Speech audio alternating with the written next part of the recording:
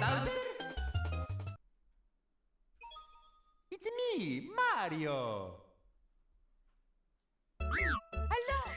Okie dokie. Dear Mario, please come to the castle. I have baked a cake for you. Yours truly, Princess Toadstool. Peach.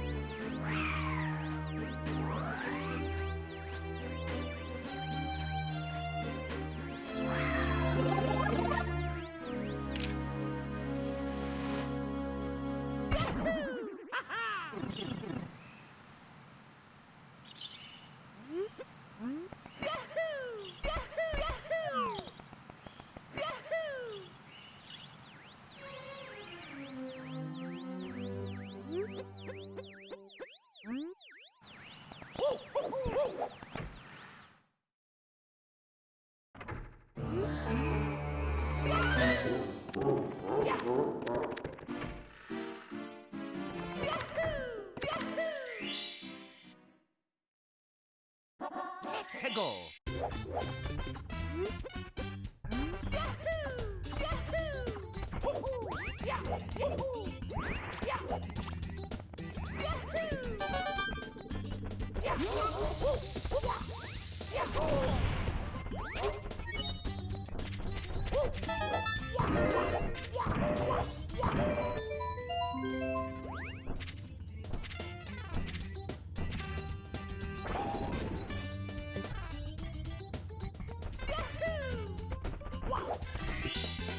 Here we go!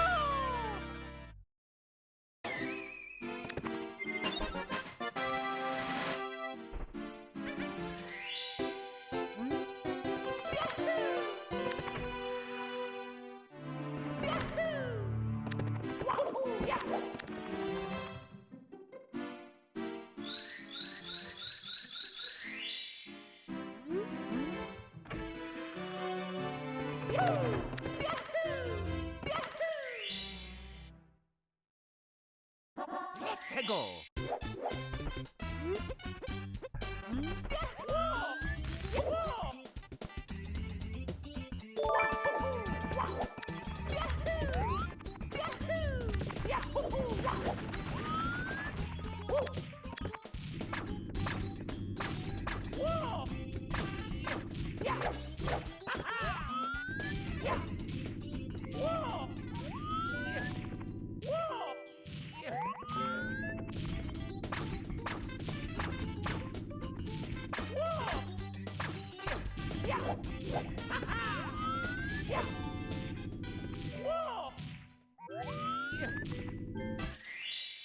Here we go!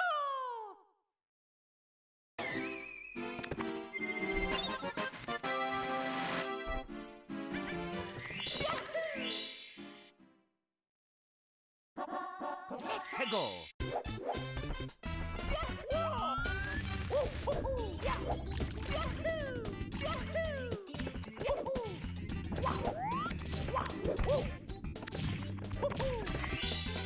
Here we go!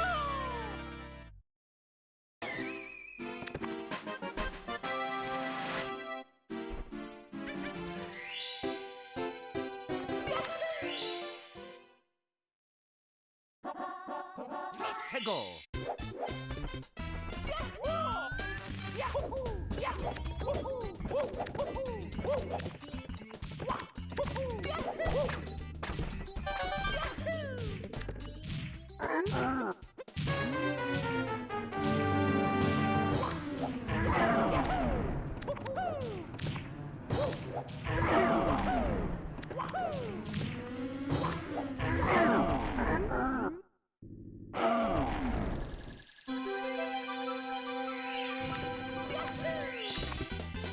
Here we go!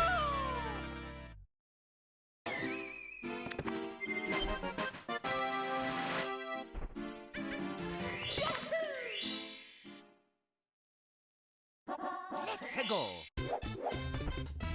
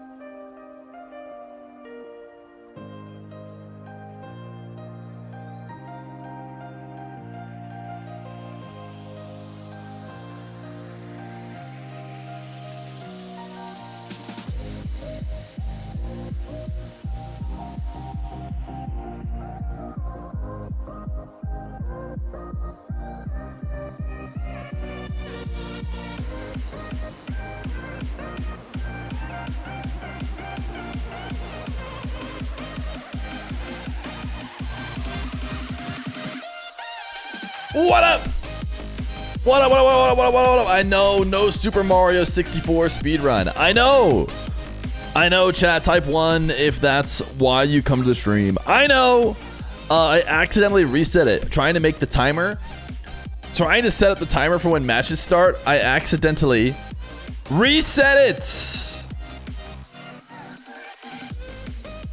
I typed 3, which resets the run. What up, what up, what up, what up, what up, what up? Your milk stream only happened during my test and it almost reset your streak. Chat, the secret is that you can, like, go watch the VOD to bring it back. That's the secret. That's a secret. What up, chat? What is going on today? We got Rocket League. We have got Rocket League. We have got 1 versus 1. We have got everything you guys have ever wanted. No milk of the stream, though. Surely that won't be an issue for anybody. Surely that will not be an issue.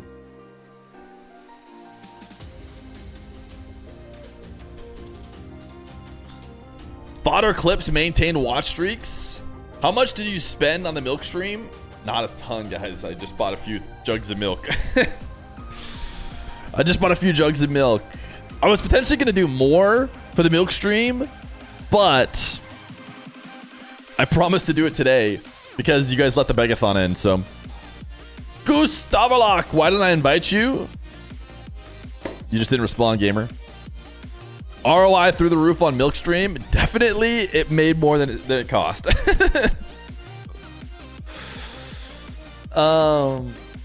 You were there for the last 3 minutes of milk stream, but it was still so peak. It was ridiculous, but I'm glad I got it out of the way. I'm glad you guys got your milk only stream. I was debating whether or not to run Mario today. I did decide, screw it. I'll do a run. Sure, a lot of people are going to be coming for show match stuff, but you know what? Maybe we can, that just means we can convince even more people to be stoked about Mario. Except for then I accidentally reset my run on the timer, so. You scammed us at the end? Response? Listen, I don't want to say anything, but I actually was already so graceful to Bulldozer Stevie, who was late about 3 times in a row. And every time, right as I was about to switch scenes and end it, it came in and I was like, ooh, that was late.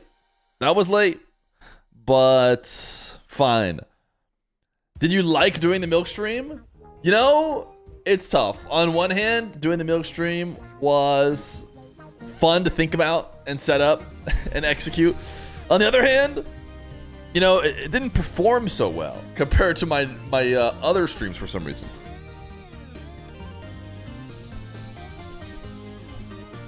You had some close calls. Listen, I'm going to go farther than saying they were close calls. You guys lost it. It ended, which is fine because it was a milk only stream extended by subs. You can just not sub, it could just end. But it's either no stream or stream. At least the milk stream didn't lose followers. Yeah, it is kind of funny that somehow, let me see if that's true on the full VOD getting uploaded to Twitch tracker and being able to see. Yep. Net neutral. In fact, so far we've gained as many followers with this stream, this tournament, as we did the milk stream. Just barely higher peak viewership though so far. Milk stream was pretty good. Elden Ring stream, -10. -10 followers from the Elden Ring stream. Milk only? No one unfollowed. Or if they did, they were replaced by followers. People do not like Elden Ring. Now, where's the cooking stream? That's like the only thing I have left to owe, don't I? You know what I was really hoping would be the case when they announced it? Is there is a feature now where you can do co-streams. If you guys remember, the Rocket League channel had this up for their big event, and you could just go hit the button and co-stream, and then it collected all the viewership into one. And I'm pretty sure they said it gives the analytics to that main channel, like of everybody watching. So like Rocket League could sell, hey, look, we had this many people watching our event to advertisers and stuff. I wish I could get access to that. You think I could apply to that? So I could say like, hey, when I'm running one of these events that are gonna have people watch partying, have them click the co-stream. And then I just make it a requirement. You can watch party if you want, but you just have to click co-stream. And then I could get the analytics from everybody watching. But I don't think it's allowed to just like randos. You can't just do it randomly. You have to be like an important channel. Jack is last seed? Let's think. Why did Wikipedia put Jack at the bottom? Let me think about that. Doesn't look like it's alphabetical order. Reverse alphabetical order, maybe, but then Group B isn't alphabetical order. I think it's just random. Are the games at the same times or are they all on otter times? They're on otter times. If you type exclamation point brackets, you'll see the plan for today. But this is what's gonna look like. We're gonna do Group A first. I say we, I'm talking about me and the Johnny Boy. Jaunt Boy is helping us out today. Each round we'll have either me or Johnny streaming. We're gonna start with Nass, AppJack over here. You guys wanna watch Nwpo and DrKnown? You go over to Johnny's. Then Nwpo Jack here with me, then Nwpo Nass here with me. Then we go to Group B and run all those. Whoever wins the group advances into the semifinals, finishes in the money guaranteed. Whoever loses the group, they're done. We won't see them tomorrow. And then there'll be a crossover between, you know, the 2-3s here in the quarterfinals for a chance to get into the money and then into the grands.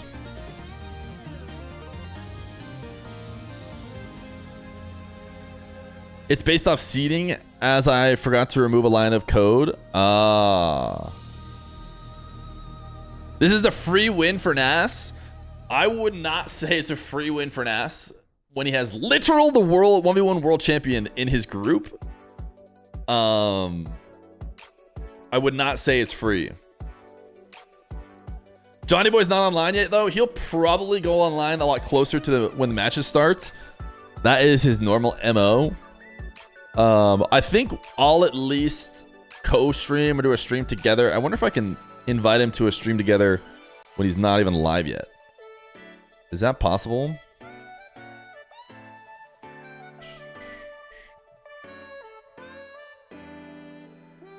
Invite guests. Jaunt Boy. I'm gonna add a favorite. I'm gonna add Jaunt Boy to my favorites. Wow.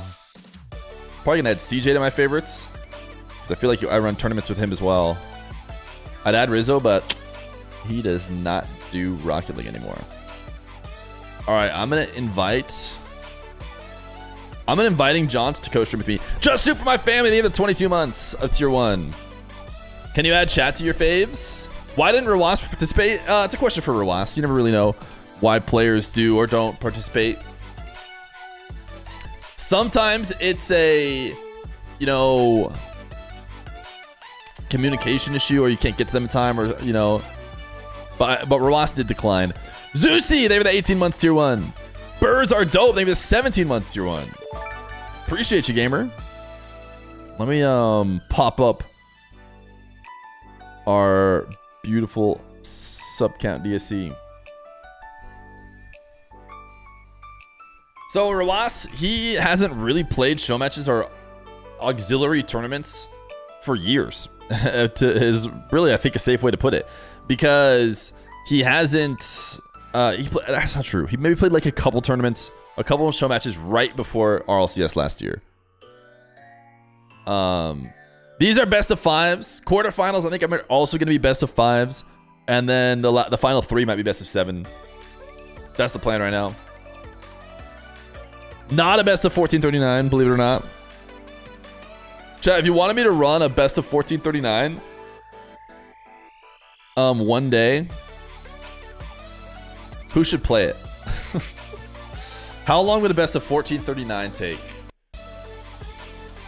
Wow, that would take really long. That would not be worth it for just the joke.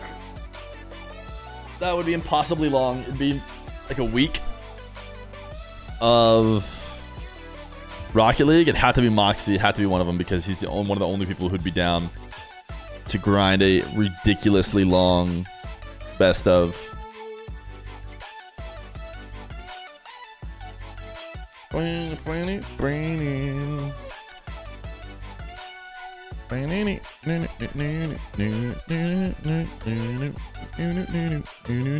The first match on my Strema is gonna be Nass Jack. Shout out Johnny, by the way, for helping me out. We were pretty close to an even more stacked tournament, but I think even getting this level of stackedness actually implies that the gamers are gaming again.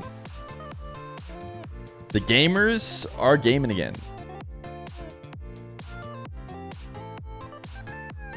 We couldn't even convince this level of people to 1v1 for a while.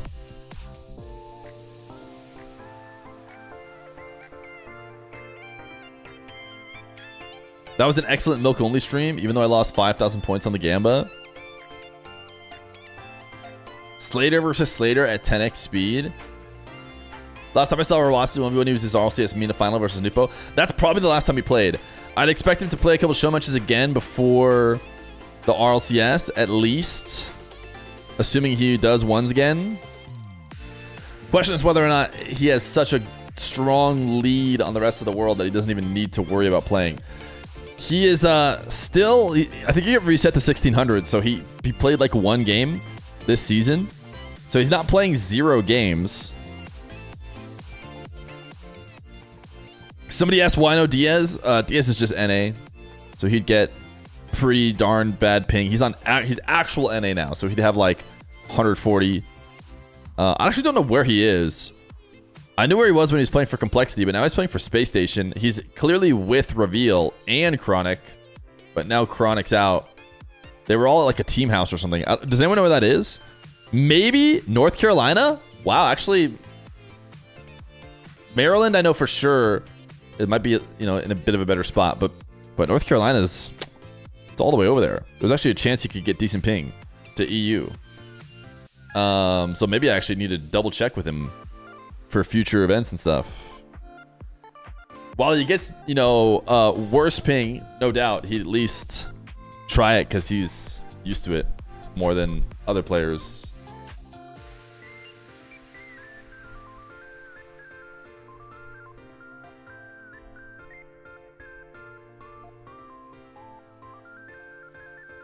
Wow, 13 minutes, chat. 13 minutes, we'll get started.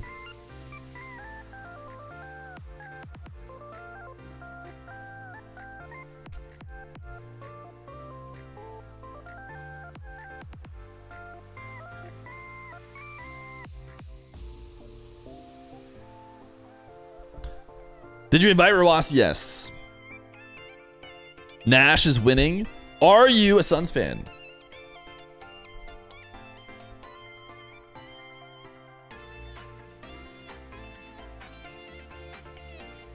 Yes. Rezears, they did 23 months prime. Look at your cool cat. Yes, it is. It is quite cool. Is Chronic not on SSG anymore? No, Chronic is not on SSG. Chronic is on Foot with Justin and Cheese. You just noticed that 1v1 and 2v2 weren't at the major. When are they played? They're played only at Worlds now. Here's the application for co-streaming. Yo! Did you legit just go find it for me? Twitch co-streaming event interest form. This form is intended for channels that do not have partnerships or support contact at Twitch. If you already work with a Twitch representative, please reach out to them directly. Oh! This form is for co-streaming event submissions. Let's see. Do I have to add event name? It'll almost never be enough time before my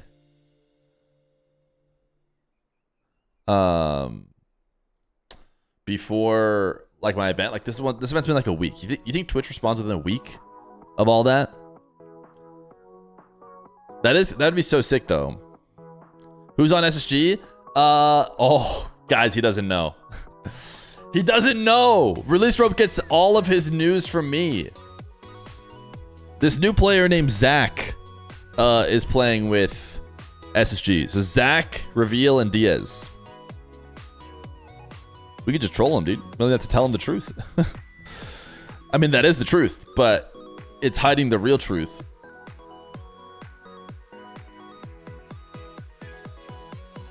Some young prodigy or something. Yeah, it's Scribbles. It's not Zach is back. Scribbles is rebranding, I think, to Zach. Johnny is casting games as well. Yes, he is.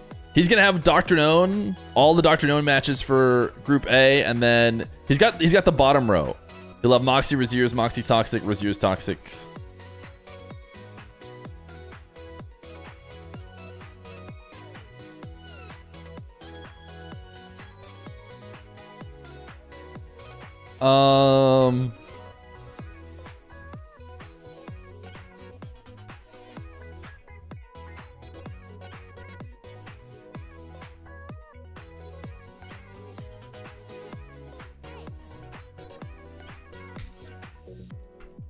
I'm just realizing that I've just been banking on the fact that Johnny also has all these players added and can easily reach them, which I think has to be true. None of these guys are debuting on a Johnny stream. Maybe DrKnown, but I think even DrKnown has played a couple times.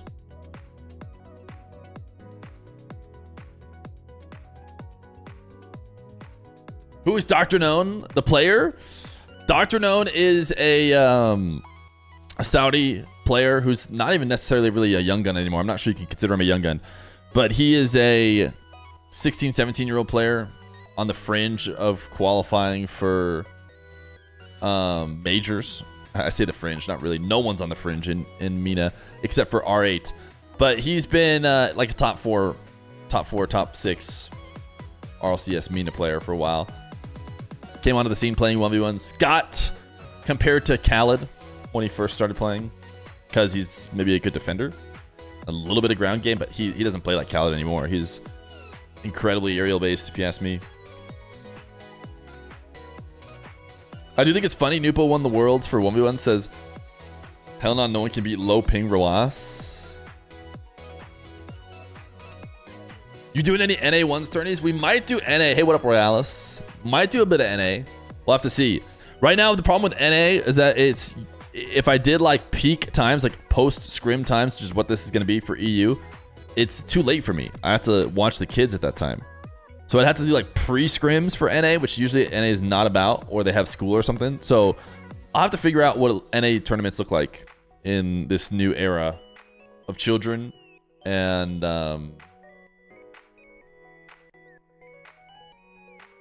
streaming.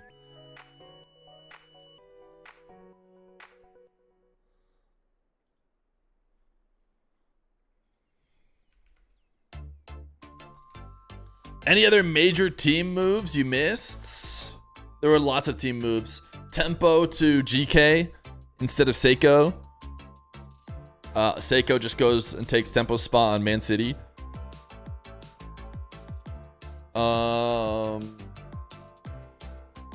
Foot, I mentioned who Foot is in NA. Rezears LFT. Yeah, Rezears just on the outside looking in. Rezears sounds like he was pretty certain he was going to get moved to one of the top major contending teams, other major contending teams, only to then be on the outside looking in after once it was all said and done, which is unlucky.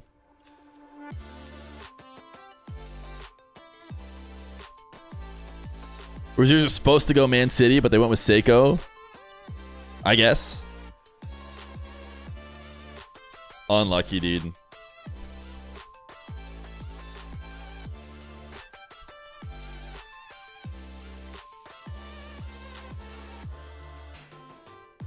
What's the most stacked 8-player 1v1 tournament possible? I'll tell you that Drally, Rezears, and Zen probably all could have played. Like, they got invites. So, those 3 added in. Remove 3 of the people that you think should be removed. Gotta believe Rezears will be on top of one of the teams soon. Rezears has been playing well in 1v1, so we'll see how he does in this group. Where's Daniel? This is an NA tournament, but you know that, random gamer. I hope you will organize a show match for TRK Nwpo versus Zen Atow. Yeah, we did a 2v2 match. Probably is the reason why you're saying that, because the Donathon had a 2v2 match. Nwpo picked Rezears as his preferred teammate to 2v2 Zen and Atow when we did that.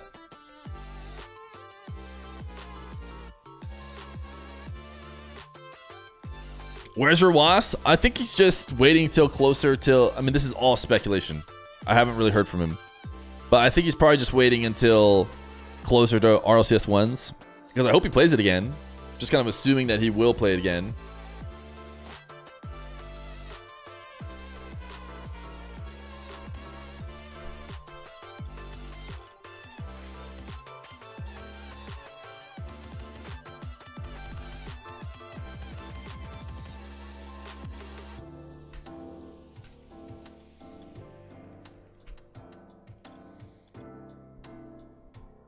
Any Nass classes today? We'll see. We'll see. Nass has been looking strong. Drop the beard routine? What's that? Is that like a pimple? Oh, it is. Talking about the mustache routine? No juicy? Listen, this is what I tell people every time they ask about whether or not a certain player is in. 99.9, if not 100% of the time, I am aware of the people who are good at 1v1. So if you think there's a clear person missing, it's not because I forgot them. Okay? Let's put it that way. No DSC. Did you send a message to Drally? Yes. Yes.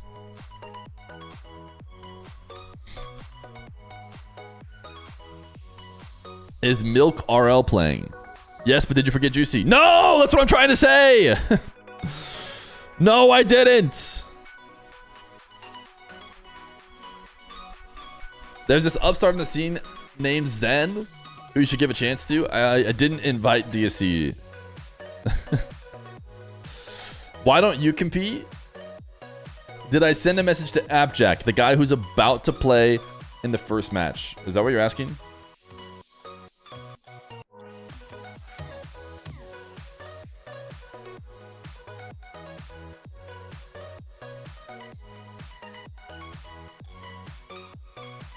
Fear is so smart. If you question his decision making anyway, it just goes to show how small your intellect is. Never disrespect my Fear like that again. Can someone mod that guy? On your opinion, 3 players, if they are together, they are winning anything. Oski, Nass, Archie. Nwpo versus DrKnown is happening right now on Johnny's stream. I attempted to stream together. Is it working?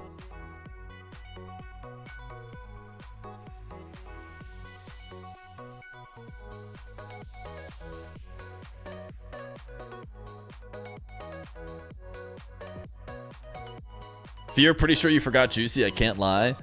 Listen, I'd rather you guys think that. So I'm fine with that.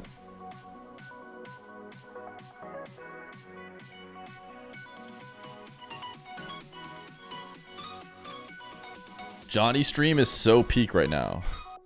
Is it not just a starting soon screen for the eventual tournament? It is. Cool.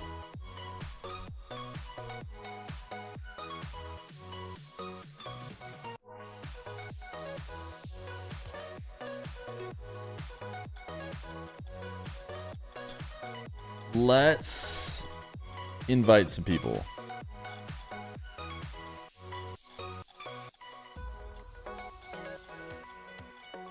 They might be scrimming is the thing.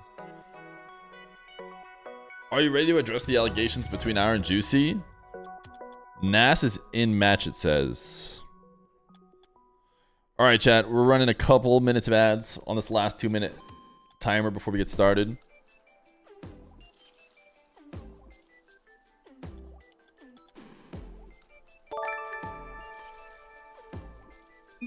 Max a bajillion every 11 months prime. Appreciate you, gamer. Nass was playing 6-mans earlier? Yeah, I think I saw on Oski's stream.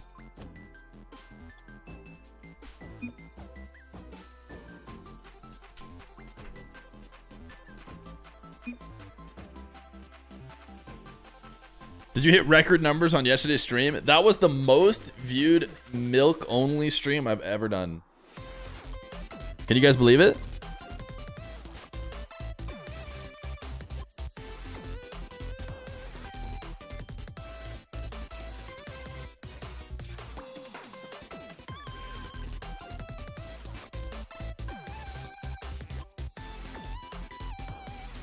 Please lower the 130 ads every few minutes. It's unwatchable.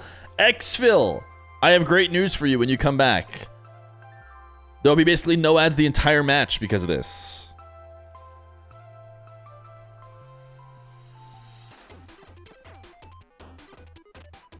I'll even message him in chat. He is not listening.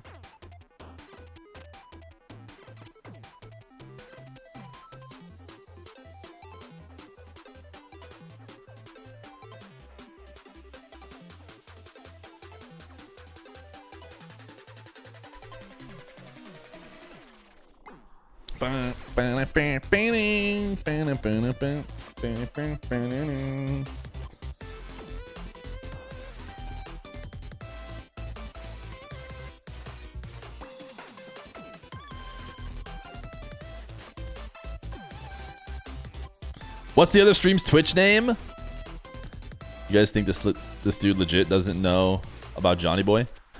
I'm gonna add at Johnny Boy into the title in case he doesn't hit the stream together button. He should hit it soon though, I would think. But we'll see. Ready?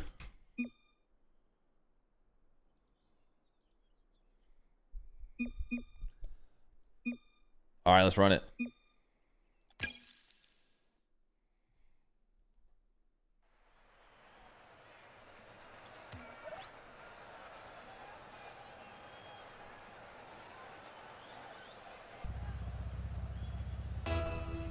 Chat, here we go! It's the Feer Frenzy. I thought of a new alliteration for this one. I went with Frenzy. It's a $1,500 1v1 tournament in EU. And the first matchup we have in Group A is Nass versus apparently Jack. This is my reminder to put the bracket up on screen. Hopefully I can give you guys an idea if this is your first one tuning into on the YouTube or watching back. You'll be able to see who is competing and in what group, but I'll just give you a quick overview with my words as well. We have Nwpo, Nass, AppJack, and DrKnown over here in Group A, and Moxy, Atow, Rezears, and Toxiic over in Group B. Top 3 from both pools advance into the playoffs tomorrow. Top 1 gets a bye into the money and guaranteed into the semifinals. So we're going to watch a nice best of 5 between Nass and apparently Jack. Now this is a rematch best of 5 that was played fairly recently. We actually got a few matches coming into this tournament from Rezears and AppJack. AppJack played 3. Rezears has played 3 or 4. Rezears has not dropped a match yet. And AppJack, unfortunately for him, has not won a match. But when he played against Nass, he did take it all the way to Game 5. He won the first 2 games and then allowed Nass to reverse sweep him. So he's got his opportunity at a rematch here. And I think he's in position to walk away with some wins in this tournament as these guys prep for RLCS 1s. We had somebody ask in the chat, you know, I just realized no 1v1 RLCS at the last major. What's the deal? Why isn't there any 1v1? And the reason why is because they moved the 1v1s. They moved them from the majors to just the Worlds. They did 1 grand final at each major before doing a grand final at the Worlds. I think that they made the right decision to change that. I think that having the 1 grand final, it didn't seem to fit as nicely as it's maybe going to now. Instead, they just pack it all in. They're letting everybody worry about 1s at the same time during LCQ, where a lot of the top 1s players will have already qualified for 3v3 Worlds anyways, and then can just focus in on the 1v1. And then there's a whole day, as far as I'm aware, although I don't think they've fully released the rules, that might be dedicated to 1v1, maybe 1v1 and 2v2 at the major. So I think that's going to work out a lot better. I like having a big tournament. I want to be able to see players play multiple times on stage instead of having just 1 singular game. I think it's going to go really well. I'm not upset about it, as opposed to maybe you might think that's a nice hook shot from Jack. That maybe as a 1s fan, I'm bummed they removed it from the majors. I think I'd rather have a complete tournament. Maybe one day it involves, you know, complete 1v1 tournaments at every major or something, and you know, that'll be great too. But let's not get ahead of ourselves as 1v1 fans. Nass headed to the ceiling for a reset. I have talked about Nass being the best in the game at breaking down a defender off the air dribble. That being said, we normally see him play on-ball resets, just early on-ball resets, as opposed to falling from the ceiling like we see Moxy main often. Nass trying a psycho attempt, doesn't work. Not forced to jump here on this save. No boost at all. Jack looking to undercut him. Did get pushed to the back wall.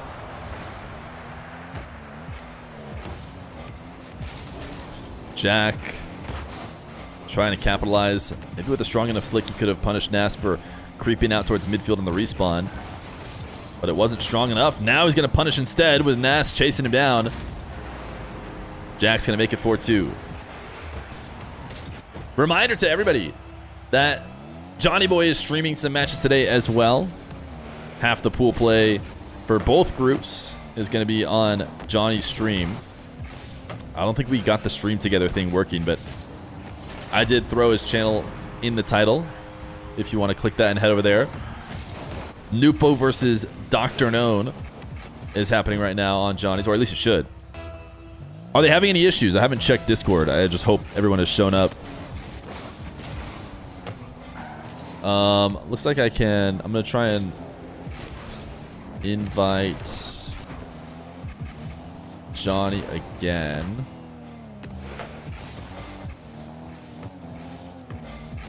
I'm going to end this. Sorry.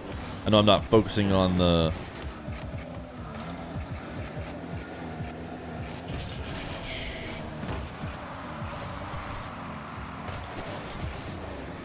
Okay, I sent another stream together invite to him after restarting it. Maybe it's going to work now. Who knows?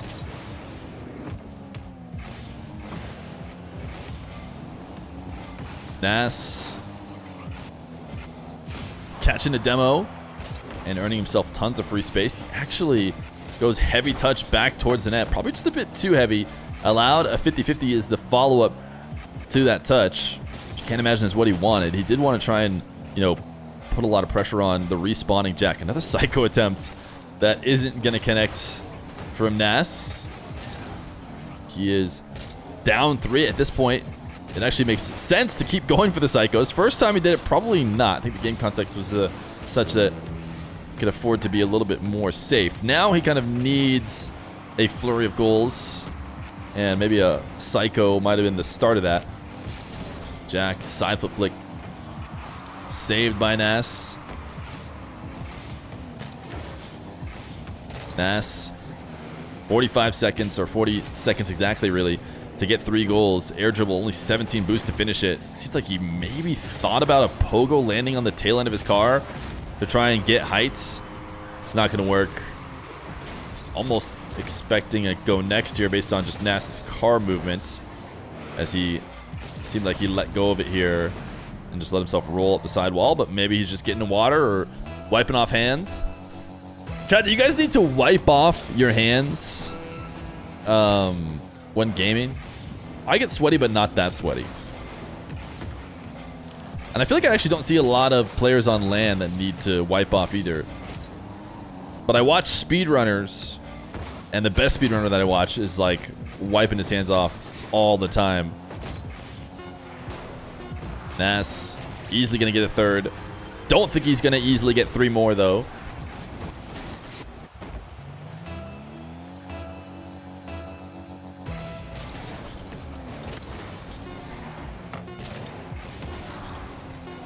In fact, Jack, he's even going to be the one to score. You quickly wipe him at the start of every kickoff. You just have a towel sitting around.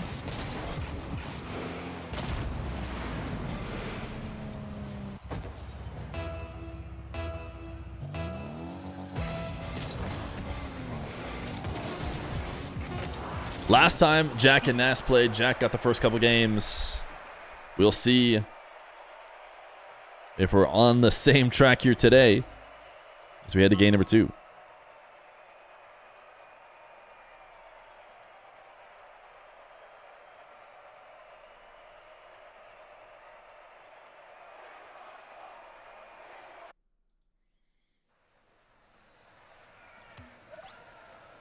All right, I think the stream together should be working. Shout out Johnny for helping me out today.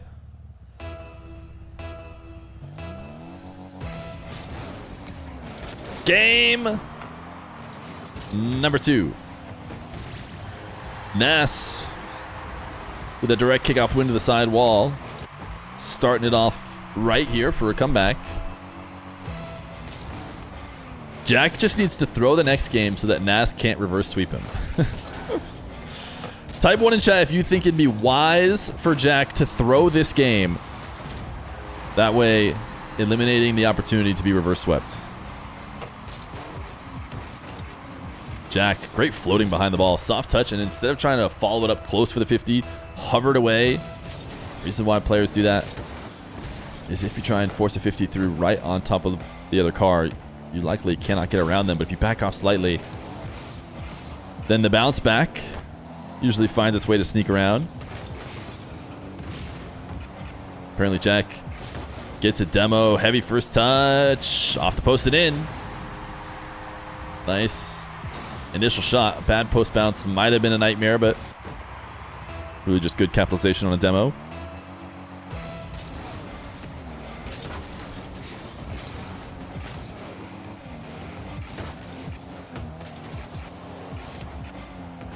Nass to the ceiling for a reset. Fakes.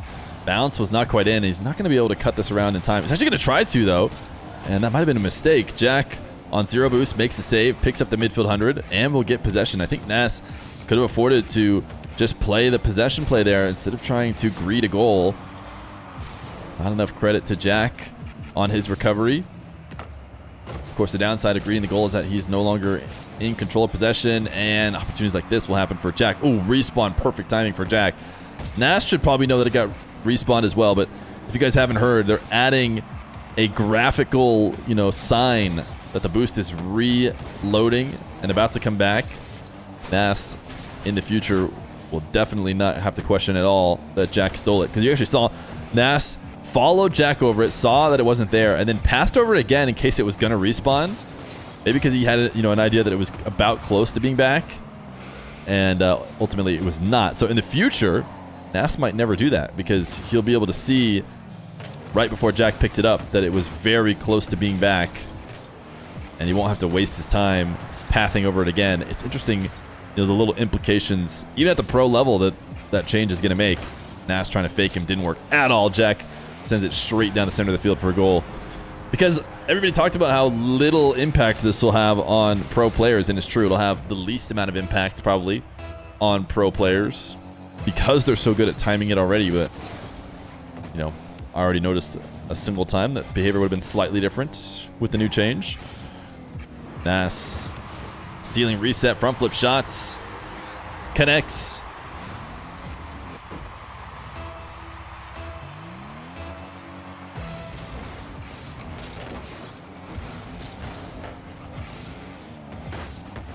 Nass following into Jack's half to try and pick up possession. Gonna be forced to back off right now, though. Jack doesn't love this setup. Didn't want to air dribble, but was, kind of forced to. As you can see, Nass able to turn in, challenge, steal a ton of boost. Now Jack playing with a lot less, but he does cut around Nass. So ultimately still with the advantage. Wanted to bump on that back wall, and now undercutting Nass. I don't know if Nass is not getting his reset or what, or if he's just hanging out on Jack for fun. But it does manage to get Jack his possession, and Nass, these early challenges in the midfield haven't been going like he would like. Jack has been able to pop it around him. Another early game lead for Jack. Nass save into the crossbar, but still a poor kickoff.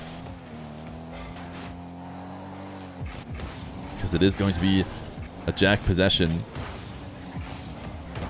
High touch, or like a high pop, I should say, from Jack allows Nass to intercept, and then Nass sneaks a goal in to bring it back to 1. Another misplay. First it was Jack popping the ball slightly too high, then a pinch essentially that launched the ball to the ceiling and was again too high for Jack to do anything about.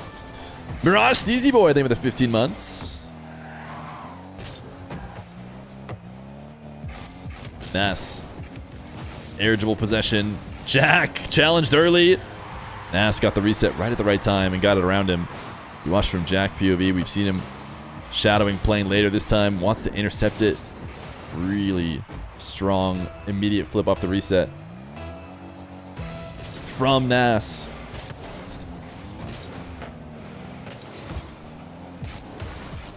Jack gonna put in a kickoff goal.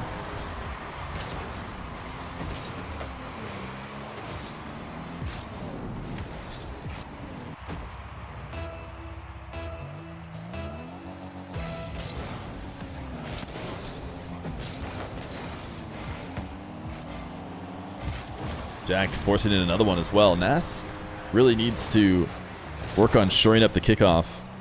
Seems like he's playing from behind multiple different times.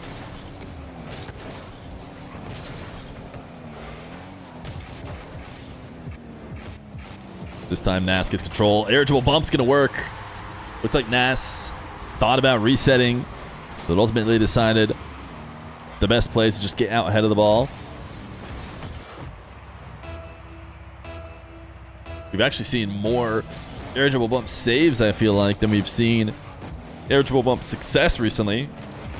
But that might actually be just credit to Rezears, who's been the one defending them. He's done a really good job of dodging bump plays. Dodging Nass's bump play might just be a little bit harder to do, though. Jack cannot get Nass. With 11 boosts. Jack trying to carry the ball into the corner, and it's going to be a tie game. 6-6. Nass steals the 100, and Jack, maybe he was hoping for some sort of 50 there as the ball arrived at Nass. Instead, just gets tapped right over the top of him. Ooh, oh no, Jack almost own goaling off of the loss of a kickoff, but instead, perfectly off the posts and did not read this challenge in time. He had such a tough time controlling the ball. Jack needed to get control sooner, but it felt like he was trying to, well, I mean, watching it back though, it did look like he had control, but he was moving the ball to a different part of his car, one that he was not protecting, and then Nass just steals it away. If he wanted the ball in that position, he needed to get there sooner. He needed to react to Nass and how he was defending. Now kickoffs have been cured. Nass has gotten probably the last 3 or 4 in his favor, and this is going to be a great hook shot top left. Placement is perfect. Couldn't ask for any better.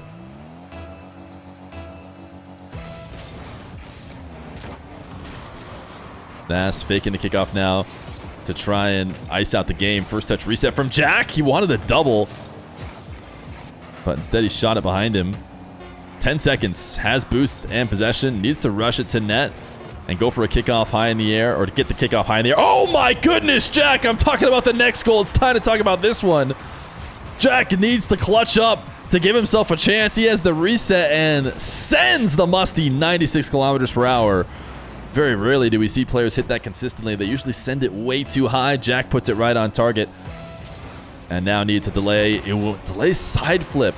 You kind of expect players to delay and chip there. But Jack went delay side flip. Maybe he was trying to send it to the side wall around Nass. It didn't work. He needed something cheesy. But Nass holds him off.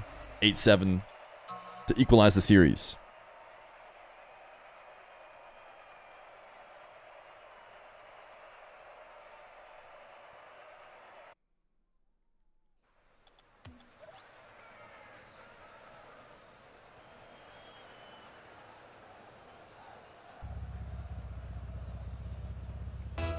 Game 3. Don't you usually have chat not on screen for tournament matches? No, I keep it on.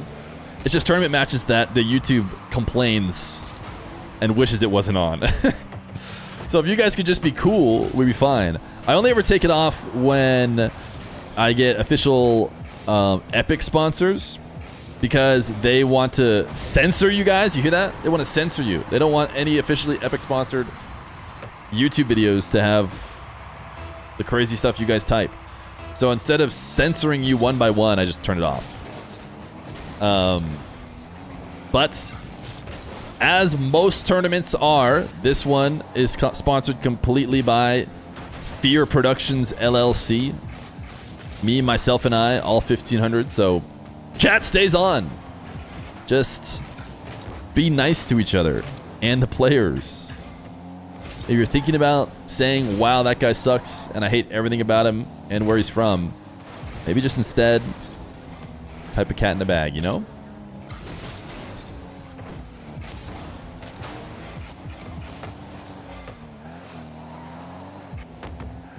Jack up 1-0 in game number 3. Wants either a demo or a bump. Gets a bump and collects back on the ball. Nass really low. Flick sent directly into an early challenge from Nass. Jack Trying to get saucy with the power slide cuts out around this ball, but I think it just wasted a ton of boost. Kind of put him slightly out of position, and Nass shows how easy it can be. It doesn't have to be mechanically insane. You guys could work on this bounce dribble and just read defenders in order to beat them. The only difference is that sometimes you'll see, you know, the no mechanics road to SSL or whatever.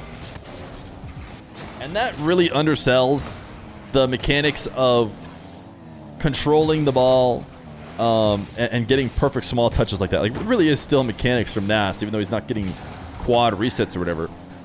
Being in the perfect spot to bounce the ball and stay in control of it is mechanics. And definitely something Nass is very skilled at. Now Nass is really going to show you what is unquestionably mechanics, which is a nice wall to air dribble. And a reset shot that gets past Jack. Jack swinging wide into net. And Nass is really just putting enough power on it that it didn't matter. Not exactly a tough read to make as a defender. Got the resets, used it shortly after. You know, no fakes in the process, but he just put enough power on it that it doesn't matter that Jack is sitting in net ready to make the save. It's just too quick to react to. Nass reset this time. Now this is a great outplay. My goodness from Nass. Jack immediately gives him the nice shot. This is a great read of the defender. Nass gets the reset, sees Jack jumping, so takes the ball away from him, puts it on the back wall, and then doubles it in to make it 3-1 on a really tough angle. That is the kind of mechanical prowess that undeniably means Nass is skilled.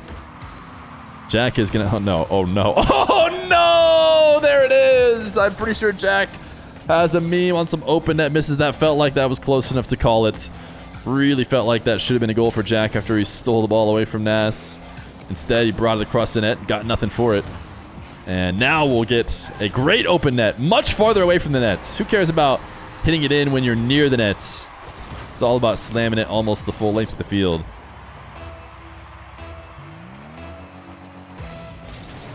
I missed one earlier. Oh no, that was his second open net miss.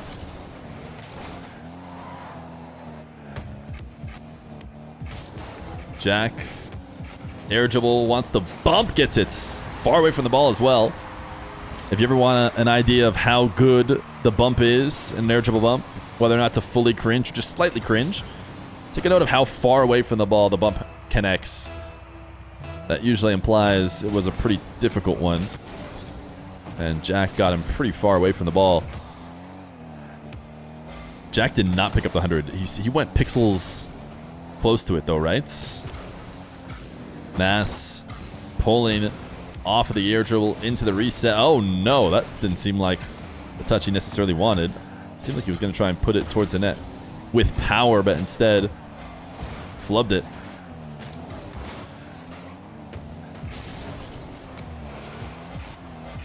Fear the homie in the Dies of Cringe emote looks so much like you, it's uncanny. You realize that egg in the emote has hair, right? Like you're trying to make an egg ball joke, but he's got hair.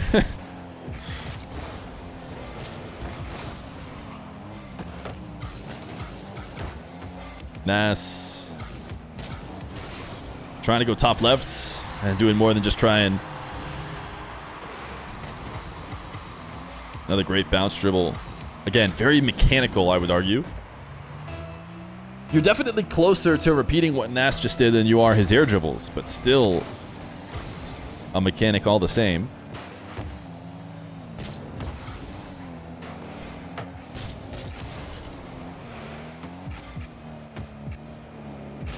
Jack was kind of hovering on the right side of the ball, almost implying that he was going to try and cut back and shoot left. I think that's why he switched to the right side late. He was hoping for Nass, to try and worry about that. Okay, Nass did get this goal. For a second, I thought the fake wasn't actually worth anything because the ball rolls to the back wall and isn't shootable, but he does pull the boost out of Jack's tank and then makes him a demo target. So the fake, not for nothing. And now a 5-3 lead. Jack bumps Nass away. Nass gonna pick up the midfield. and could afford to play slow here.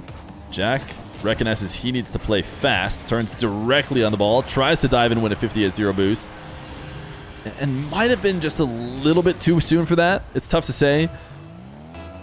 I'm sure Jack would argue that it was the right call, but he had 40 seconds, which can be a really long time in ones.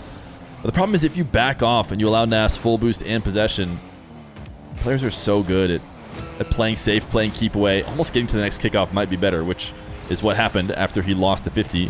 You might win the 50 and you might just go to another kickoff, which both might just be better than allowing a full boost Nass to hold on to possession. No jump kickoff from Jack. I mean, he's reaching into the bag for an attempt to try and bring this back. He no jumps here at all, and it just doesn't work like he would have liked to. Maybe he was trying to lose it into the corner. Instead, it got chipped so straight up. 7-4, Nass. Kickoff, conversion. Does it in style, though. Off the backboard to play a bit of keep away from a late recovering Jack. Cannot get up to stop that because he's rotating through it and grabbing boost, you know, pretty much underneath the net. But also, I'm not sure he would want to risk trying to stop that back wall early anyways, because that would cause Nass to have an easy open net. 8-4. Nass winning 2 straights. And again, doing a really good job of playing keep away on kickoffs here. But certainly not to a level that matters, because he's already gotten this win about a minute ago. One more for Nass. 10-4, no. It'll hit the ground. It'll be 9-4. It'll be a 2-1 lead for Nass. What are the tiebreakers for groups? I figured I didn't want to think about it, so I thought I'll just do whatever RLCS did. So my plan is, if there's tiebreakers, to use the RLCS rules and just go see what those were. Barely remember what they were. I think it was like tiebreaker or game differential between teams that are tied is like the most important one that will likely get used. So which it means head to head as well, right? If 2 people are just tied, then whoever won the head to head.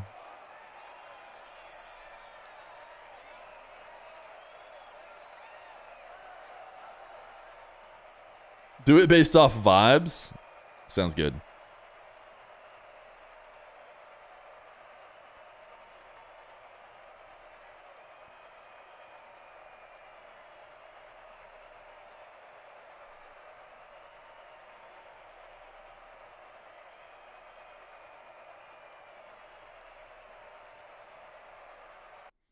Let's ask Adam what the tiebreaker should be.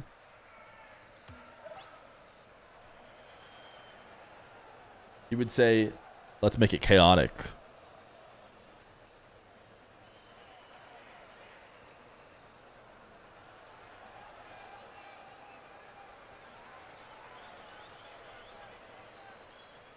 I'm going to check in on the Jaunts.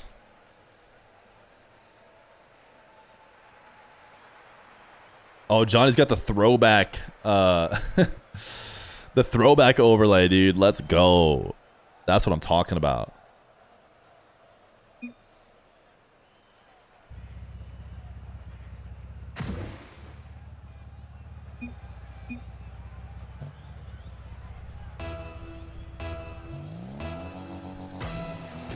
Game number 4. Nass and Jack. Jack intercepting and opening up 1-0.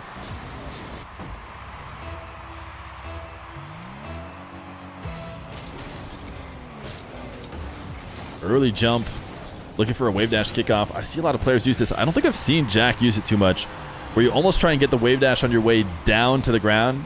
See how early... Actually, wait, he didn't wave dash. He just flipped into it, which makes less sense to me. But maybe... No, because your flip will cancel your downward momentum. I'm actually not sure if I've ever seen that before. Early jump flip kickoff. Not often used. Usually players are trying to use that to get down and wave dash quickly.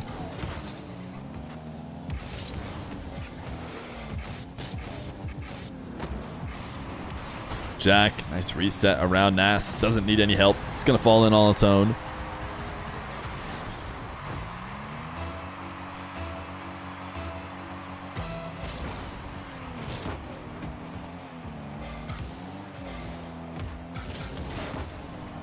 Jack launching this one to the ceiling.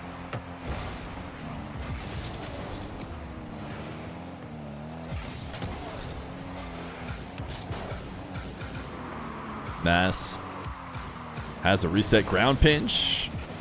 Denied by Jack. Now pre-flip carry. Reset top shelf. Dunks it in. Jack needs to be playing at this level. Now that he's got Nass on match point, and he is playing really, really well. Who's the most famous pro that plays today? An interesting question. Is it Jack? Probably is, right? Or is it Nass? Tough. Is it Nass because a lot of people... The last major was the biggest major we've ever seen, and he won MVP and won. So maybe that makes him more famous than Jack, but I think Jack and his YouTube channel does make him pretty famous. Nwpo also could arguably just be more famous because he has like the entirety of the MENA region on his side. Oh my goodness, Nass. Nass. Maybe Moxy. What a nice pre-flip from Nass. Oh my goodness, this is just beautiful.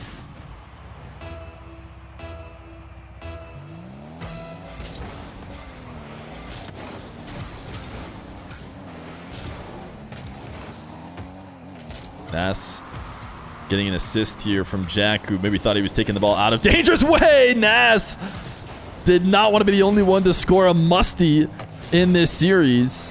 But it looks like for now, it will be just Jack.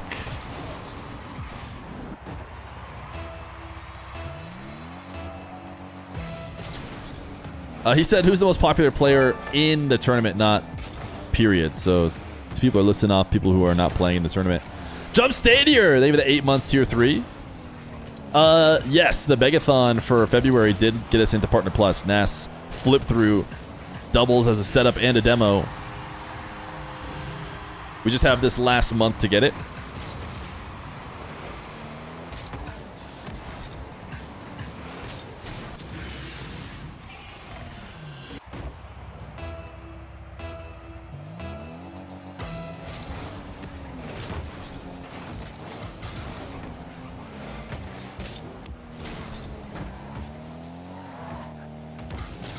Nass on the air dribble, pulls off for the 50. And we never felt like he had the window to go for the bump and actually finds a way to get a backflip flick to score it.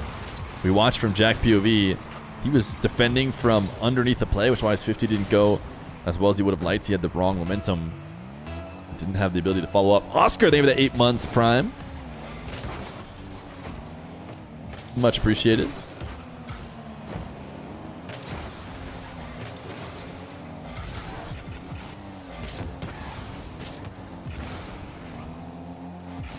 Jack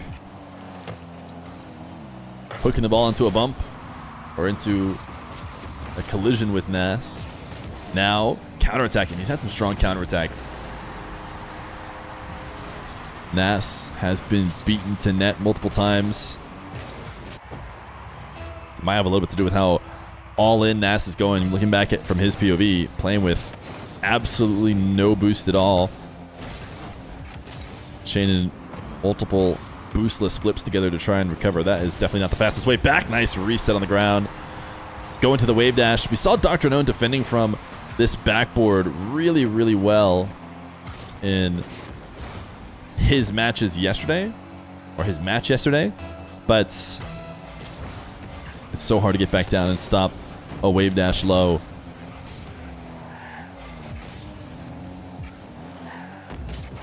Nass send one to the back wall. Jack just backing off, staying ground and boost for both players. Jack bringing the challenge to Nass and dunks it straight in. Really confident challenge here from Jack. Can be scary to try and make a play on the wall. If you don't win this 50 or the ball pops out towards your half, you're very likely getting scored on. So hard to recover from that high wall position. But Jack isn't worried about having to recover. Just dunks and takes it clean away. Flick, top right, kickoff conversion. 8-5. Looking like Jack might be able to force another game 5 with Nass. It went the distance last time they played each other. Such a remember that ranked ones is basically unplayable at the pro level. It is tough for the pros right now for sure. I don't know if that plays into the fact why people are a little bit more down to play some tough matches against guaranteed humans. Oh, Jack, another clean steal. Even going to get a reset to finish it. He has been somehow winning these 50s so well that he has easy follow-ups afterwards. Nass is flipping hard into that ball, but Jack, quick reaction time after winning the 50 as well. 9-5. For those of you who've been around for the life of Rocket League like me, will remember the days where all we could ever talk about was how nice it was that Rocket League was uncheatable. That there was just no way to cheat in the game at all. There were no cheaters. It was the haven of competitive gameplay online. You never had to worry about cheaters. Part of it was because the bots that were better than, you know, platinums or whatever didn't even exist, so it didn't matter. Even if you could somehow get a bot in, it wasn't even that good. It wasn't even really worth cheating. Now, of course, it started with the DDoS, just crashing the server. Now, it's throwing in bots better than pros to take your MMR. Hopefully, we returned to a day where the cheaters are gone again.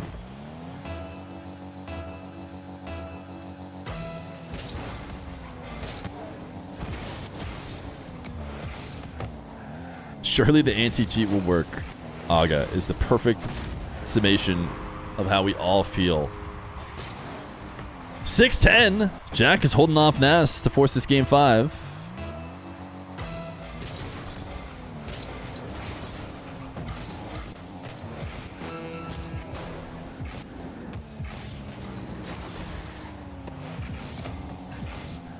Jack not able to connect on a bump. Nass is still in this. I guess in theory, needed to score that and then win 3 straight kickoffs directly to the net. I do think it's going to be Jack forcing game 5. It won't be a reverse sweep, which is what it was last time they played. But it will be game 5 all the same.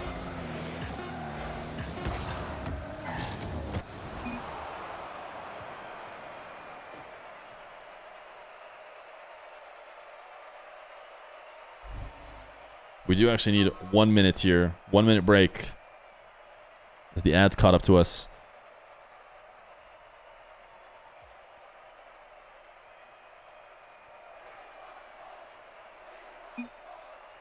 Restarting PC 1 sec. It's like I knew. RLCS 2025 World Championship contender. RLCS Fall Major Champion. Bass was quick to let me know that I apparently officially qualify for an RLCS analyst title.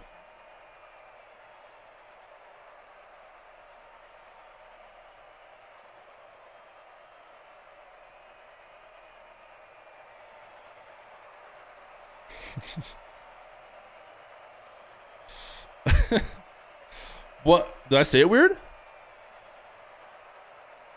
feel like I said it perfect. You know what I said to him? You know what I said to him in the moment? I said, brother, if you think I'm taking off Season 4 Grand Champion, what me and World Champion Daniel use, you're wrong, brother.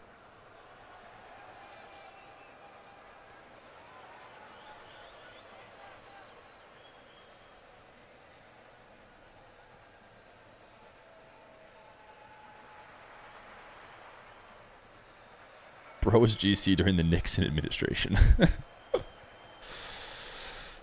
Yeah, me and Daniel. Daniel was the first ever SSL. And you know what he said? SSL titles, who cares? Season 4 Grand Champ. That is the most illustrious title I have.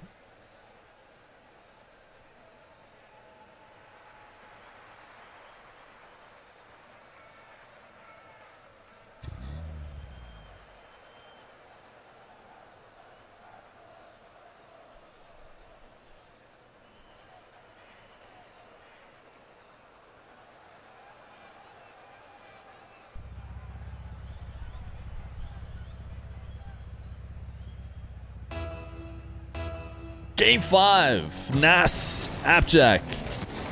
Nass been having some issues. Restarts the PC. After losing game number 4, is he ready to lock in? Let's see. Was the PC copium exactly correct? Who knows? First attack doesn't go in. Oh, yes it is, because they restarted his PC to get that demo.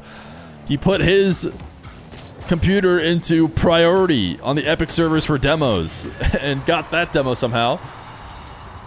1-0. This is a great double off the backboard.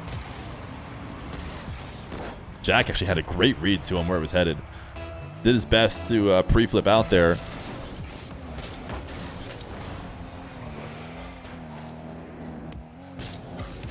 Nass. Air dribble from his own back corner. The Daniel special. That's right. I will forever credit the consistency of the back corner dribble to nets to Daniel. Certainly in North America. He was the first one making that a reasonable attack. Sorry, 1 sec.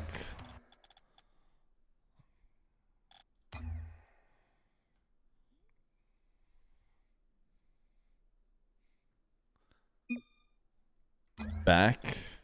He just didn't like this kickoff.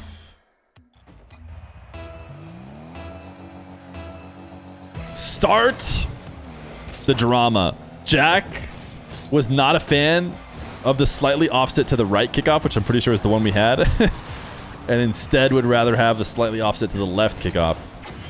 That being said, he did immediately give a goal to Nass, so.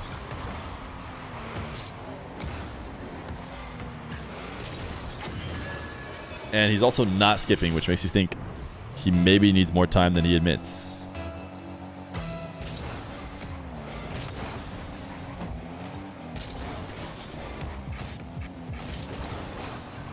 Jack, nice flick into the crossbar to convert on kickoffs. Kickoff conversion from both these guys has been pretty strong. When they win their kickoffs, seriously enough, they're getting their goals from it. Nass, I wouldn't say necessarily that was a massively one kickoff. Jack had tons of time to recover, although Nass just did the opposite of convert it.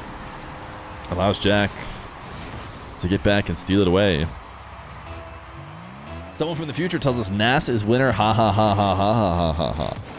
So not only is Nass gonna win, it's really funny. I can't wait to see why it's so funny. Nass, double jump into a bump. Turns out to be a demo. Makes it 3-3. Was that it? Was that the funny goal?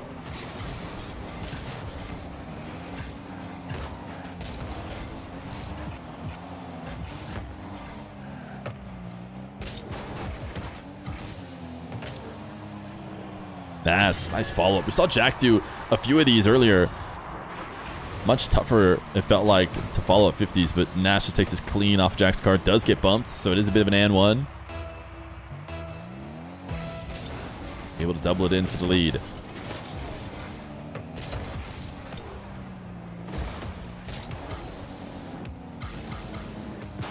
Nass, air double bump, connects, 5-3.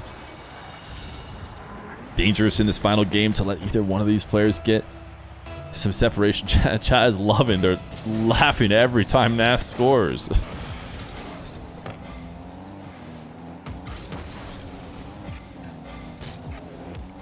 Jack, soft touch, wanted to catch and carry. Did dodge the bump, which was an essential part of that play. Now could really afford an effective air dribble here and need a reset to bring it back on target. Instantly flips off the ball. Look at this from Jack. Did he just wave dash onto the ball to get another reset immediately and then followed up with an additional shot. Am I crazy, or did he pop that ball away? In the replay, it looked less like he got a wave dash on it, but I'm pretty sure he did. And then got another reset back and used that to outplay Nass. Jack. Ooh, great read. Doesn't matter, though. He's got low enough boost that he can't dodge the second follow-through. Nass was hiding behind the ball, and yet Jack knew exactly when. Oh, my goodness. Nass just ripped the ball into the crossbar. It only goes in at 95 kilometers per hour, but it was definitely moving quicker before it got slowed down.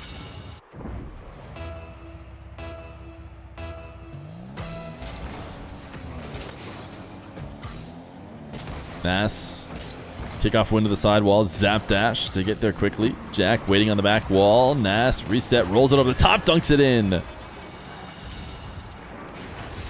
Jack has not found the answer to defending the Nass wall to air dribble, and many people haven't, so it's hard to blame him.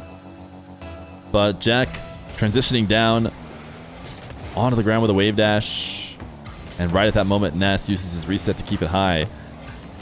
And I think that has a lot to do with the fact that Nass just makes it look like you make the wrong decision because of his ability to read you and react no matter what you do. Oh, Nass not able to recover this one.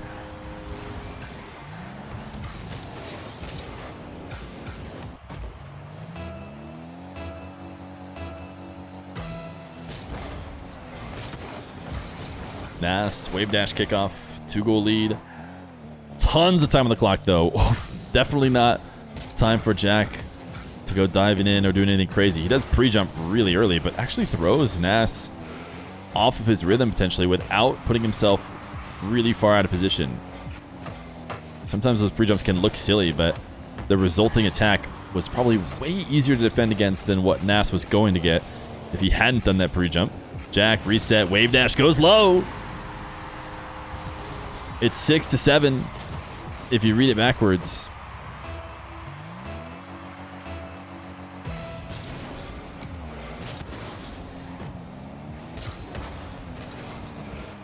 Nass able to score immediately off a kickoff, though. Definitely hurts Jack's chances being within one this late in the game.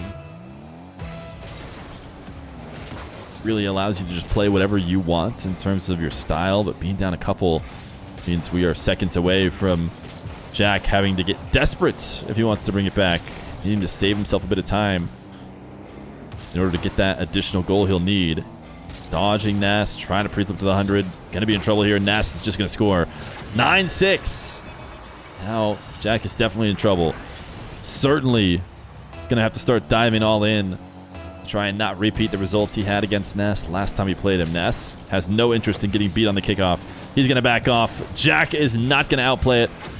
He certainly saw Nass early because Nass wasn't even entertaining that he was gonna go to the kickoff, but Jack thought he could hit the sidewall and pick up the 100 without just assisting a long shot to Nass. Jack sticking it out. Minute 12. This is not often a faked kickoff from Nass's position, despite the fact he's shown he wants to mitigate quick losses, but it doesn't matter. It seems like no matter what he does, he's picking the right choice. Jack had possession, but it gets dunked right off the top of his car. 11-6 with a minute left to go. 110 kilometer per hour arcing shot to the nets. Delirious saved the 12 months tier 1.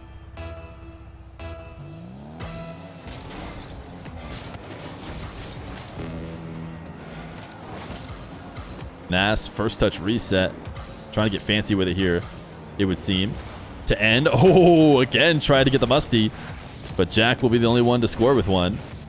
Slight cancel on his musty, maybe to not let the ball roll away from him. Nass passed to himself off the ceiling. Resets. Oh, it worked. Clearly, Nass was trying to go for something a lot saucier than this, but it works all the same as an effective fake because of how good he's been in the air.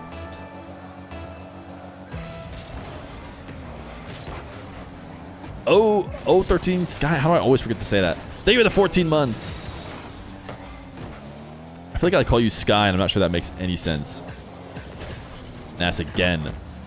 Desperately trying to score a musty like the win doesn't count unless he gets one.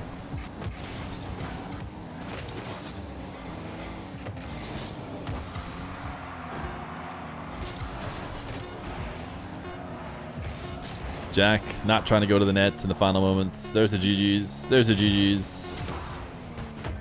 Oh. Jack gonna keep us here just a second longer by keeping it in the air. GG's.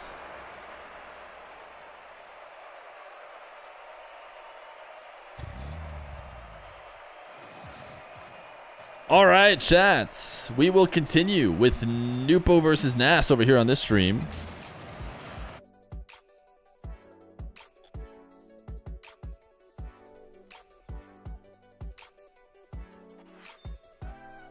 Give you a look at the practice here real quick.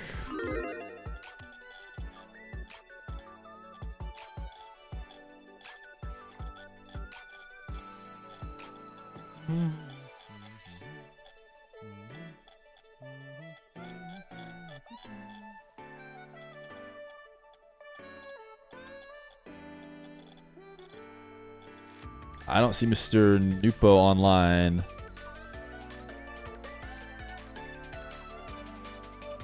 Let me see here. Here, I'll refresh this so you guys can take a look at the practice in the meantime. Oh, I think he just joined the party even though I didn't invite him. Looks like DrKnown got a game. Could be important for tiebreakers. We got Nwpo versus... Oh, wait. Do I have Nwpo Jack? Whoops. I need to not have Nass. Nass DrKnown. Is this the schedule I put out? I'm sure it is. I just forget. Nass Jack, Nwpo Jack. Yes, I got Nwpo Jack. So Nass DrKnown over there on Johnny's. Nass Nwpo's later. Nwpo Jack.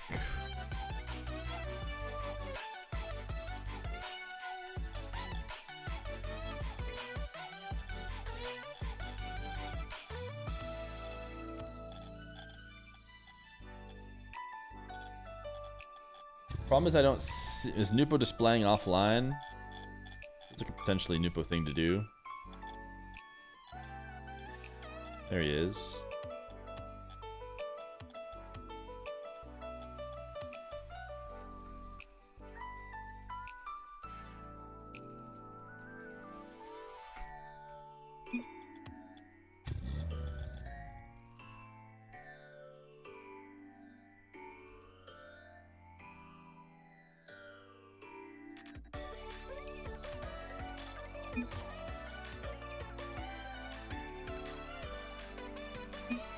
Okay, they're ready. They're ready. Let's start it. Exclamation point bracket if you want to see the current standings, but we're not going to wait any longer.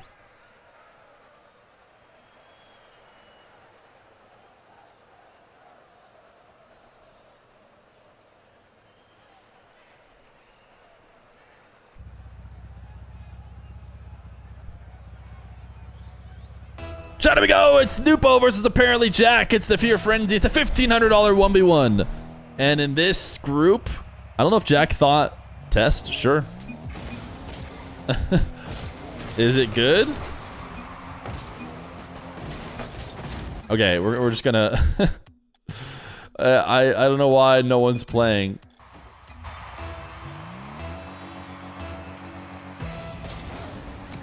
Game number one of Nwpo versus apparently Jack. China we go! They were maybe thinking it was a test. I think maybe Johnny might have tested a server for them on the other stream, which is fine. And actually probably the right thing to do for the Saudi players who oftentimes can get bad servers on EU. But this server seems good to go, so we're going to start this game. Nwpo versus apparently Jack. It is a best of 5 in the Feer Frenzy, a $1,500 1v1. Over here in Group A, we got Nwpo, Jack, DrKnown, and Nass. In Group B, Atow, Moxy, Rezears, and Toxiic. We're playing all the way through Group A first. This is game number 2 over here on my stream. Shout out to JohnnyBoy_I, if you've ever heard of him. He's running games to finish out Group A as well over on his stream. Make sure to check it out. I don't know if he'll be uploading any of them to YouTube or not. You might be able to see some of the games there. Hard to say. But we just saw Nwpo versus Jack. I'm going to go ahead and Nwpo versus DrKnown and Jack versus Nass. I'm going to be mentioning how the other games went. It's relevant to what happens here late in the pool. So if you do want them unspoiled, best to watch them in order, because we're just going to have to mention the other results. That being said, Nass able to take Jack down in Game 5. Nwpo beating DrKnown in 4. So DrKnown able to take a game off of Nwpo, something that doesn't happen very often. Any of the Saudi players taking any games off of Nwpo and Rezears. Those two have kind of owned the 1v1 scene for the whole MENA region. So even taking a game can be a good sign for those eventually trying to take the place of Nwpo and Rezears. Nice recovery save by Jack to keep Nwpo from scoring there. Reset from Nwpo. He just plays at another speed, it feels like. But Jack is ready for that. Just because Nwpo seems to be playing quicker than we just saw Nass play, we watched Jack, in both games now. Jack seems to be able to read where Nwpo's headed with the ball, and will save it, counter it, make it 2-0. Nass has always played a little bit more of a methodical play style than Nwpo, who we now have in the game. Make sure to switch the title here. Nwpo versus apparently Jack. When Nwpo burst onto the scene in ones, like many of the young players do, he did so by just playing unbelievably and far too fast. to the point where he couldn't even control himself, it felt like.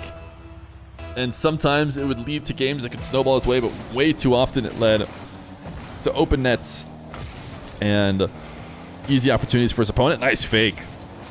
Since then, what a recovery from Jack. My goodness. Somehow pre-flip back and got the save. I was going to say, since then, Nwpo found out how to not leave those openings, to continue to play fast, maybe only turn it down half a notch, but still get his goals. That being said, he wasn't able to get that one after the fake. Jack recovering, sticking into the play. Nice wall dash into backboard double for the opening goal for Nwpo.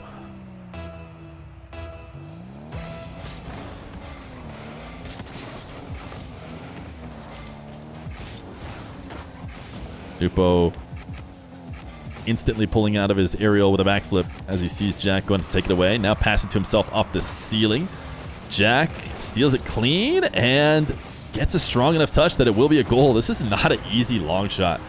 If you ask me, maybe Jack would tell you that it is. You need to get a good landing, readjust, and make sure you get maximum power on it so that Nwpo can't recover and get back. We're talking about the fastest player in the game, who is probably going to have the best recovery in that position you could ask for. But Jack keeps it away and now makes it 5-1.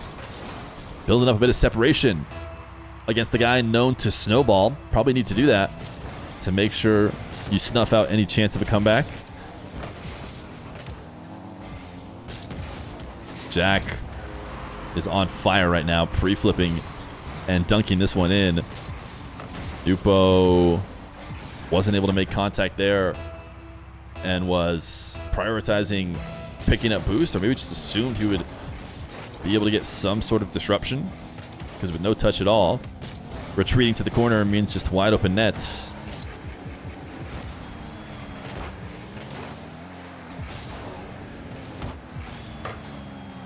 Jack sending this one straight in the air. Nwpo pops it high, but so high that it actually gives Jack time to go pick up 100. He can feel good about the fact that Nwpo's shot isn't coming anytime soon. That was one of the softest touches I've ever seen from a guy known to boom the ball whenever he wants. He's going next! He's already going next. I want to see if we can look at this power shot, or lack of power shot. It's not going to show us because it took long enough for Jack to score, but one goal for Nwpo in game number 1. A 7-1 game for Jack. Can't ask for a better start if you're an AppJack fan.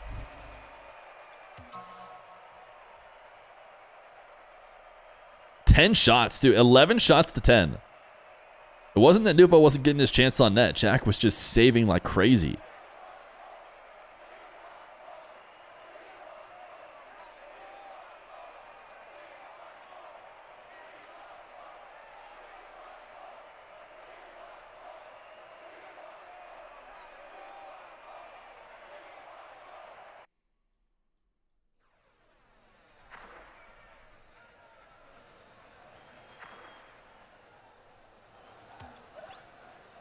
The Mina guys often get kicked out of the server for some reason when it restarts.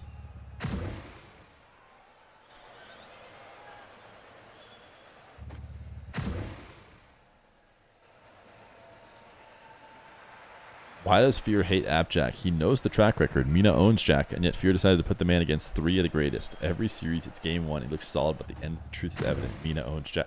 I didn't even think about that. Technically, he's in a full Mina, if you count Nass Morocco group. Certainly an opportunity to prove... Is Nwpo not in the party anymore? Is Nwpo streaming, by the way? He's been streaming a lot. Oh, he's here now.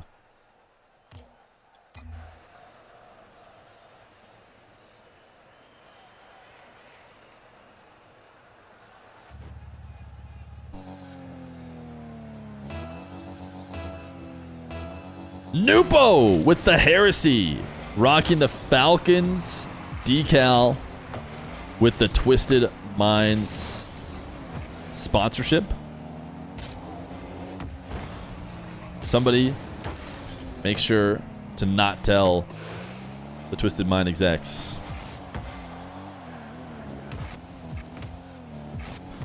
Jack hookshotting to get his first goal. Jack is actually always playing RLCS in his team's decal. Is there any reason he's not wearing the GK decal today? Does he just specifically turn it on just for RLCS? Because I feel like I'm thinking about his ones matches and he didn't have it on then either. He's just truly the company man.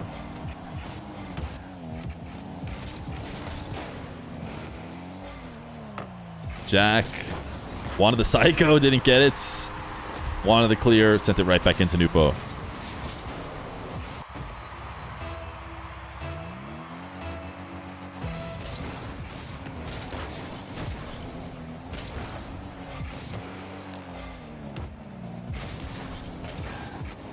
I am excited to see what happens in terms of... Ooh, nice late reset from Nwpo. Normally you want to try and get resets as soon as possible. But this time Nwpo doesn't even get any touches until the very end of the dribble. Last second reset, last second flip. And moves the ball all the way from the right post to the left one, basically.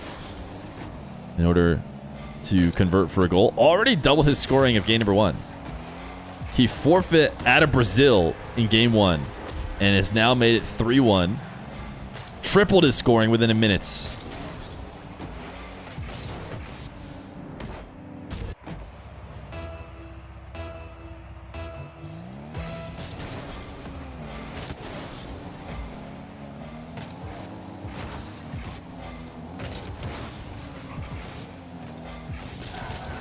Nwpo throwing in a couple wall dashes to catch back up to this ball. Doesn't really have space to work with to create an opportunity. So instead, switching to this side of the field, getting a boost deal. But Jack is sitting on more than enough boost in and out of the net. Nwpo just chases him all the way out. I don't care if you're in reverse. You need to leave the net. This ball must roll in.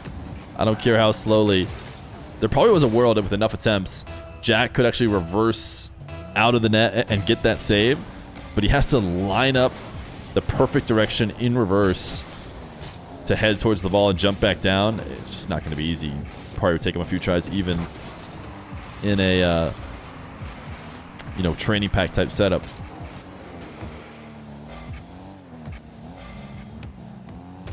Jack, pop up flick, nice save from Nwpo. Just a little bit too soft from Jack. Very safe play though.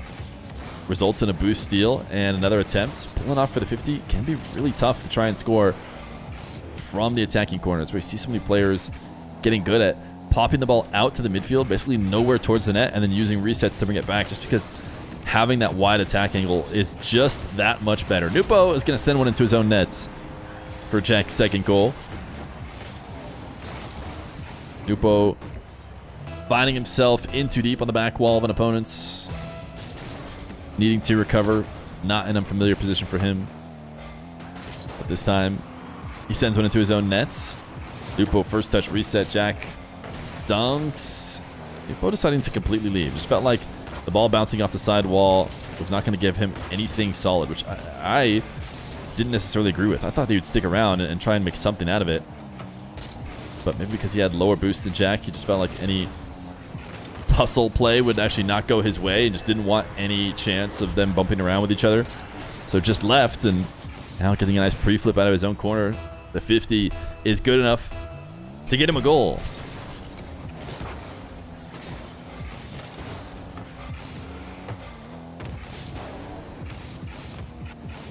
Nwpo, pretty heavy. Oh my goodness, Jack.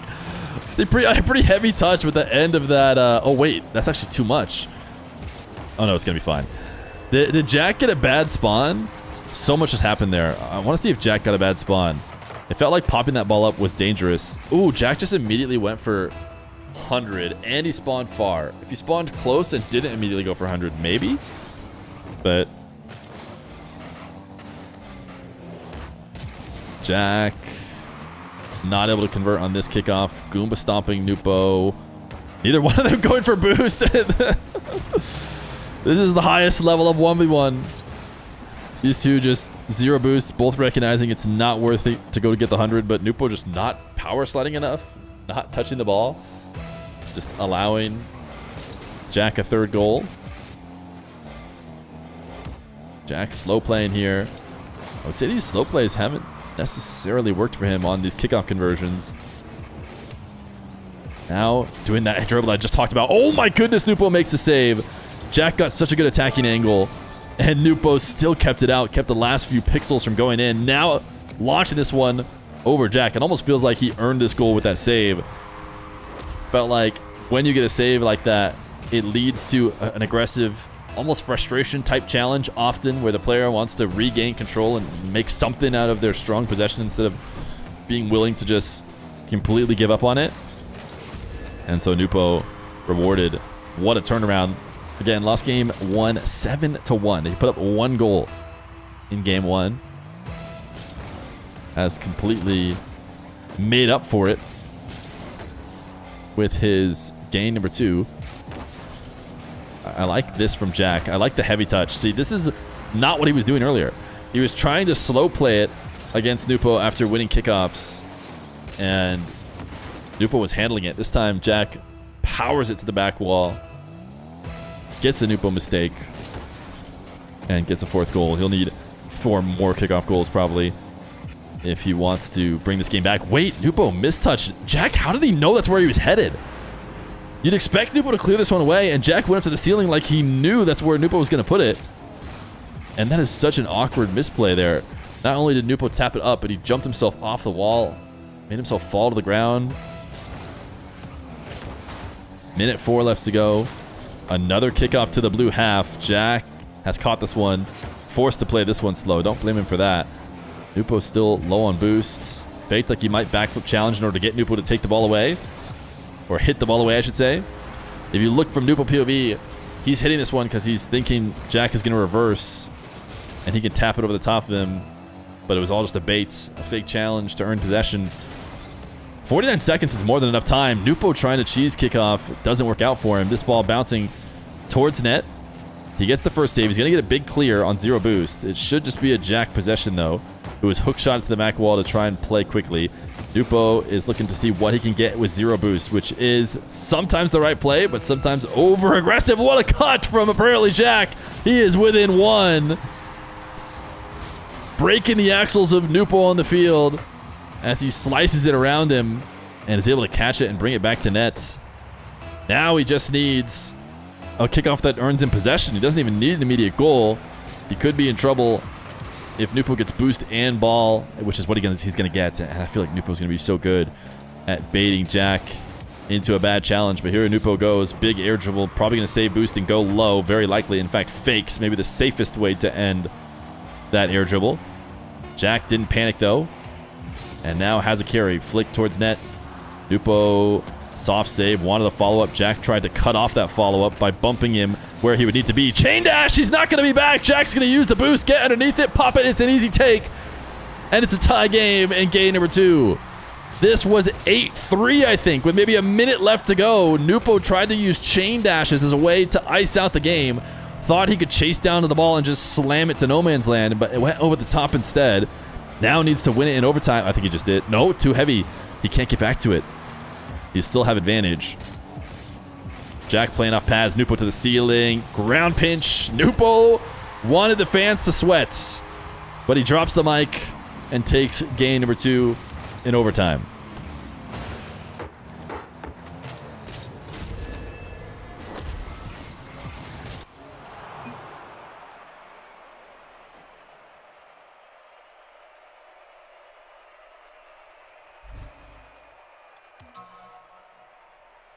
Jax thinks he's got a chance when in fact Nwpo is on 900 ping using only one finger to play because when he created the universe, this guy, I can't even read his Nwpo Cosby pastas anymore, dude. I just can't read them anymore.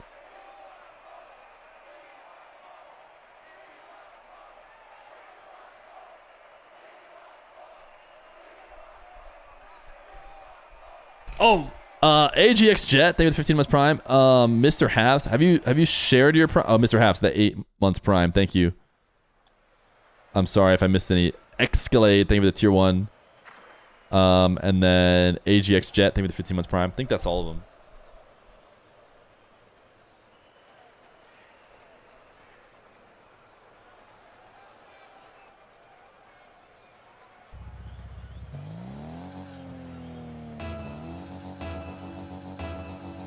Game number 3. Nwpo gets the win in the Falcons decal. Jack challenging early on the high air dribble. Nwpo got forced to the ground, which enables his recovery and allows him to shoot on an open net. Jack had to boost himself down and still got there later.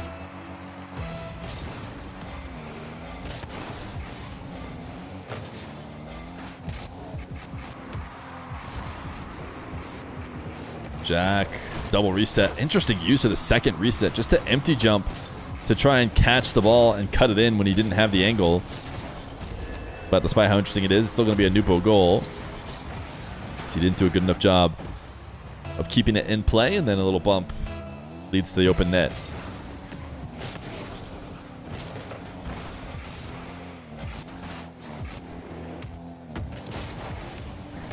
Jack double jumping to cut off the tight angle. This won't be an opportunity, I don't think. Is Jack going to be able to carry this one in? Nwpo just jumped in reverse wave dash on the back wall, and Jack used up all his boost on that attempt. Wait a second, there was actually a world in which Jack could have made the save, but it's just going to be a 3-0 start for Nwpo.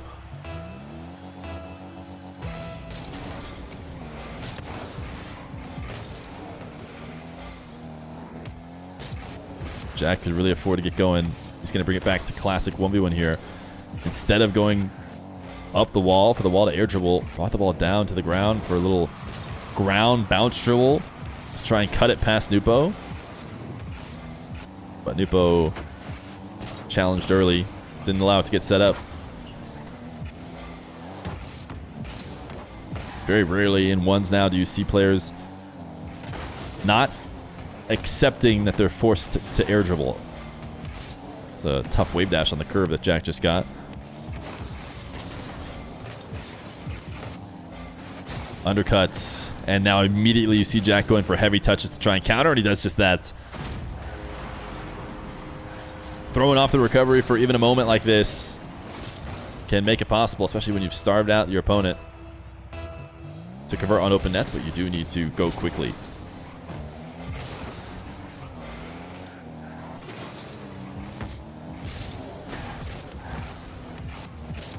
Nwpo flick, top left. Side flip flick to make it 4-1.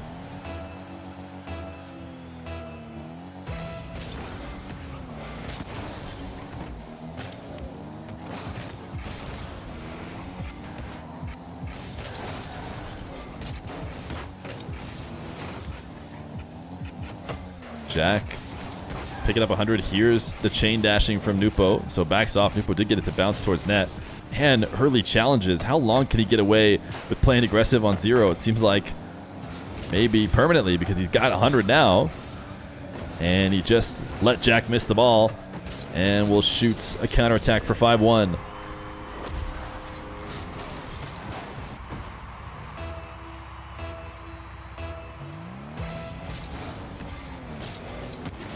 Interesting kickoff from Nwpo.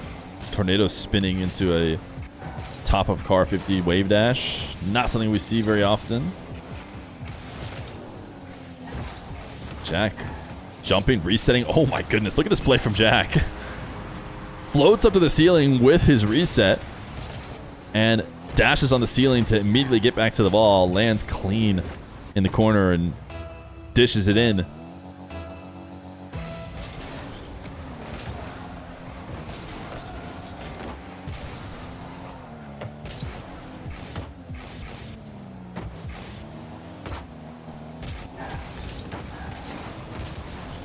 Nwpo has had some strong... Oh no! Was it possible for Jack?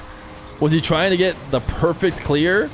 Or did he just miss? I'm sorry that I have to watch this back. I wasn't sure. Oh, I think he could have had it.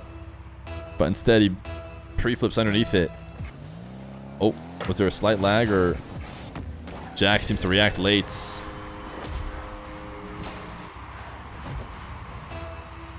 There's definitely a chance that on his ping, he felt like he got the ball. Nwpo staring backwards off the kickoff.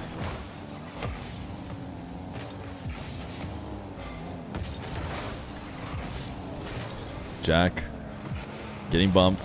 Has a slow rolling ball. If he had a bouncing ball, probably able to score there, but because he has to use a couple different touches just to chip it up. That's the difference between allowing Nwpo a good position or not. Taking Nwpo's corner boost. Nwpo's just all over the ball. Has this headed towards the net. Look at this chain dash. I'm not sure Nwpo gets there this fast without the help of a chain dash. Jack wants to go next. 0 boost to his name. Chain dashing out to the midfield 100 and stays ahead of Jack to secure the game. Nwpo 2 games straight. Up 2-1 in the best of 5.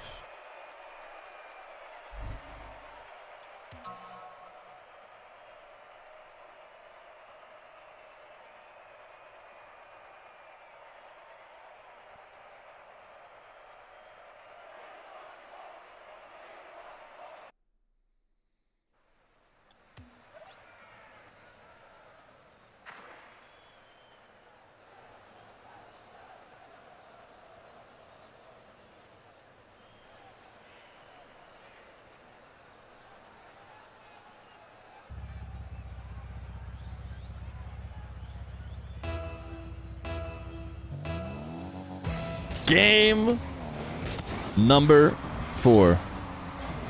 Jack and Nwpo. Jack won game number 1, 7-1. He seemed to have the edge as everything was going Jack's way. He almost was able to steal game number 2 after a huge start for Nwpo. It was 8-3 at one point. Jack forced it to an 8-8 overtime, but then couldn't finish it off. Wasn't able to get that same comeback in game 3. Nwpo finished it off at 8-2. Jack had enough. It feels like momentum is heavily in Nwpo's favor. Jack will need another really strong start. And he's at least letting this one not get out of hand within 30 seconds. 3 goals on the board, 2 for Nwpo, 1 for Jack. First time chatter says, AppJack is going to win. I put my entire life savings on it. Well, you can't put your life savings on it, but you can put your life in the chat on it. Kobe Bird _. You might as well get as many chats in now in case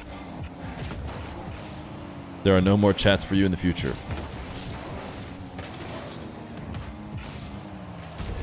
Nwpo going to make it 3-1. What a wave dash pop. Just huge slam off of the side wall. Picks up the boost in the process. And chases down the ball.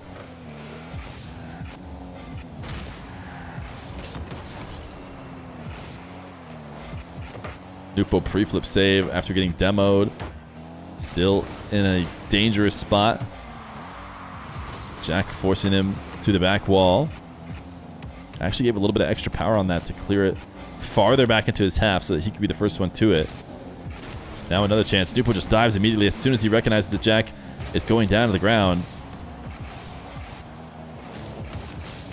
I feel like we saw Jack going for really masterful aerial plays earlier, but now whenever there's been a chance to go in the air or try and force it low, he's been forcing it low and not really to much success. Maybe he doesn't want to play Nwpo's game. Feels like Nwpo will have the edge there. He should. Wow, what a quick recovery. I was going to say he should have a counterattack, but Nwpo put himself in position pretty quickly. Oh, was that a fake squishy save? Did he instead go to the back wall?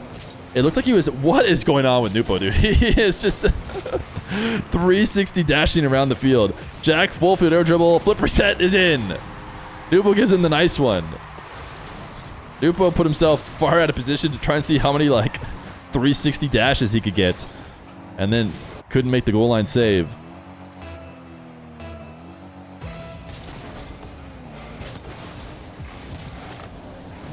Interesting. Nwpo just forced Jack to pass him this ball. A little zap dash from Nwpo as well, as both these guys are playing on low boost. Jack gets bumps. He can slightly adjust how he hits that ball, but he has no choice but to hit it. I guess he could maybe flip away, but I do think stopping momentum that high in the air or whatever is just even worse.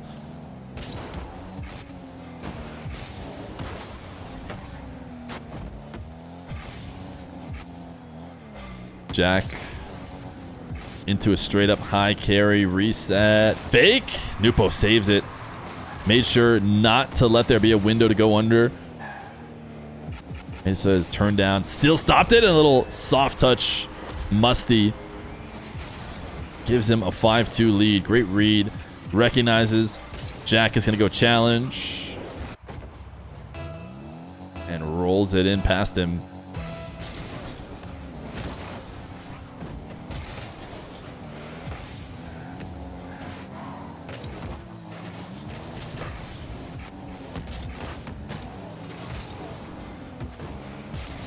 Jack popping this one up, bumping Nwpo, getting a third. It really feels like Nwpo's been on the verge of running away with this.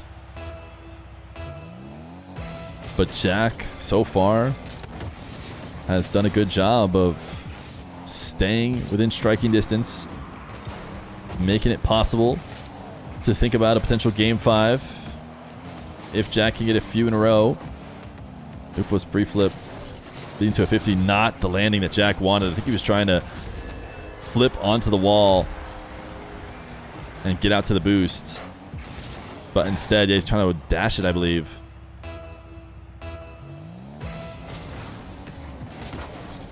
Nwpo slamming the ball. Oh, pre-flip is not in. Would have been one of the fancier finishes to a kickoff goal. It was off the post and outs. Nwpo reset directly into Jack, who's going to launch the ball the other way. And man, these long shots are not easy. This is about as tough as open nets get, I feel like, to make sure you get enough power and put it on target for Nwpo not to be able to recover to it.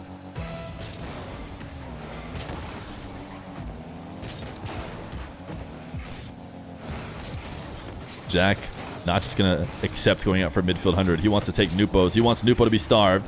Has a 5th goal.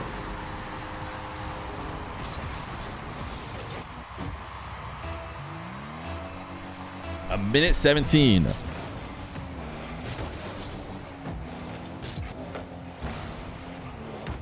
Jack cutting to make it 6-6.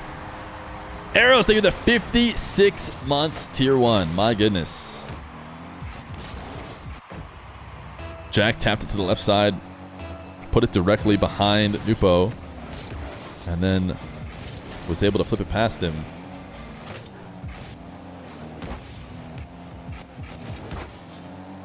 Nwpo dunk Jack.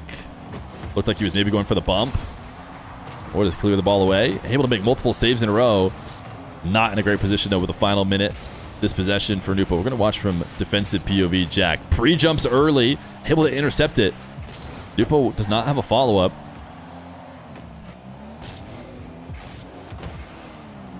Waiting out patiently. Trying to make Nwpo get a bad backflip challenge. Knows he has to kind of fake like he's going to go up and touch this one to get Nwpo to not just immediately take the ball away. Demo, boost pickup, and a free possession. Nwpo is known for chasing this down. Doesn't chase this one down. Fakes challenge instead. Jack hasn't really been able to break Nwpo down on the ground. Decent 50. Both these guys are low. Nwpo forces Jack to give it away. 15 seconds. Again, we're going to stick on Jack POV to end here. Defending against Nwpo. Wave dash. Sends us to the back wall. Jack has the ball on the ground. Highly doubt he's able to convert that for a goal. Wait a second. Switching to Nwpo POV. Last second flick. Goes high. Lands down. Overtime. Nwpo goal away from ending the series. And he might have that right here. Jack, a couple overtime losses to kickoffs. It's GG's. He had a couple close games. But Nwpo, last time he won an OT, got a kickoff possession, eventually converted. This is a more direct kickoff goal. 3-1 for Jack in this best of 5.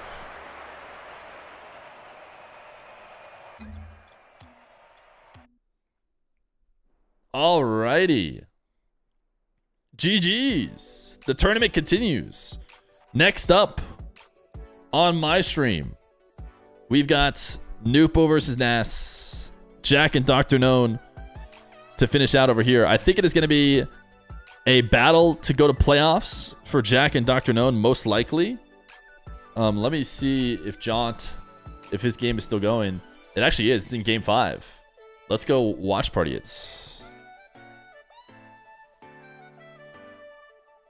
get the demo. Marnik, thanks to the 26-month tier 1. Welcome back to the channel. You can really see there DrKnown was confused as where Nass is, and he's got him again. Nass in the open net. Wrong spawn by DrKnown, not that it would have mattered. 3-3.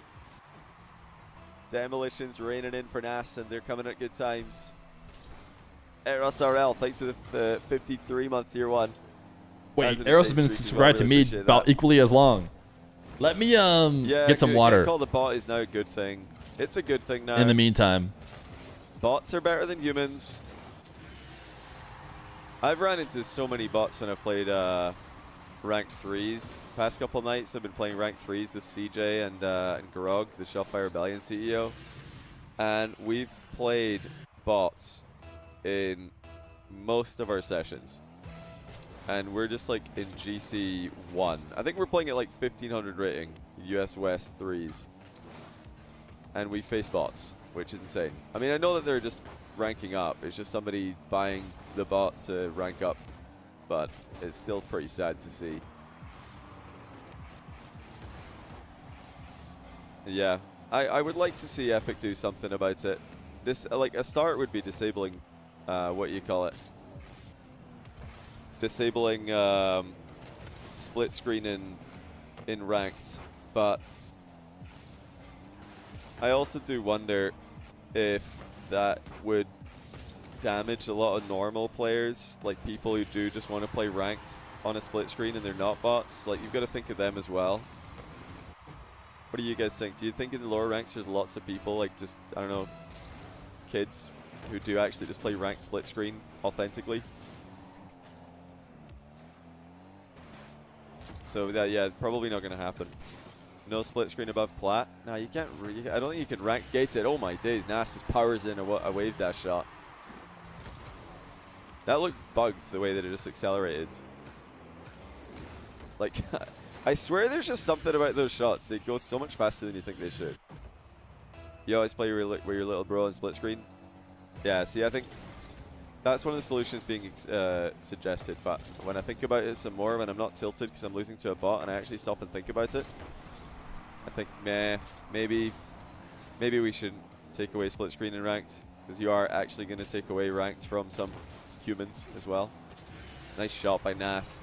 This is what Nass does. He just gets up close to you in an annoying position, sits under the ball, and then beats you to it.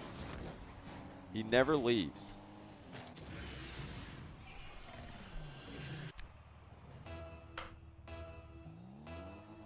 I think, and okay, a lot of people have been throwing around their suggestions for how to get rid of the bots on Twitter and in YouTube videos, and a lot of streamers and a lot of Rocket League content creators are putting out content like, oh, Rocket League's dead, or tweets that ranked is dead, the game's dead, because they play against bots in ranked, which is a bit of an exaggeration, bit hyperbolic of a reaction.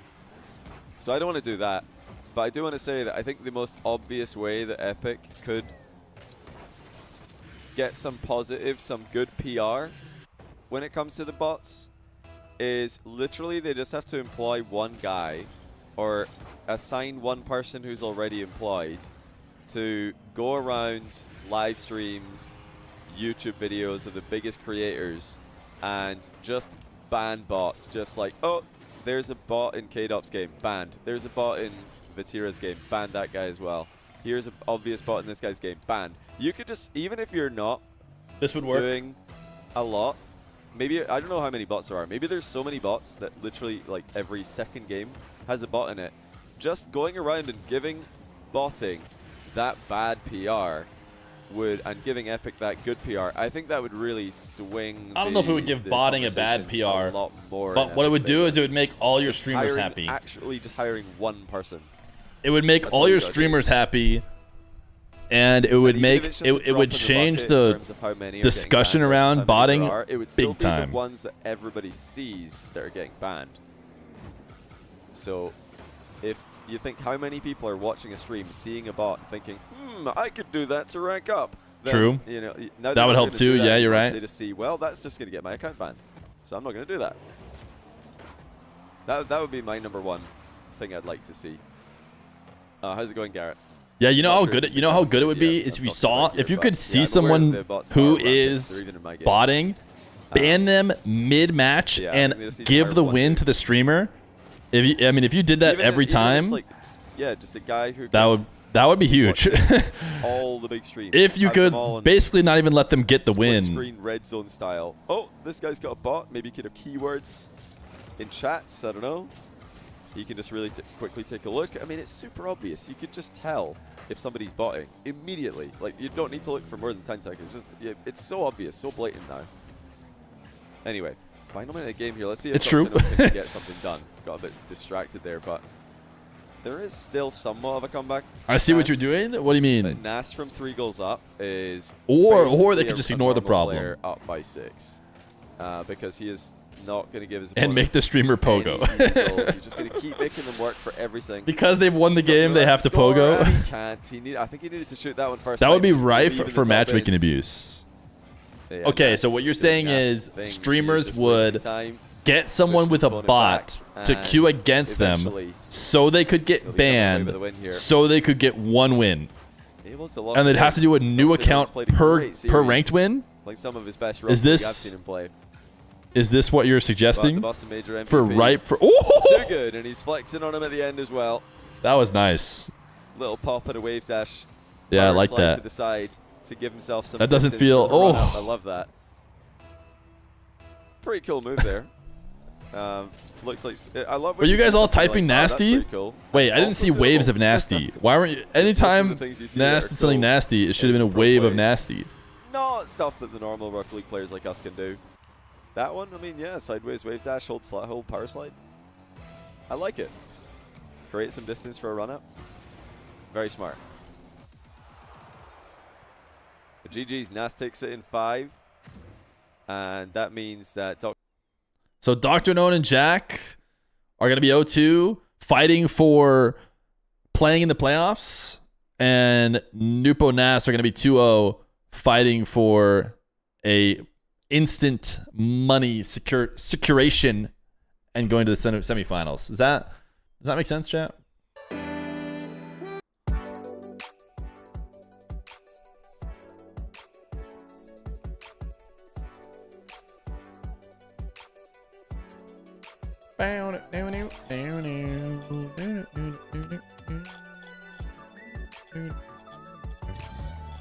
All right, Nwpo displays offline. Oh, but not anymore.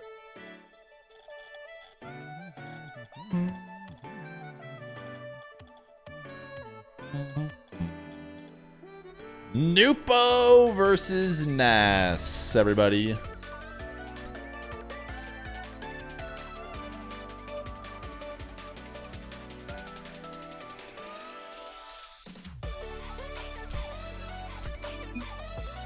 gonna let whoever responds first get to pick their color.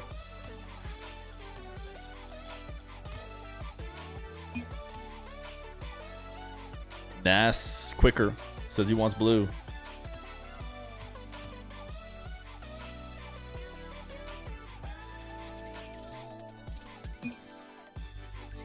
No tiebreakers needed in Pool A. Winner of Nass Nwpo gets the bye. Winner of DrKnown Jack gets to advance the playoffs tomorrow. Loser's gone.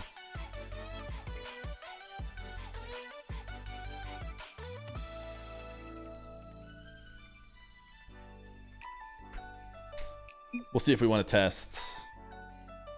We tested last one. No test.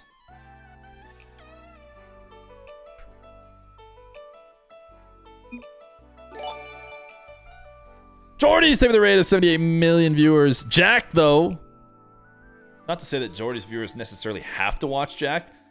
That being said, if they did want to watch Jack, they'd go watch him on Johnny's stream now.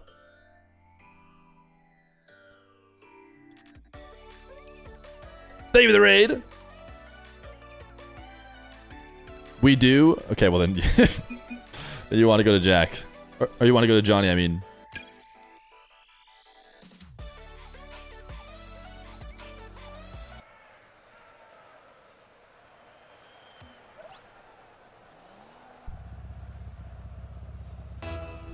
Chat, we go. It's Nass versus Nwpo. It's the $1,500 Fear Frenzy. And just in case this is the first match of the tournament that you have tuned in for, we have a group of a group of four. Two groups of four. 8 players playing in this tournament on EU servers. And this battle between Nass and Nwpo is the third round of this pool, which means if you want to see everything in order, you don't want anything spoiled, you need to go back and watch from the very beginning. Because as it stands right now, Nass and Nwpo are both 2-0 in their pool. They are looking to secure guaranteed money. A win here gets them at least $150, even if they lose out tomorrow. And it also gives them a bye in the semifinals. Loser has to go down into the grubby quarterfinals and have to win another match if they want to walk away with guaranteed prize. But who knows? Maybe we'll see a Nass versus Nwpo final later.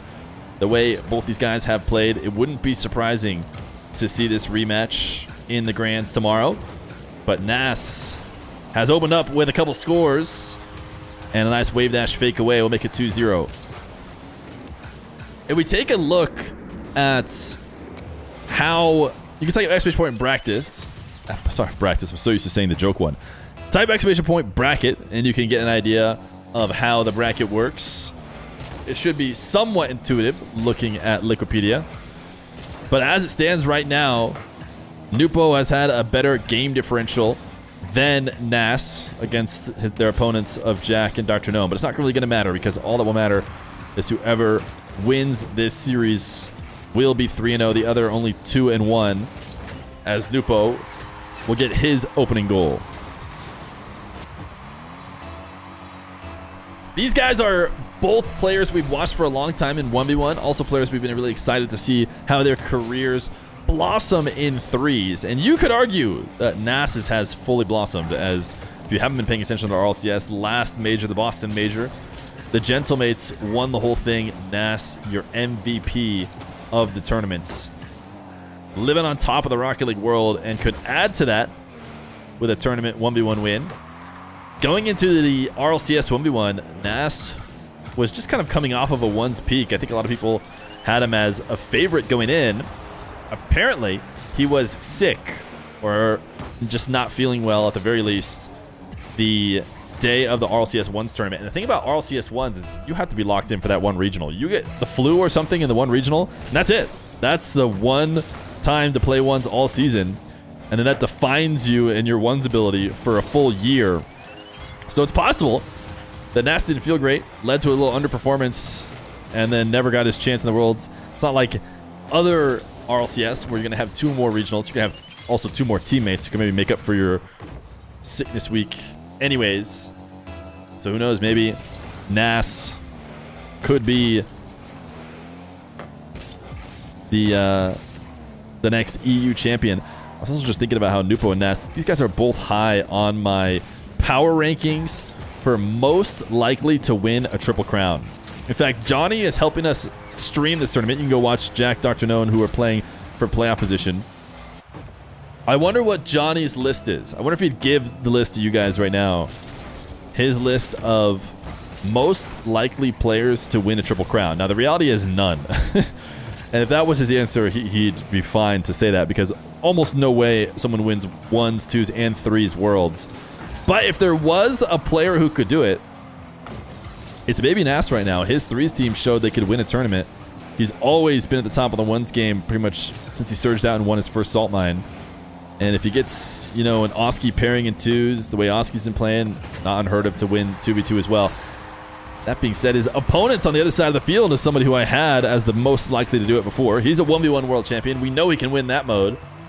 So the question for him is 2s and 3s. I think 2 is probably his next strongest. We just haven't seen from Twisted Minds a real reason to believe they're going to be winning a major or worlds.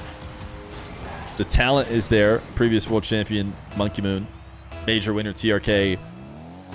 It seems like it could be possible, but their results, despite maybe one regional win against the Falcons, don't look like they are on that world championship winning caliber just yet. But who knows, maybe they will be.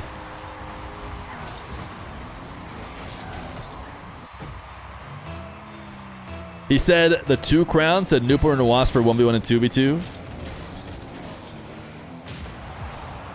It does seem just more likely to have a 2v2 and 1v1. Nwpo going to get a demo and tie up this game. We don't even know the teams for 2v2. Yeah, you just kind of have to guess. You just have to guess. Johnny said earlier that he was driving force behind this tournament and that Feer was helping him out. What? No, you didn't say that. Okay. Don't get baited by regular chatter sleazeberries. We don't yet know the teams for the 1v1 either. Do we know if Drally is going to compete in MENA for once? Do we know if players are locked to their 3s region? They were not locked to their 3s region last season, but they have done some region adjustments. Late air roll from Nwpo. We should probably lock into this battle between greats right now.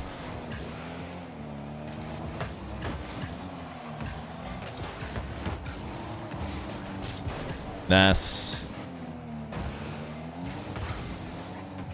tapping this one away.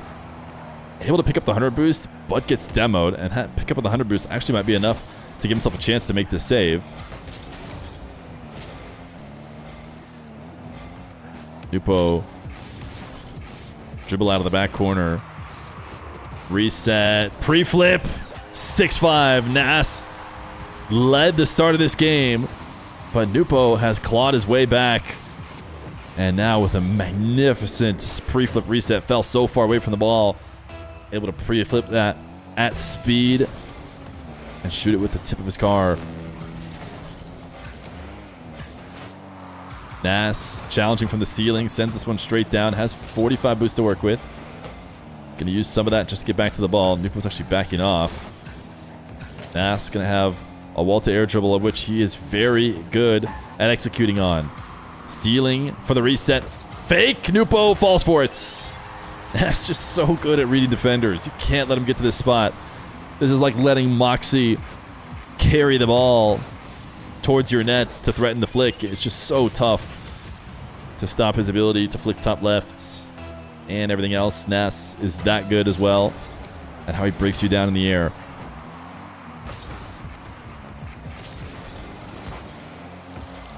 Nwpo slow playing this to make sure he gets the perfect touch. What a save from Nass. He's going to be able to keep this out? No.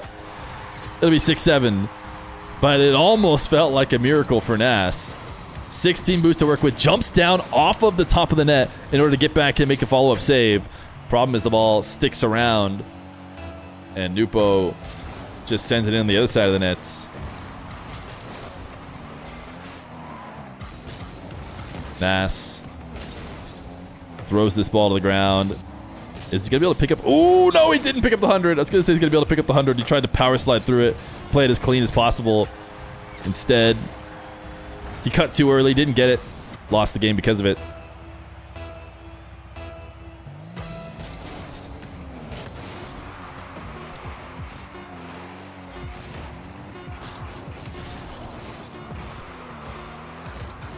Nass, air dribble, resets, back wall double.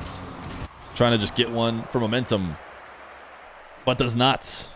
Nwpo, your RLCS World 1v1 champion, takes game number 1. Do I think Zen will play this year? I've heard he might. I hope he does.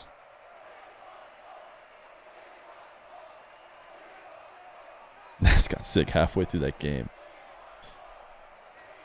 The Nass copiumers are out. Chat, do you guys think Jinxie will queue RLCS 1v1?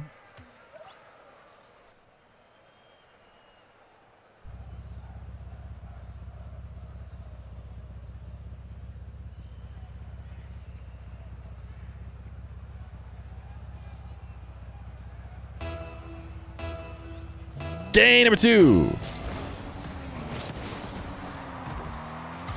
Nass sending one towards the net. Ooh, attempted to get a boost steal. Got killed in the process. Will respawn with a chance and does in fact make a save. With a backflip, he sends it to the ceiling. Then got scared of getting bumped. So he just left the net wide open, it would seem. Did not want to get bumped away or get the boost stolen. Nwpo, credit to him, keeping his wheels down and being able to react to that fact instead of just trying to immediately commit to a bump or steal. He has to be plat in ones to do it. You do have to be a certain rank. Didn't he get at least gold in ones? If he locked in hard enough, he could get plat in ones if he really wanted the Q1's RLCS. But that would also mean he's basically the lowest seed and would get to play like Diaz round 1. And I'm not sure he gets past that.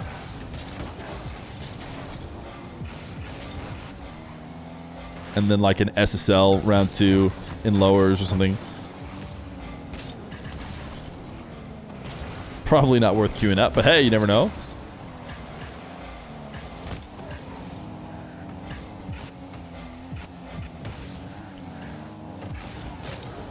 Nwpo passes to himself on the back wall and then in and out of the net to try and set up a long shot. Definitely a creative play. I think Nwpo is going to be okay here. Nass missed wide.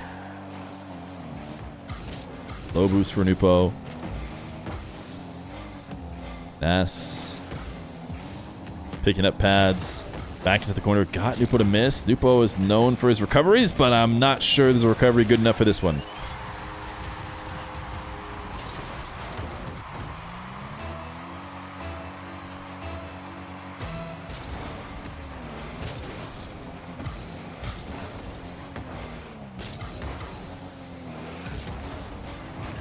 Nwpo, nice save. Good actual adjustment back up off the back wall. Nass gonna punish. Wow. His opponent is the one known for playing at maximum speed. But Nass got this to the back wall so quickly. You can actually see Nwpo changing his camera on and off. And maybe he didn't notice for a moment that Nass was just turning right back in. Because he definitely didn't panic recovery to the net like he needed to if he had known that Nass was going for that.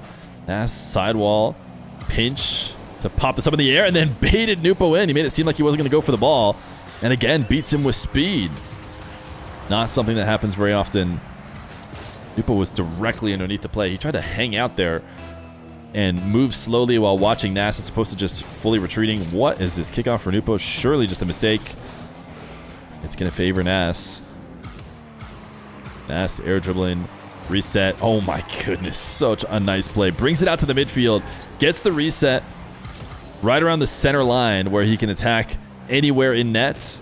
He can fake it and let it fall in on the left side of the net, or he can use his reset and put it on the right side. Again, he just reads defenders, so he sees Nwpo leave the wall. As soon as Nwpo's left the wall, he's committed to a more across the net save. So use the reset, put it behind him, get a goal. Nwpo stopping the bleeding here with a second kick-out possession converted.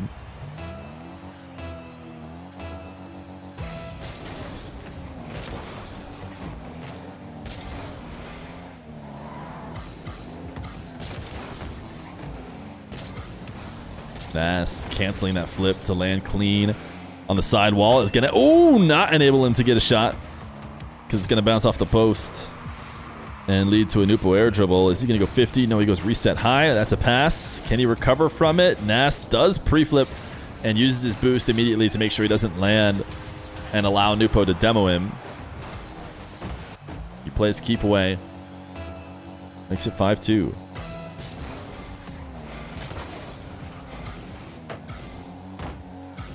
Nass was rocking the I'm Zen title against Zen in the grand finals.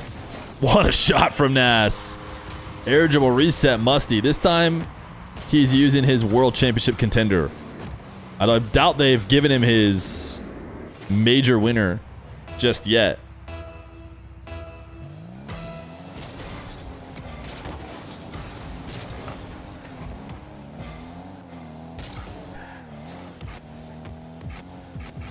Nwpo flick too high.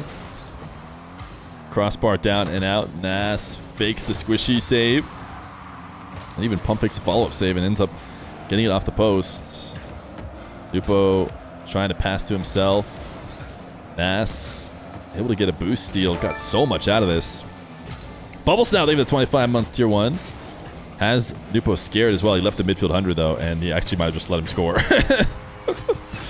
So despite all the great play, the missed midfield, I think, ends up being the reason why. You also probably just need to stay on the ball either way, because Nwpo was playing, or was already supersonic.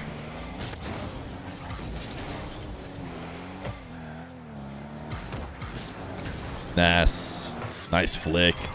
Look at the way he leans forward to launch it with the tail end of his car to get the power he needs, 115 kilometers. I think that's because Nwpo gives it extra on its way in, but Spoken Promises, they have 36 months tier 1.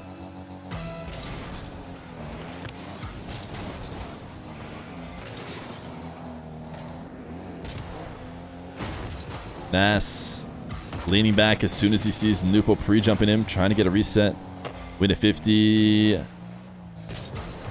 Nass, interesting. Jumping so late. It felt like he was either going to try and race him to the ball or wait.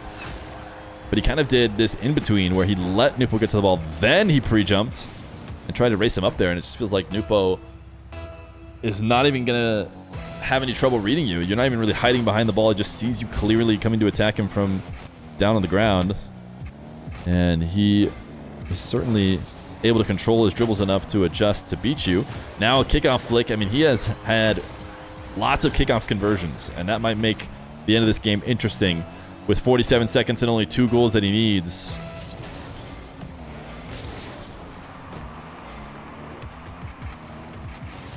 Nwpo, flick, denied. Nass not able to pick up the 100.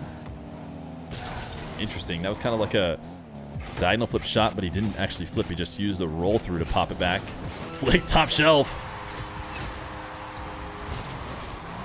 Nwpo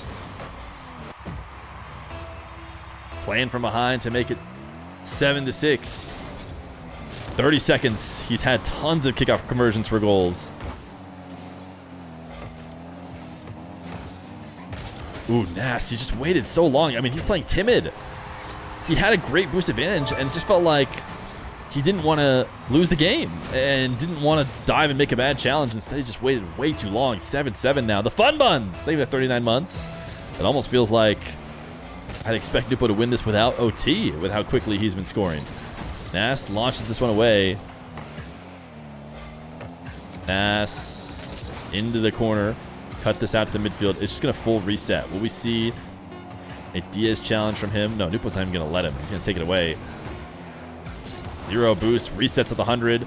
Nwpo, is he going to try and score or just ground it is the question. He is going to try and score. He tried to score himself, and he almost let Nass score. Nwpo definitely could have grounded it, but he undercut wave dashed it to keep it in the air.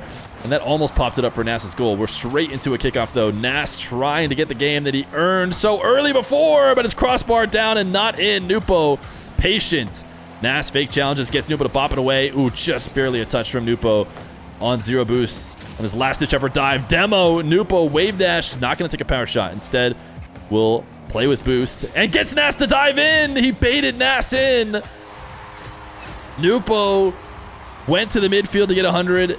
Nass thought he had a time to surprise Nwpo and actually take the ball away, but instead Nwpo steals the game. A game that Nass led for what felt like 4 minutes and, what, 50 seconds? Was it the last 10 seconds that Nwpo tied it up? And then Nwpo takes it in OT.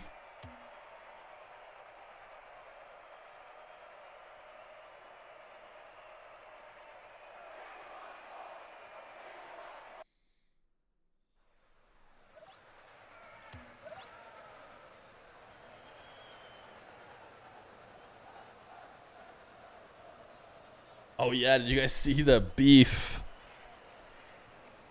There was a content piece for the major where they had the pro players say their hottest take or something.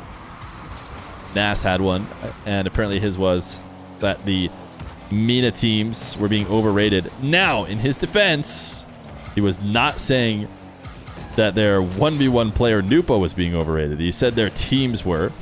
I'm sure a lot of people will use that against him if he doesn't win here today. Nass. Ooh, actually is able to double it off the post after it seemed like the angle wasn't possible.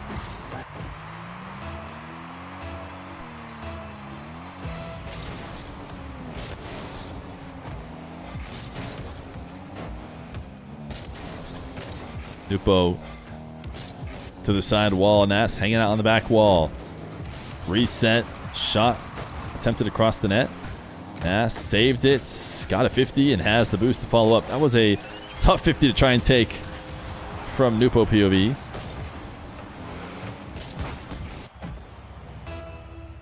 Chasing back down to the ball. Momentum almost in favor of Nass as he tried to flip through.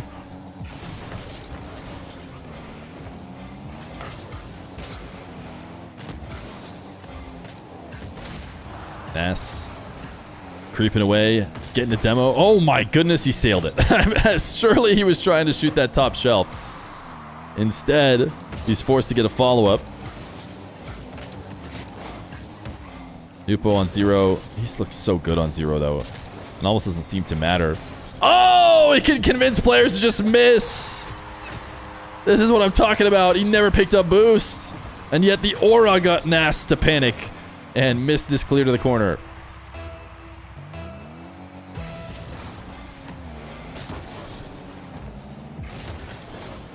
Nwpo has also accented all of his games with 2 to 3 direct kickoff goals.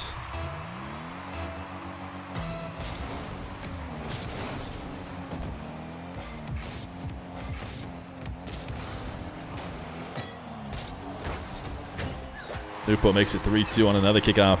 The lead in his favor. To the chatter who just redeemed TTS. TTS doesn't work on the show match. On the show match scene, and trust me, it's better that way. Your TTS wasn't the worst in the world, but the last thing we need is a 30-second witch TTS talking about how much she hates Nah while we're doing an EU tournament. Nass, this reset gets around Nwpo to retie the game.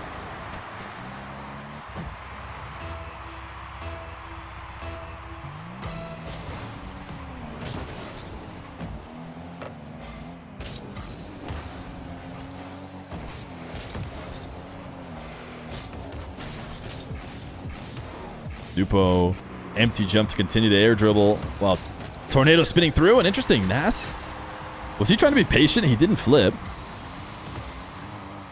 He has more than enough boost.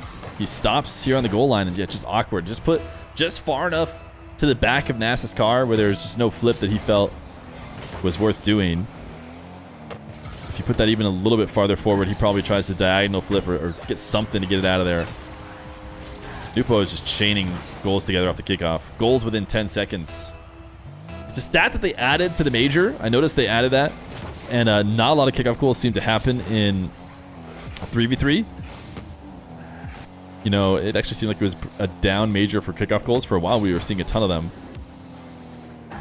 But you definitely would see a lot in ones. It's definitely a very, very interesting stat. I forget. I think it was the King of the Hill overlays that I had made. I had that be one of the stats. Goals within 10 seconds considered kickoff goals.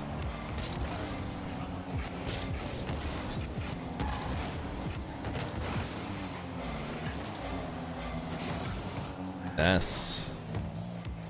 Down 2 in both the game and the series. Another stat that got added is the amount of bald RLCS casters. How many are there? 2? Or just 1? Okalenko! Thank you for the gifted subs. Nwpo off the ceiling. Intercepts this long shot. This has been a really long sequence of midfield play of Nass mostly controlling the ball, trying to eventually get his goal. Nwpo being a pest, refusing to make it easy, and maybe finally allowing Nass his goal. A little bit of extra speed from the Musty to guarantee it goes in. And Nass within 1.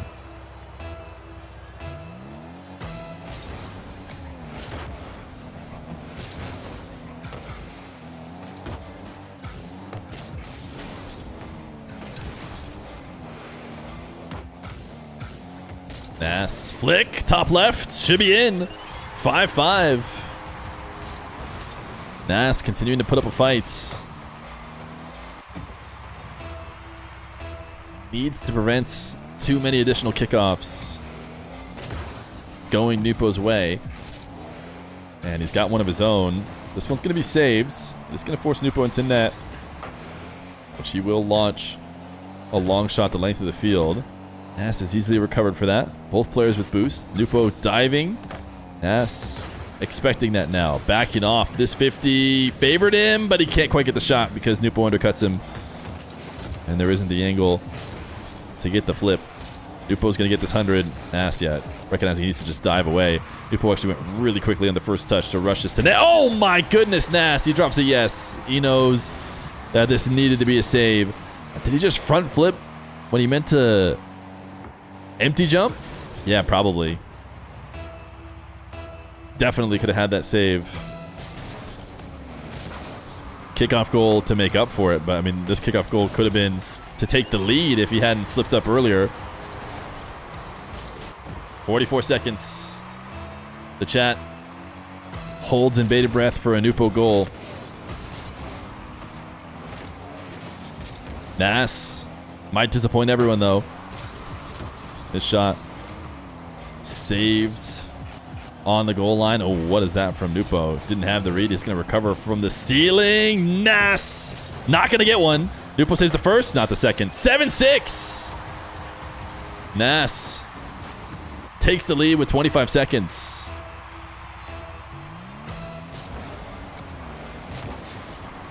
Chat really forcing it, if you ask me, whenever it's 7-6. Nass. 0 boost. Double jumping Nass. Or sorry, Nwpo doesn't have any either, though. He's going to pick up this 100. 10 seconds left to go to try and force OT and win this series in dominant fashion. Nwpo plays it back to the midfield. Has the ball in the air. No, he doesn't. It'll hit ground. He drops an OMG during that dribble because he knew he had lost it. Nass takes game number 3 as we will be forced to a game 4. They are playing for first place in the pool, yes.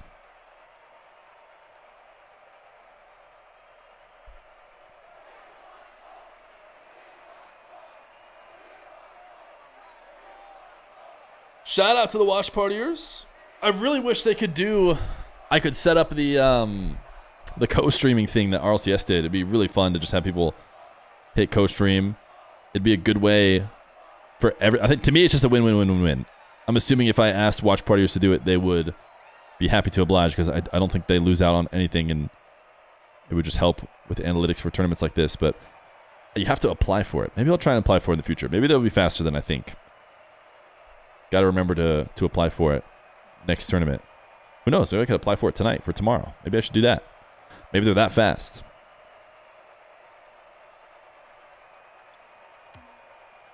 Wouldn't that be funny if Feer just received an absolute insane amount of money? I don't even think I'd get money. It'd just be for analytics. Like, the ads that get run would probably still go to the watch partiers. I don't think it'd be any extra money. It would just be better analytics to potentially sell to future sponsors to get more tournaments in the future. Like I said, I think it's just a win for everyone if it's possible to set up. Nass will score first in game number 4. Someone sent me the application form already, and I should have like a Twitch partner person that I talk to, right? But I just never ever talk to them. But yeah, maybe I'll send it in. Maybe they're on top of it. Maybe it's just like all you gotta do is say something and they let you do it. As part of my application, I can be like, look, there were 4 or 5 different people all watch partying yesterday, so let me be a co-streamer.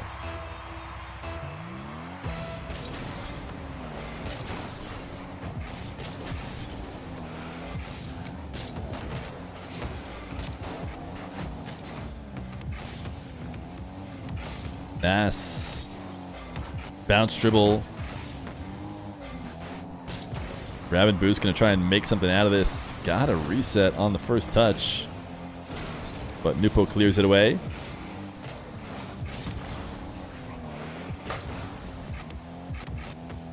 Nass swinging all the way through without picking up the 100. Nwpo tried to fake, and it worked. We'll say. Sure, it didn't work immediately. Nass did get a touch, but was not able to get back for the next one.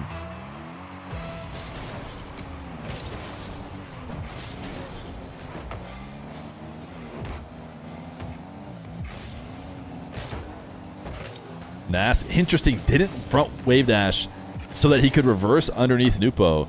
Able to resist, something that I know you and chat wouldn't be able to. You single jump, you get your car pointed straight up, it's ready to wave dash.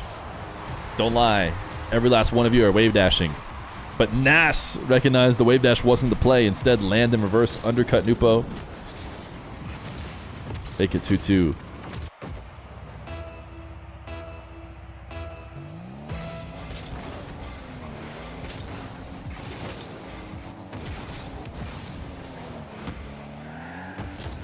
Nass jumping over the top of the attempted demo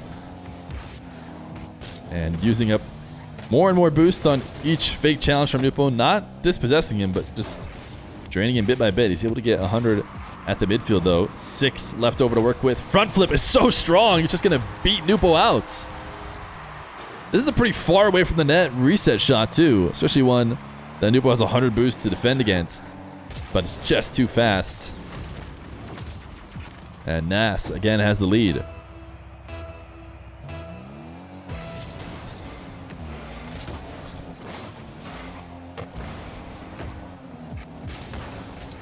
Nwpo, kickoff conversion. He's had many of them. He'll get this one. Wave dashing off the bump, sticking around the play.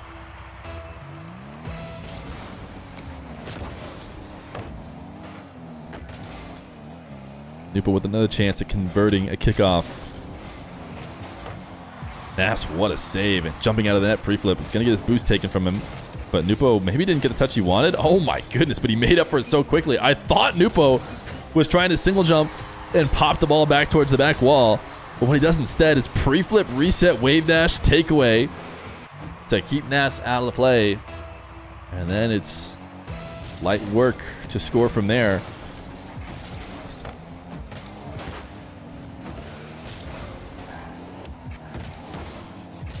Nass backing off. Trying to see how much boost he can save in the process of defending this attack. He knows he's going to be making saves. Question is whether or not he can save enough to get offense going the other way. And he's done just that. Once a bump gets it. 4-4.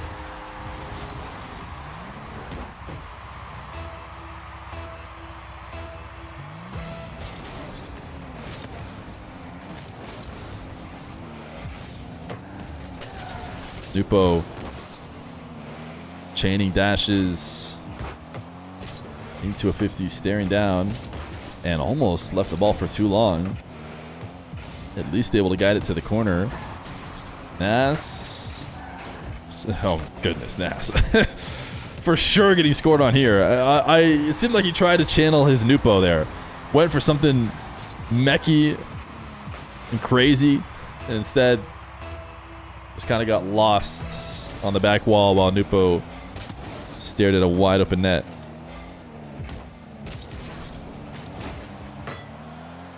Nass, pinch save, land on the ceiling. Ooh, able to still get this on the opposite side of the net with a nice half flip.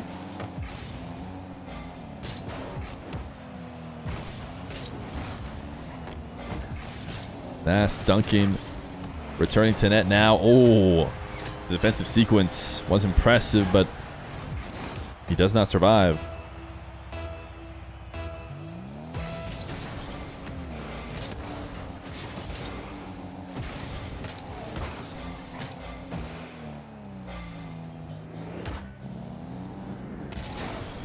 Nass.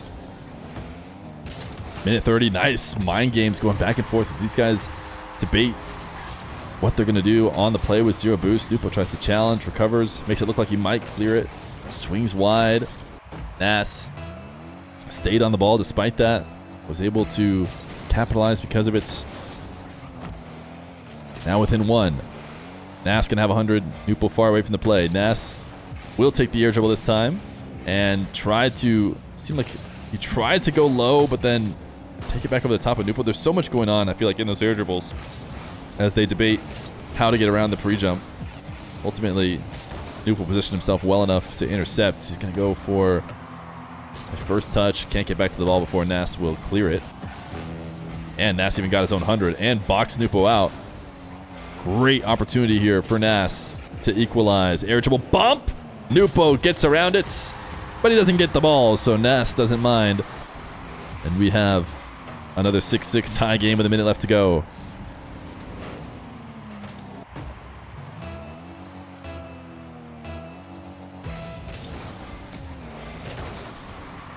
Kickoff in Nass's favor. Nwpo forced up, immediately turns back on the ball after using every bit of boost he had to mitigate the kickoff. Just something that is very Nwpo-esque of him. I just don't think other players are doing that. Usually backing up to get 100 or start to play defense. Nwpo attacks the play more often than not. Nass, decent 50 on a boost disadvantage. Not anymore, though. Nass going to try and reset. Pads will be more than enough for Nwpo to get something to work with. As he's got 50 plus. He shouldn't be too worried. In fact, he's going to get 100 now. After Nass wasn't able to find anything. I don't think Nwpo was going to be as friendly. He power shots. He recognized Nass was going for a pre-jump. Creeping into the field. Will 6-7 be the final score? Nass tried to get ready for an air dribble that Nwpo never thought of doing. Needs a good kickoff. This one back into his corner. Maybe there's a world in which he gets 100. Zap dashing. He's playing slow to make sure he doesn't let Nwpo dunk it to the ground, but it'll still be GG's. Nwpo remains your king of 1v1 as he goes 3-0 in the group and advances to the semifinals. GG's.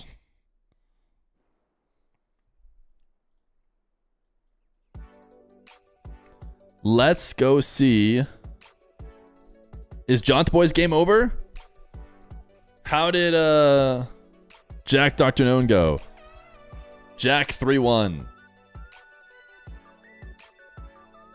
So it's time for the next group. Are we on? Whoa! Are we on track? Let me see. What was the schedule? Yeah, we're like perfectly on track. Wow. It's almost like 45 minutes is just the sweet spot for a best of 5 schedule. The Liquipedia have yet to put it all the way in. This guy should be blue. Nwpo's going to advance yet to the semifinals. Yep, they filled it out. All right, chat. It's time for Group B. I got Atow, Toxiic over here. Moxy, Rezears. Going to be over on the Jaunt stream.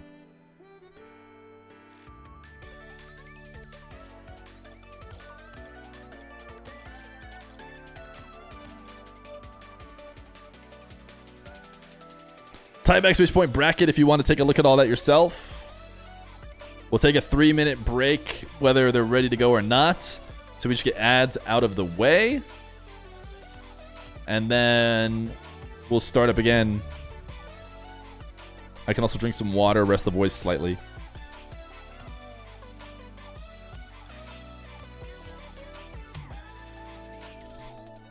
Are you the news, Johnny Boy? Johnny Boy is the news, Johnny Boy. He's also live streaming this event.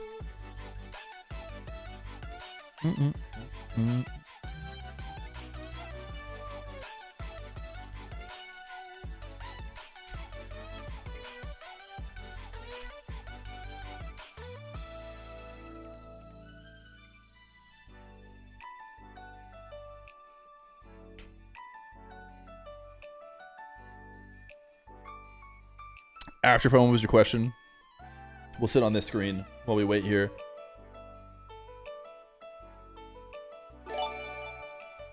IX, Killer X, thank you for the 260 million viewer raid. W Mina community.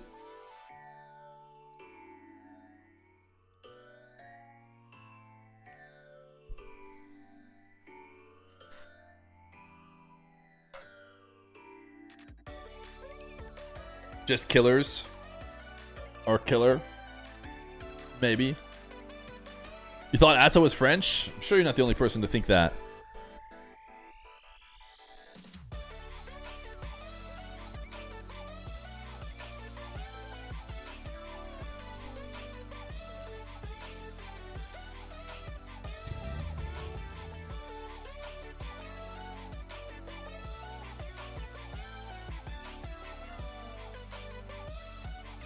W stream, thank you. If you think it's a W stream, feel free to follow the W stream. Thanks for hosting Cast in the Tournament. No problem, gamer.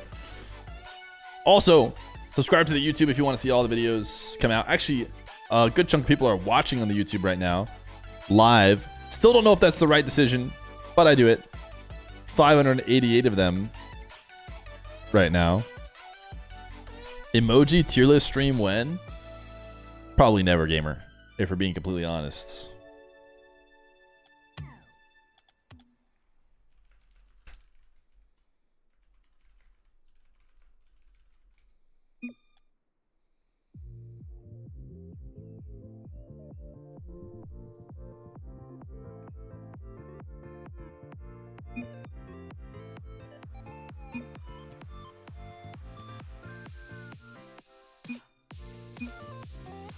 All right, let's game. Let us game.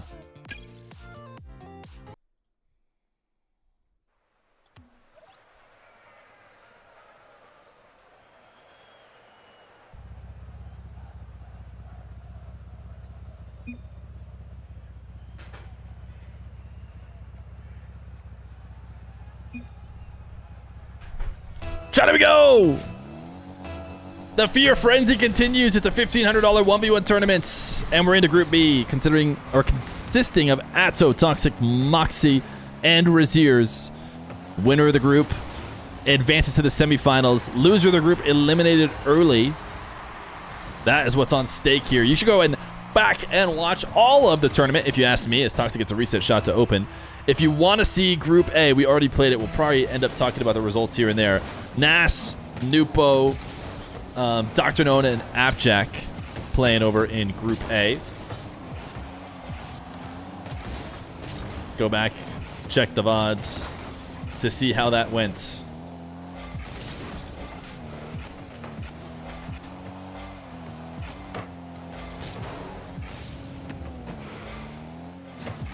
Atow gonna get his first goal for the reset wave dash. Sorry, our printer just started printing stuff and papers were flying everywhere. I had to pull the tray out.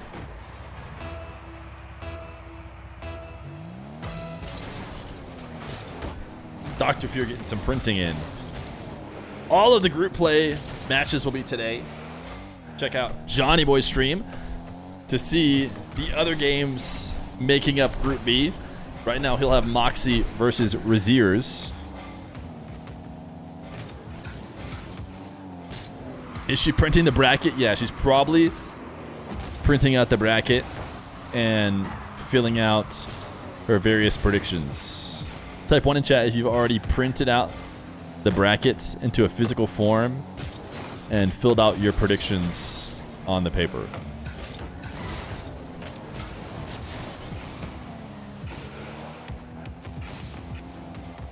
Atow has played a lot of 1v1 show matches. He played in, more recently than the RLCS. We all, of course, remember the RLCS. He got eliminated by Moxy in EU after looking like someone who could win the tournament.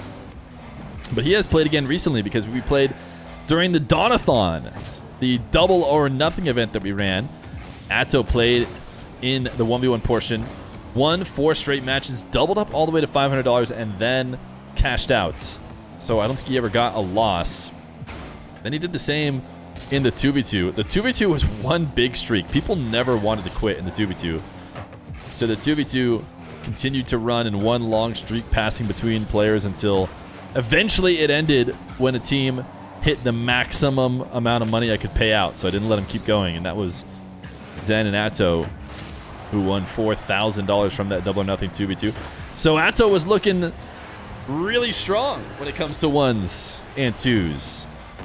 Now that was a bit ago. We've played a little bit of RLCS and whatnot since then. Maybe the 1v1 ability not as sharp as it once was, because on the other side of the field, Toxiic is up 3-1. Toxiic has always been a top player, but not a tournament winning type player, I would say. A good barometer for if you're a competing European 1v1er, if you can give Toxiic a decent game or even take him down. Toxiic yet to find that edge in 1s. He did get it in 2s. I would say his team of Oski Toxiic has been able to be tournament winning and take down anybody in the game. Nice reset, pre-flip. Just hasn't been there yet in 1s, but I tell you what, he's playing like he might be that good in this game number 1, halfway through 4-1 on Atow. Make a March Madness themed tournament. We've actually done that, of course, before. We did a tournament just called Madness, which was 20-minute best of 1s in a huge bracket. Although it was technically like a 32-team bracket as opposed to a... Oh, look at the shot from Atow. As opposed to a 64. Atow reset, falls underneath the ball, has to get a front flip on the backside of the ball to get the speed.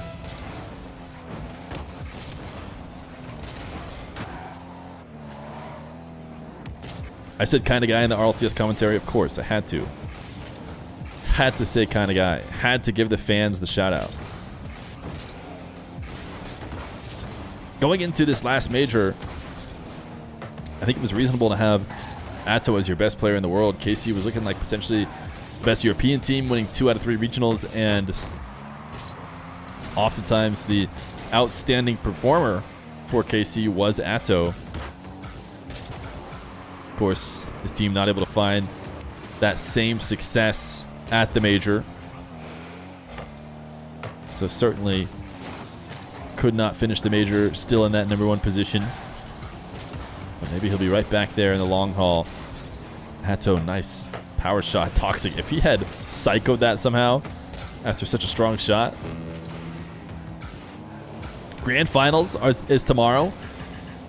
All the playoff bracket will be tomorrow here on this stream, starting around the same time we started today.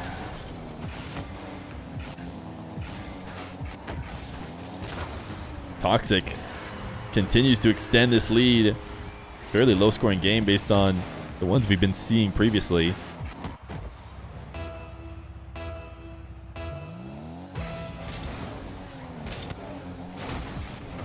Mirrored wave dash kickoff. Atow has to force the issue. What a save from Toxiic. A couple great saves that have really enabled this win. Toxiic up to ceiling height to stop this air dribble, and it's going to work well.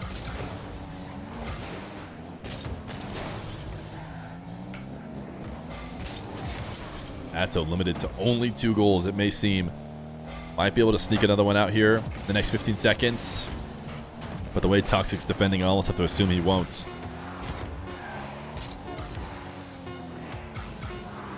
Atow reset finally through with 4 seconds left over. Not going to be enough. Title change. Good points. Group A is complete. We move on to Group B now.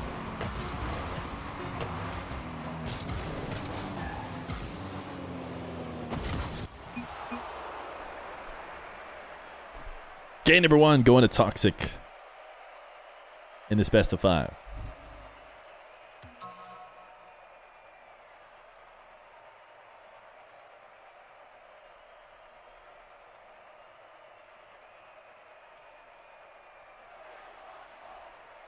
Johnny is not going to do playoffs. They're all going to be on my stream. Johnny's helping us with group play or group stage.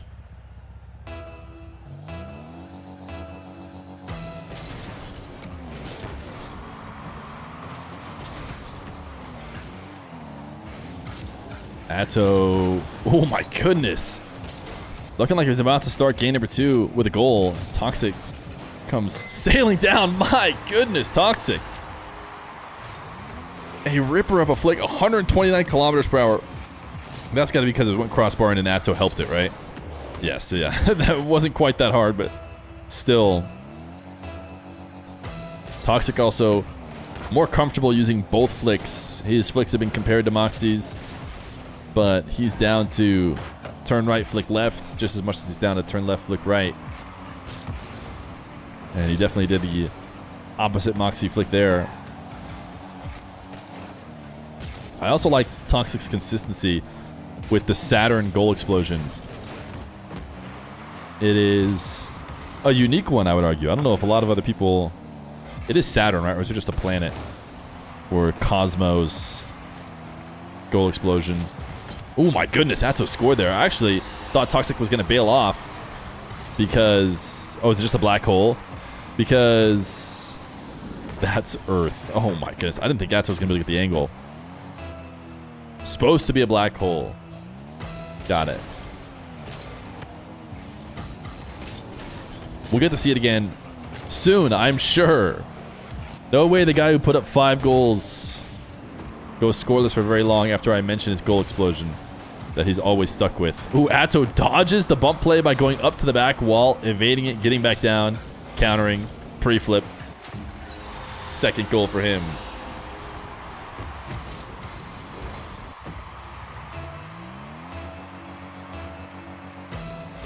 Atow still has KC as his team. Unless you've heard some news that I haven't heard. KC is his team. Oh, nice. Backflip. We're still not going to get to see it. Neither one of these guys looking at the goal explosion, so we don't get to see it. The black hole. We've seen his like backflip touches that kind of miss time when defenders are expecting them. They're not really musties. They're not necessarily flicking them. They're just flipping into the ball with the tail end of their car.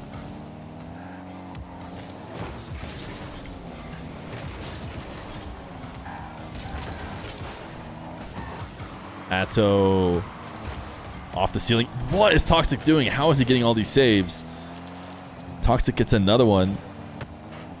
That seems impossible. Uses every bit of bounce off of crossbar and post and stays out. Atow flick, delay. Ooh, that's clean. That is a good answer to the flick we saw from Toxic earlier. Not done exactly the same way. A lot more turn out of Atow's car to launch it.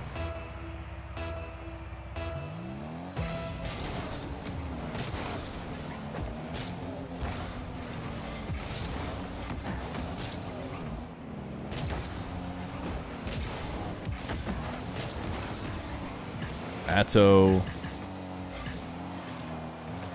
faking all the way into the corner. Picking up the 100. Now looking for a dish. Toxic recovers again. It's time to just assume he'll be there. And it's going to be something really special. There we go. Toxic has to be completely starved out. Not a boost to his name before you're going to score on him. I guess technically he had 3 here, but come on.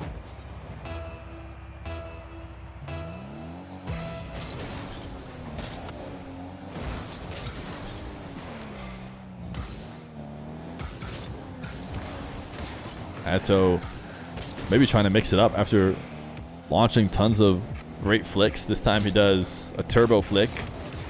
Maybe expecting Toxiic to maybe get faked and miss, or maybe just messed up. Who knows? But either way, it's actually not a bad mix-up considering how his flicks have been read and saved so far this series.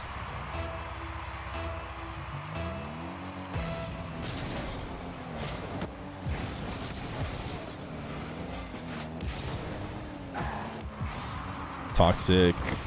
Ooh, a ground double. Atow almost got the save, but not quite. Atow went to the ceiling, so Toxiic countered it by going down low and doubling it in. The backflip does connect, but the ball still falls in.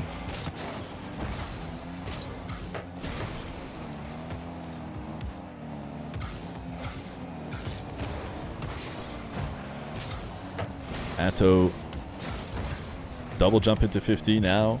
Retreats. Toxiic. Oh, launching that right. That is so pure.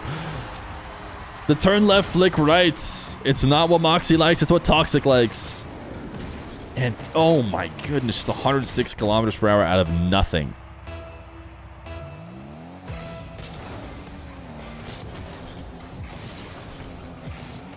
Toxiic is going to get the boost steal. Got undercut in the process, so he had to use all 100 pretty much to just get back to the midfield.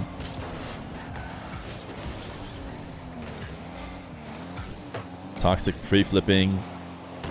No boost to work with. At least for now. Has to put himself out of position to go grab the 100. Pre-jumps and got Atow to go too high. So the pre-jump debatably pays off. Atow fakes trying again. He sees Toxiic already up high on the side wall. Says, I'm not going to take this air dribble directly into you. If you're going to go all the way up here to stop me, then I'm just going to take it to the ground. And it's 5-5 with a minute 17. Feels like an important game for Atow not to let it go 2-0. Oh, Atow, what a save. Recovers on what felt like a kickoff goal. And then actually musties his way out after going in and out of the nets. Dodges a bump. Dodges it twice, but actually had to flip away from the play to dodge it there. So Toxiic will have possession. Atow dives before any bounce dribble gets going. This should be a clean dunk for Toxiic.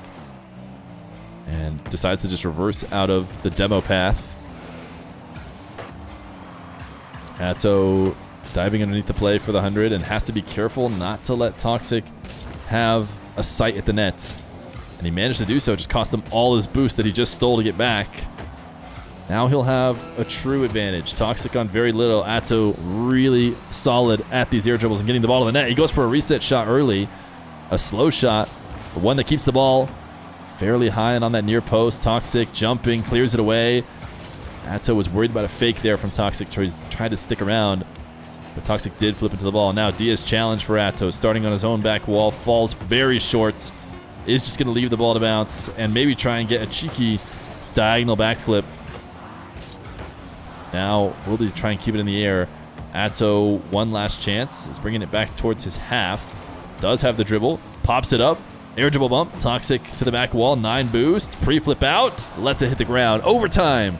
Important kickoff. Diagonal between Atow and Toxiic. Wave dash kickoff for Atow as he wins it. And potentially gets a quick shot. Toxiic cuts it off. Bump attempt. Atow really locks it in. He has to slow down, so it's not going to be a demo. But he doesn't make sure that he gets contact. Both these guys low on boost. Atow will back away. Toxiic with 12. Can even get a nice flick like we've seen without any boost help. It doesn't seem like he'll need it. Oh, he almost faked a follow-up. But Atow managed to stay low and still get the save after no touch from Toxiic. Big advantage here for Toxiic. He's picking up pads as well. Look at Toxiic not just trying to steal the 100. He wants to fully starve Atow out. Atow's gotten a decent amount of boost anyways, though. 60 to work with. And Toxiic never really created an attack. Atow bumped off the ball. Too scared to turn and dive, although I think there was actually a window he could have taken it away. He didn't want to make the wrong play, and now we'll get bumped instead. I think if Atow could take it back, he would have dove somewhere in the midfield there. But so desperate not to overcommit. He sets himself up into a shadow and gets himself bumped. 2-0 lead for Toxiic.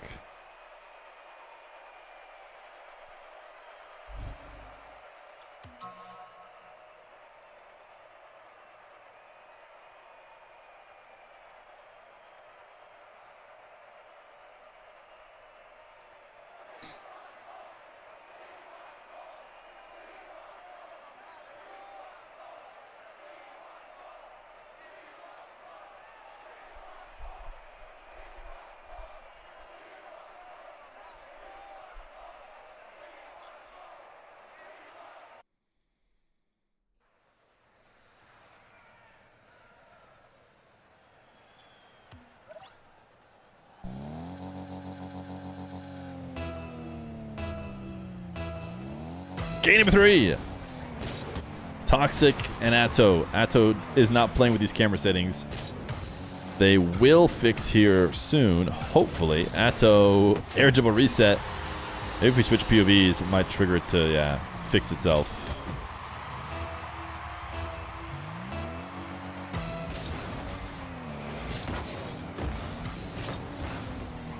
Toxic actually had a little zap dash here to confirm this kickoff. Just want to show it. Toxic flips through. Side zap dash to catch back up to this one.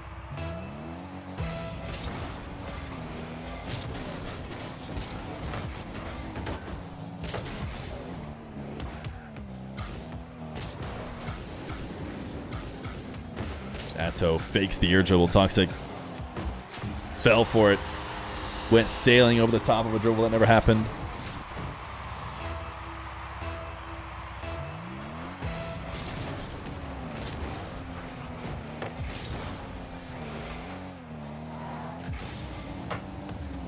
Atow, what an aggressive double that he attempts. Toxic wants a musty. Actually threw it to that top corner. I think he forced it to save. Of course, Atow did save it, but sometimes it'll give credit for those that aren't on target.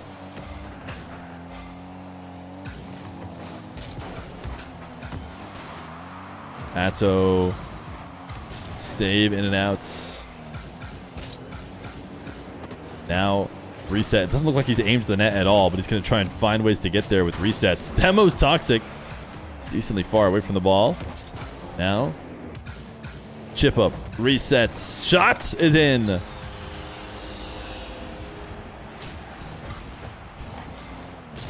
Atow beginning to cook like we know he can here in the 1v1 game mode.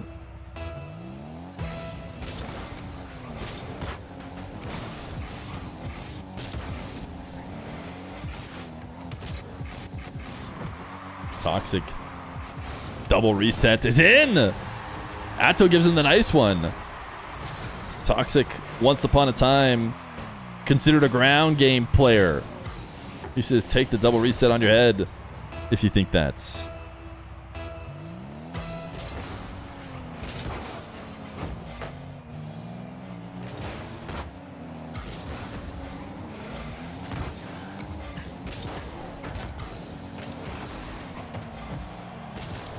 Toxic staring down a wide open net after a win in the corner.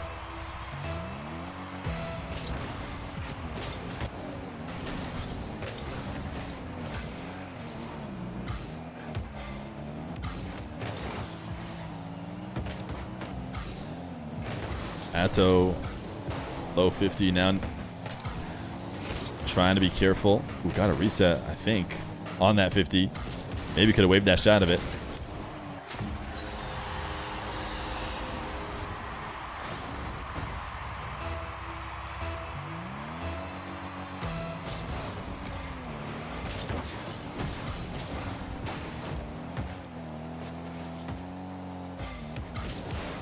Atow, pop over the top of a Toxic.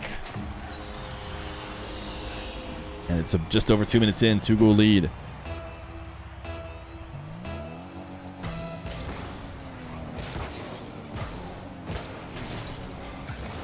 Oh, Atow, I thought he was maybe going to get back. It seems like he was hoping for a bounce and didn't feel like he was going to get back there if not. Toxic, a lethal kickoff player.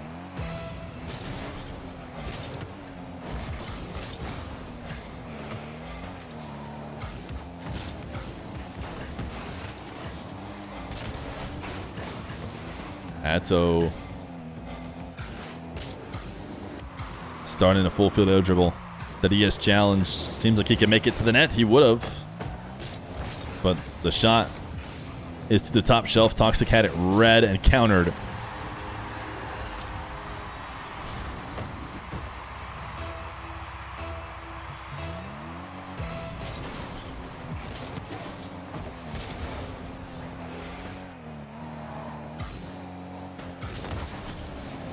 Atow slamming one to the back wall. thinking twice about his air dribble. Normally it feels like he's so effective from that position, but clearly Toxic's defense has him second guessing what's going to work. Atow this time able to score out of defense. I'll make it 6-5.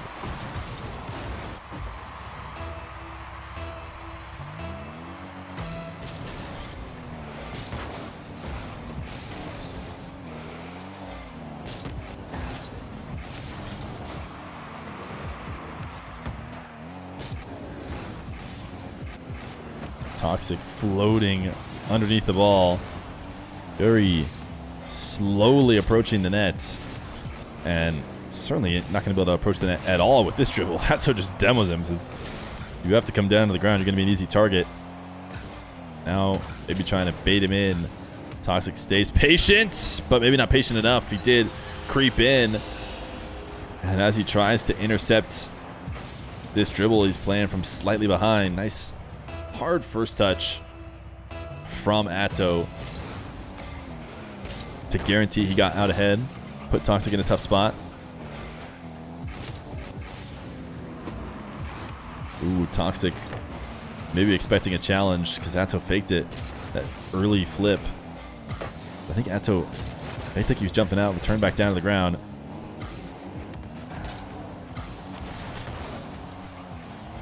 Atow, oh, he tried to fake like he was going to the back wall and then just take the ball with him. See if he could throw Toxic off. Toxic says, I don't care, dude. I'm down 2. I'm sticking around. I'm going to see if you maybe leave the ball for me. And if you do, I'm taking a goal. No question, Atow should have just sent it to the back wall.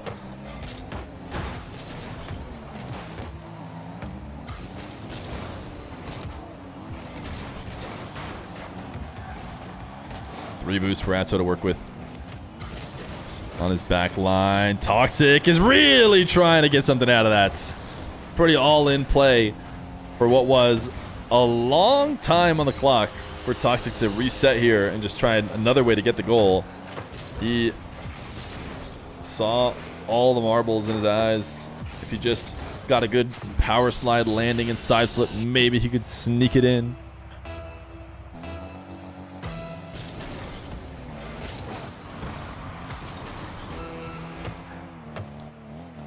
"30 seconds. Toxic delayed flick." Atow actually gets credit for a save. It almost feels like it just bounced away on its own. Ooh, perfect respawn of the boost for Toxic.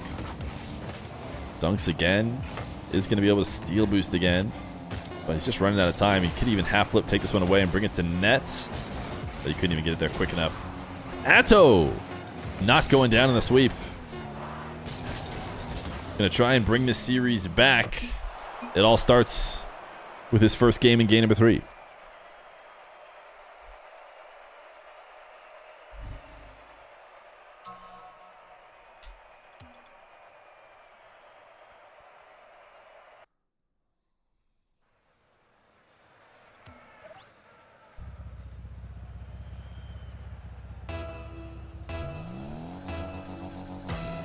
Game 4. Atow has only played 1 ranked game since Major. I wonder, I know he's been on break after the Major. Nice save, chain dash on the back wall. I know he mentioned he had been on break and he'd be coming back pretty much right before this tournament when he accepted it. What a ground pinch from Atow to open up the scoring in game number 4. Goes to the ceiling and then just slams it home. It rolls to net and it's still 103 kilometers per hour.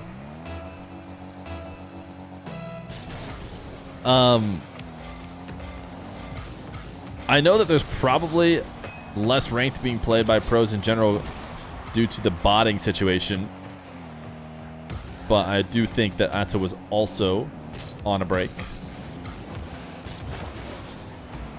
Makes sense to take breaks after those majors. These guys can be pretty locked in, and I'm guessing KC is pretty locked in during all of the season time. So take your valuable week or 2 off when you do get it.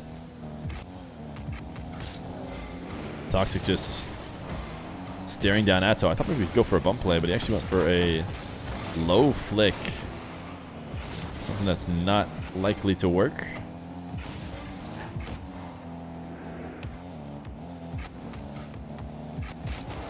Toxic. Double jump. Bump. No, Atow gets around it. And we'll take an aerial the other way. Long shot wasn't available, but an air dribble can be tough to stop. And this is one of the reasons why you're recovering late. So hard to just beat out a 50.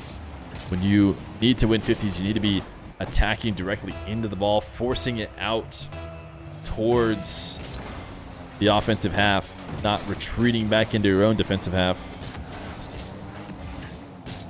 Ooh, Atow didn't pick up that 100, but Toxic didn't either, so he's actually going to be okay. As this ball heads to his back corner, Toxic pre-jump, Atow fake, wave dash shot. Instead, waiting it out and then rolling a ball into the top shelf. I say rolling, just like a rolling flick off the top of his car. Ends up putting it crossbar down and then placement perfection. Dr. Arns, think of the 17 months tier 1. Fear Fest has a better ring to it. You just want another Fear Fest? I think I retired Fear Fest. There's no question that people liked Fear Fest the most. I did Fear Fest 2, and then I had the gall to call it Fear Fest Finale, which then made it so that I couldn't call it Fear Fest anymore. Should we retroactively rebrand Fear Fest Finale to Fear Fest 3 and then just call every tournament Fear Fest?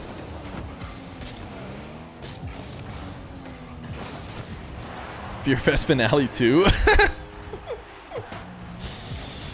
Fear Fest Finale had $15,000 of prize pool. So if we're going to call it Fear Fest Finale 2, it feels like we need at least $1,439 of prize pool. Fear Fest Final Finale. Fear Fest Rebirth. Fear Fest the Fearing. Fear Fest Oops all finales. Alright, sure, you guys have made a great argument. Every tournament can just be called Fear Fest from now on.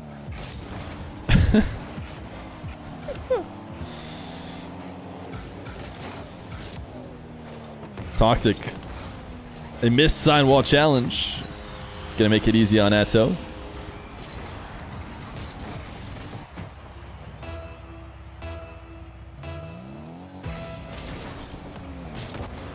Any news on the hidden players thing? I forget the name. You know, this would have been a good time to do the hidden players tournaments, but I just didn't. Oops. Didn't do it. Maybe we can convince people after the next major, but then they're going to want to be prepping for the actual tournament, but it's still ones, even if you just don't know who the opponent is.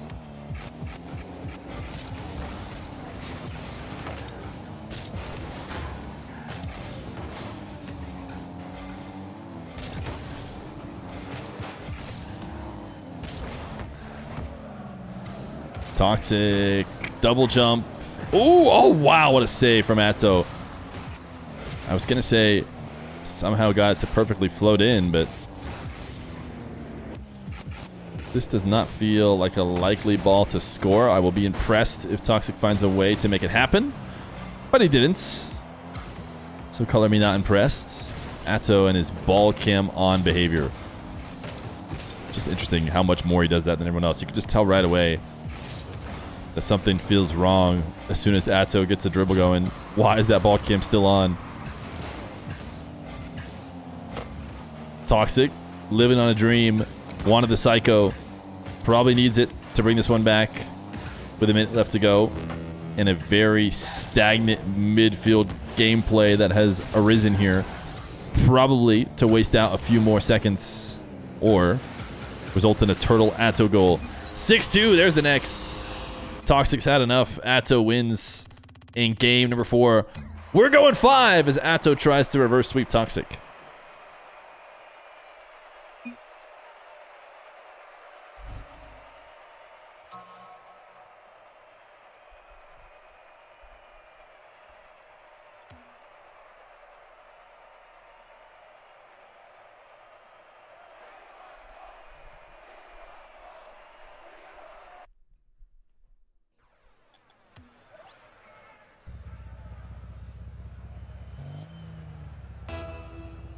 Game 5. Atow and Toxiic. Atow going to open with a booming shot. Oh, Toxiic almost seemed like a genius. This first save, if he had sent it into the corner, probably would have just resulted in Atow follow-up and eventual goal. But it seemed like he was going for a soft save so he could get a follow-up touch. And if he did that, it would have indeed looked like a genius. But it did fall in. It was too soft of a save. Atow, another one. Uh-oh. Toxiic started off this series so strong. Someone pointed out Atow was low on ranked games. Maybe he just needed his warm-up. And he's gotten warmed up over the course of the series. Atow lobbing that one into the ceiling. Toxiic now. Air dribble. Resets. Tried to maybe flip through and get a bump in the process, because shooting that near post was never going to get in on its own with Atow positioned well on that back wall. He was either going to have to fake like he was going to take it across to get Atow to jump. But since he wasn't doing that, usually has to be a bump. Atow resets. Top shelf. Ooh, just a bit off.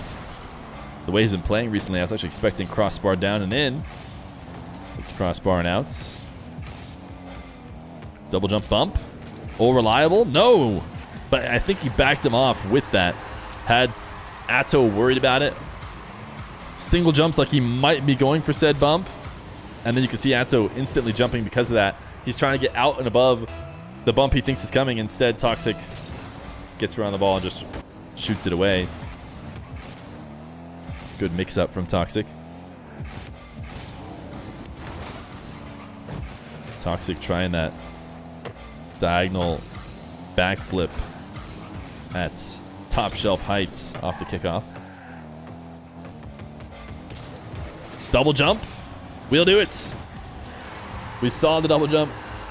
Bump fake. This time more of a double jump execution. Either way, it's tie game.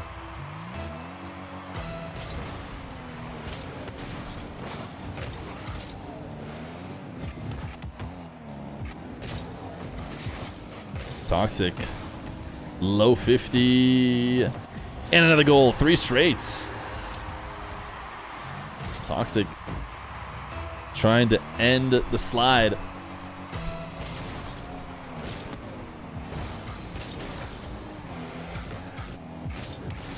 Oh my goodness, what a flick.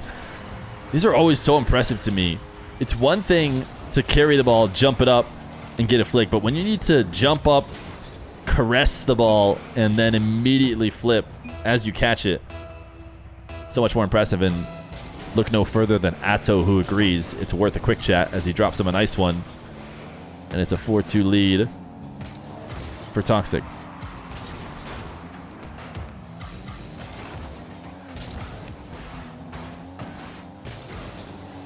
Oh, what a save from Toxiic. This is what we saw in the early games. Just unreal saves to keep his lead. Toxiic diving across the net. Not only gets a save, gets another goal. 3-goal lead. Atow's had a past 10 minutes go his way. But he's going to need to make another comeback, this time in an individual game as opposed to the series. Toxiic. Soft flick. Sometimes not the end of the world because it keeps the ball close and allows you to follow it up.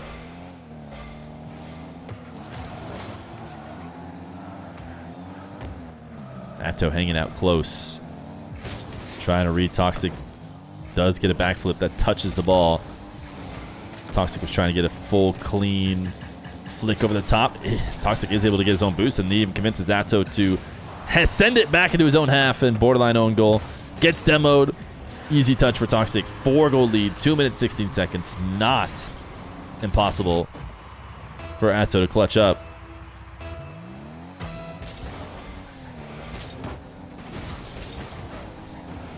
Another kickoff goal, though, for Toxiic.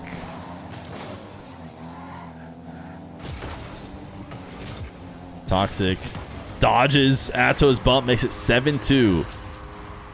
Starting to slip away here for Atow on his reverse sweep attempt.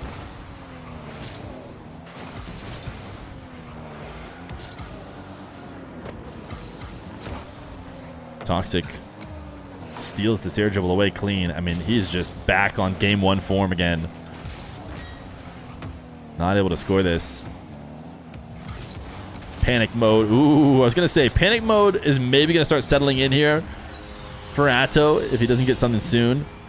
He's going to have to start really forcing the issue on just about every possession, but a nice pre-flip through this flick that gets a demo will maybe delay panic mode. As long as he can get first possessions, he can take a bit of time to score them. He just does have to score them, and he will score here.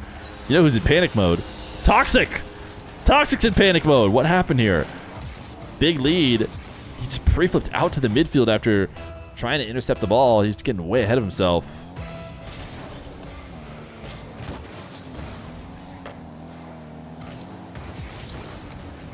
Toxic.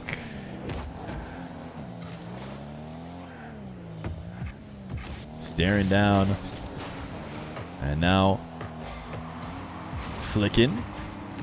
Minute 17 left to go. Gonna be able to reset on his boost. Gets bumped here. Able to dodge the demo by a couple pixels. And Atow went all in on it. He flipped through. Didn't get it. Oh my goodness, Toxic. I said he was panicking earlier, but the flick is automatic. He gets the ball in his spot and he can send it. Oh my goodness.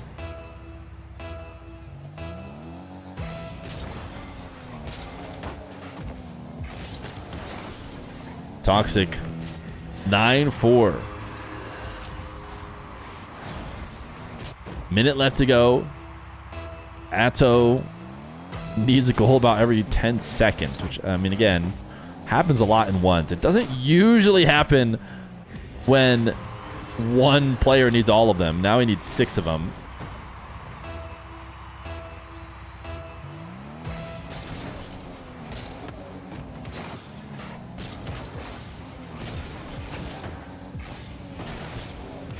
Toxic, another first possession, all but ending the game. Atow, at the very least, got 2 games off of Toxic and was able to set himself up for any future tiebreakers if it ends up going down to that. It does seem like this Group B is much more likely to end that way. Toxic 11-5. This is really getting out of hand.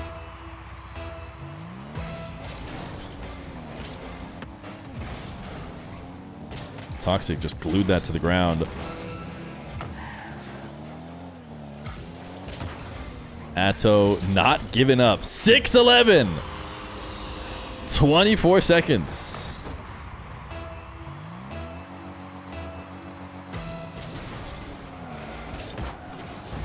Wave dash kickoff, not quite as zippy as Toxic's. He has popped up the ball to make it potentially scoreable. Atow wanted a soft touch and a bump. He did get the bump, but he didn't get the ball headed towards the net.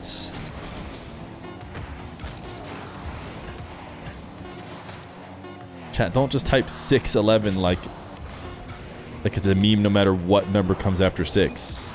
Did Atow just know? Oh, I thought he no pre-jumped the GGs. Toxic wins in this round 1, 3-2. Alrighty then.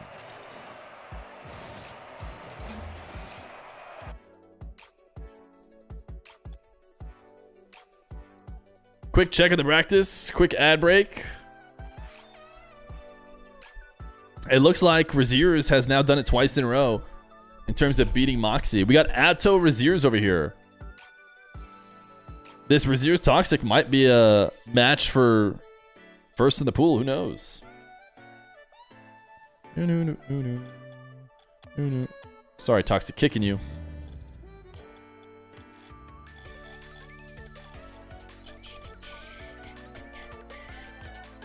All right, give me a slight break, chat. I'll let you guys sit on this scene.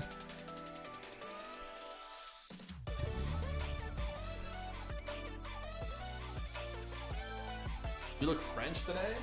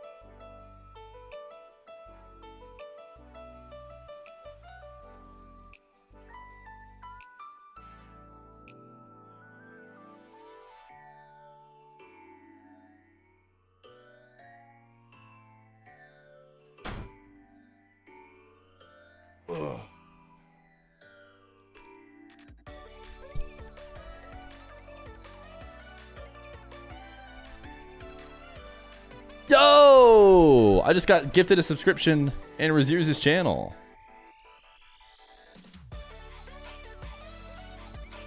Our match is over? Nope, 2 more. 2 more matches. Anyone care about their color?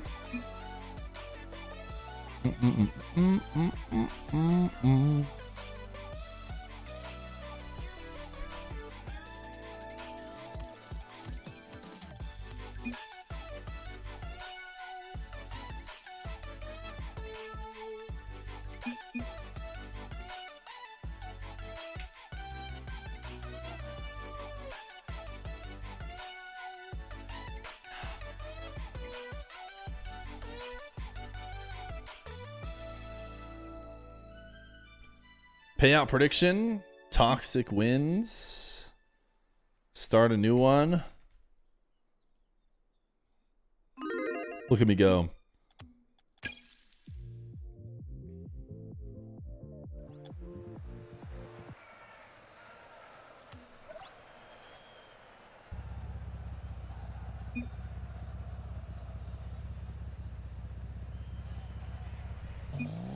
Chat, here we go. The Fear Frenzy continues. A $1,500 EU server 1v1 tournament that I highly recommend checking out all the matches that have happened before this one, if you haven't already seen them, because we're going to be spoiling them ever so slightly. We have got 8 players in this tournament, 4 of which already played in Group A. Nwpo, Nass, Jack, and DrKnown. Now we're getting through Group B. Moxy, Atow, Toxiic, and Rezears make up this Group B so far. And maybe some surprise results in the first round. So again, like I said, check them out, because you're going to get them spoiled if you continue to watch this VOD and or live video or video back. Atow's going to score first. Atow losing to Toxiic in the round 1 in game 5. And Rezears, if you're a ball knower, maybe not as surprised that Rezears beat Moxy, because you saw the recent show match between Moxy and Rezears, in which Rezears also won that one. So 2 straight wins from Rezears onto Moxy. Will Moxy be EU's representative for RLCS 1v1s?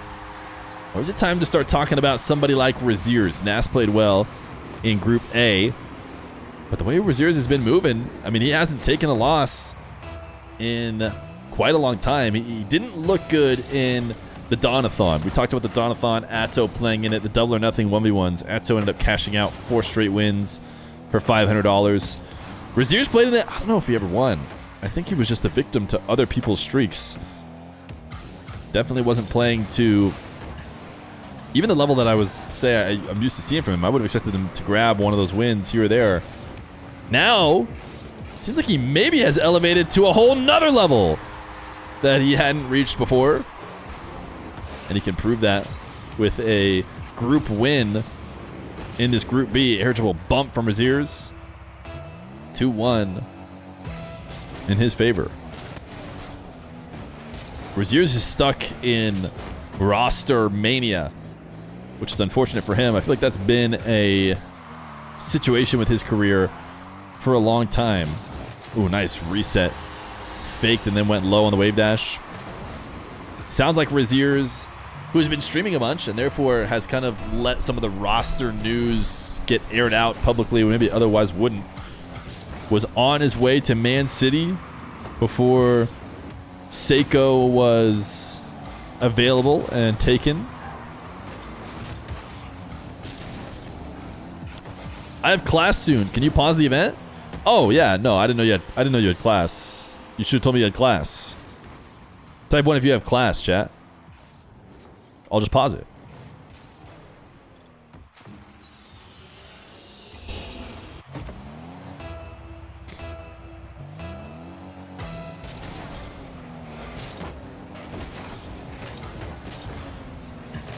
Atow chasing down for a demo. Swinging around. He says, hey, can you stop talking so kindly about Rezears? I'm going to show you that I'll just beat him right here and now, and you can stop talking about this guy's win streak.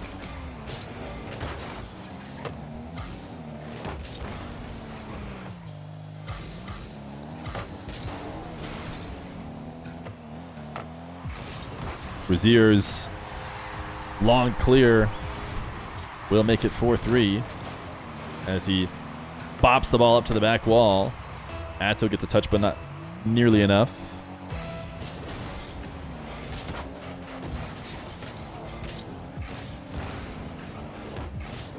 I believe Rezears is probably live watching, or sorry, streaming his own games.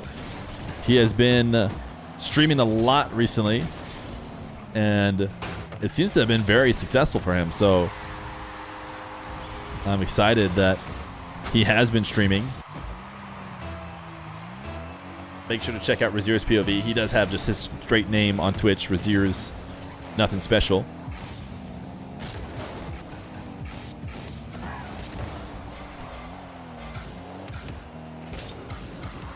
Atow, air dribble resets. He has 2,400 viewers. I mean, I think that's more than he's had normally as he gets a double off the back wall, which is good to see. I feel like this could be the state of Rocket League 1v1 tournaments. I think that historically, players have just not streamed. The exception of Moxy, he's just about the only one. But I feel like this could be the perfect world for content creation where everybody kind of wins from a tournament like this.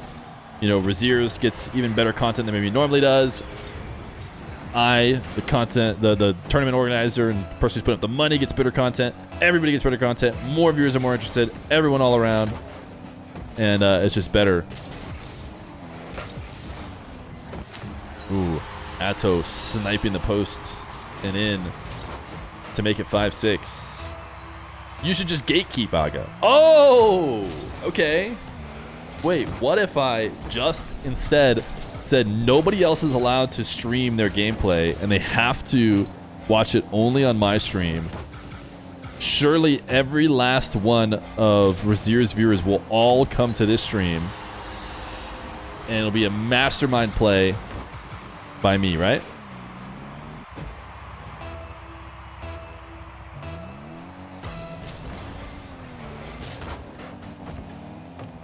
Atow bumping Rezears multiple times and then taking what he thought was going to be an open net. Doesn't connect on it though.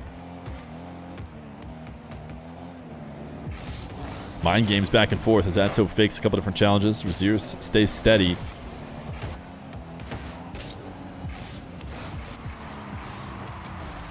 Said the milk streaming one-trick pony. You're saying that I am a one-trick pony of milk only streams? What a save!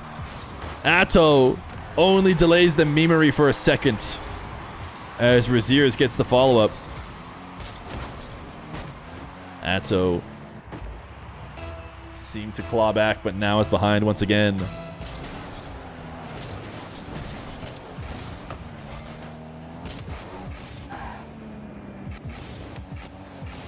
Ground pinch. Atow waited it out, stayed on near post, knew that that was one of the options. Actually has a ton of boost left over to try and get a hook shot. Rezears recovered quickly. Rezears, great free flip. Atow, bit of an all-in turn. He turned and said, I dare you, Rezears, to get this perfect clear, because if you don't, I'm scoring. And he felt like that risk was worth taking. I don't think he takes that risk if he's down or not down one with, you know, under a minute. He just turns away and lets the clock wind out even more. But what's threatening to happen there if he doesn't turn is Rezears clears it and a really slow, drawn-out play of Rezears controlling the ball, Atow trying to get back and wasting so many of his seconds that I think he just thinks it's worth it to turn, and maybe Rezears makes a mistake. Atow resets. Ooh, tried to wave dash away, I think, but didn't. Picks up the midfield.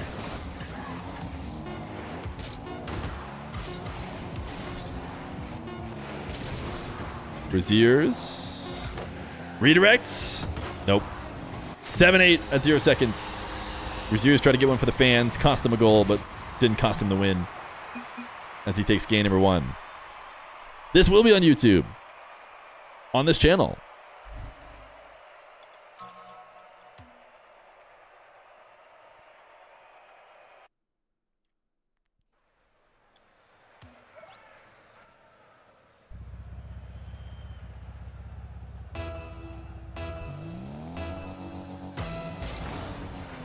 Game 2. Rezears to the ceiling. Shot down denied.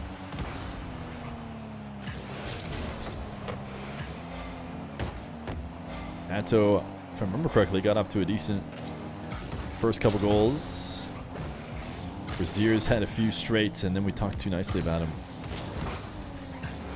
This ball not going to be in scoring position. I'm wrong. It does. It falls down right to Rezears, who could side flip it. I thought maybe he was going to get lost in the corner here, but it doesn't get too far out of position for a side flip and a goal.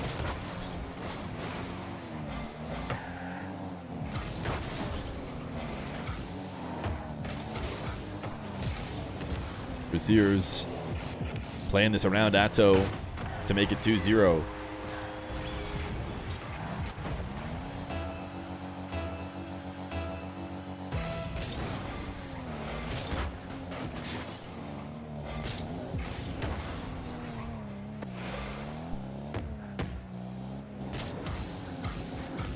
Atow, air dribble bump. Nope. Rezears denies it. I was talking about how Rezears was not allowing air dribble bumps against him in all of his recent matches.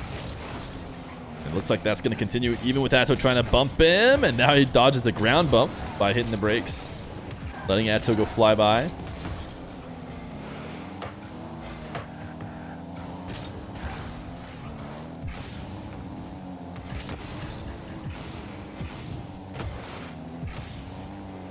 Rezears off the ceiling. Oh my goodness, look at this placement. His third goal at 3:33, and just nestles it right into the top right corner with this pre-flip. I mean, that is just beautiful.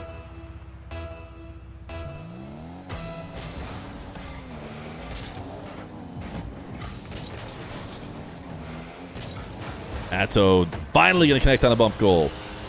It's going to happen off of a kickoff win. Rezears gives him the nice shots. Atow says, thanks.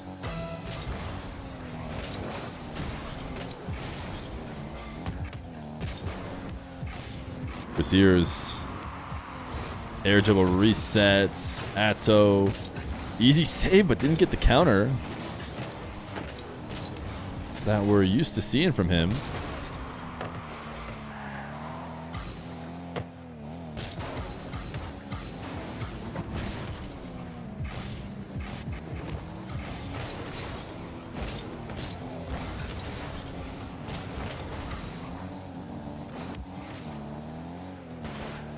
Certainly Atow's going to take an air dribble now. Rezears is able to fight through the bump, clear it to the back wall, and get the redirect. Zero boost for him to work with. Attempted to get a better launch, I imagine.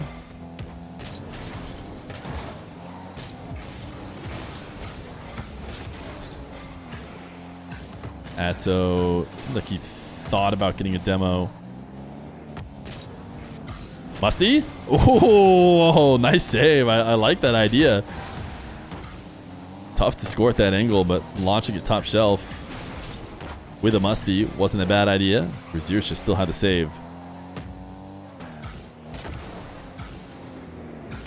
Atow, air dribble bump. Rezears escapes. Atow will then flick it on net. 3-2.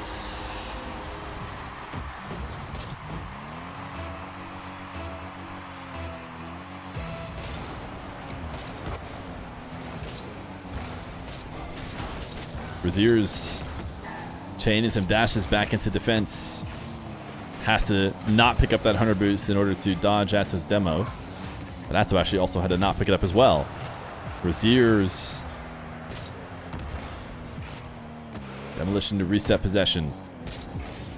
Air dribble out of the corner. The Daniel dribble once upon a time. The boost pickup into air dribble right inside the corner. And it's going to not pay off. Atow makes the save, gets the perfect bounce. Corner two down the side wall and enables him to get the open nets.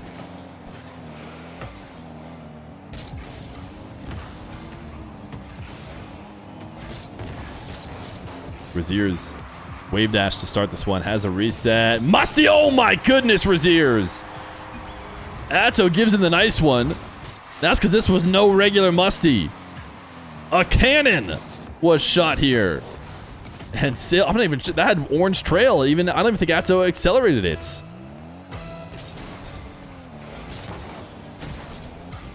Four, 3.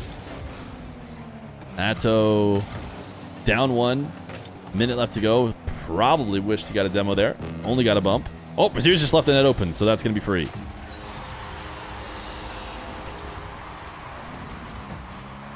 Rezears on 0. Thought he had time to go pick up the corner.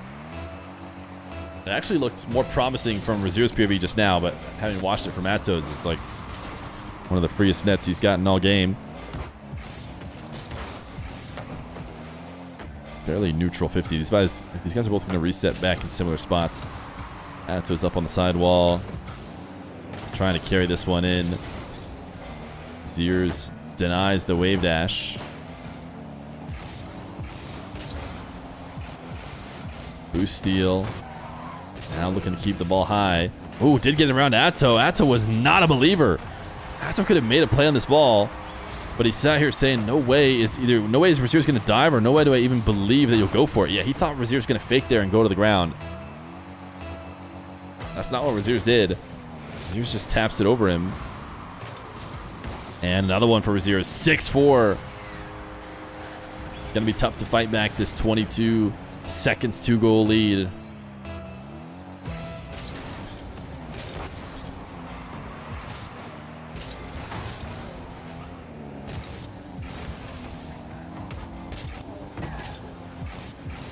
Rezears not getting any offense out of this dribble, but doesn't need it.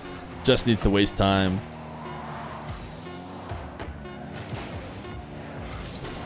Rezears will take this one away. One last musty, this time not aimed at the net. What do we got? Get a double reset pogo. Why not? For the fans. Game number 2 goes to Rezears as well. Rezears is cooking and on his way to another series win. Atow has 0 ego in his pocket, 0 arrogant, 100 humble. You can see that also on his Instagram. He still congratulated Gentlemate after the major. 1 second.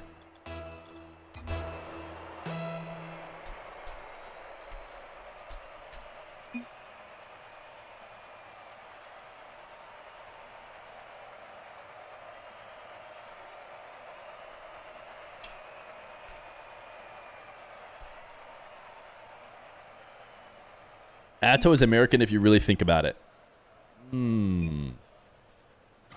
Yeah, that makes sense. Game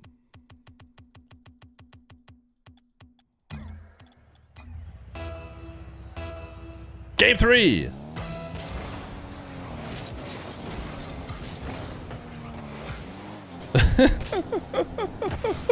Rezears is clip farming. Oh no, what is he doing? Chat has implied that Rezears just took a pause in order to clip farm. I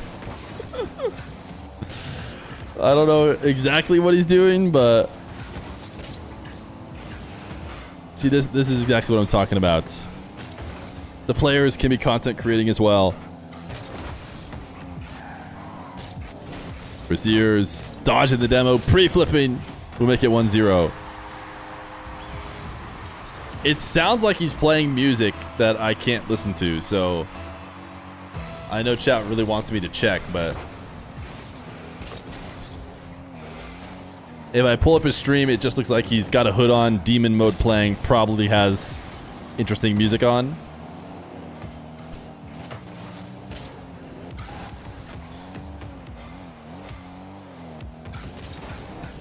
Atow, irritable bump. Rezears this time does become victim of the cringe. He's done such a good job at preventing it. Hear the music? I can't. I'm sure I get instantly DMCA'd. I'll trust you that the music is interesting, and chat can go check it out if they really want to.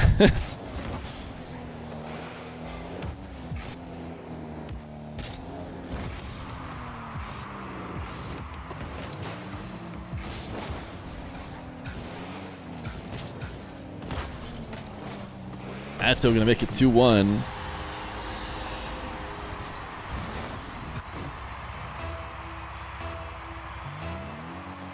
Needs to win 3 straight. He was in this position against Toxiic and he got 2 of the 3, but he couldn't finish it off.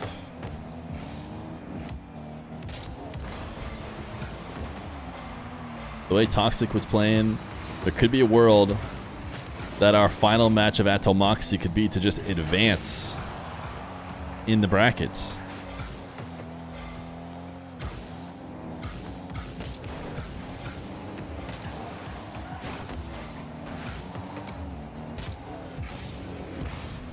Rezears, always consistent with his musties, I would say.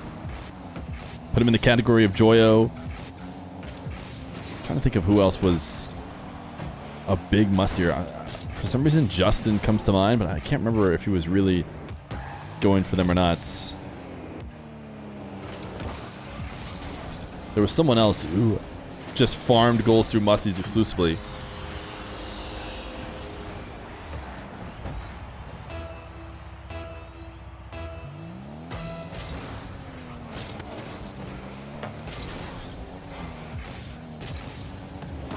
Rezears slamming the crossbar.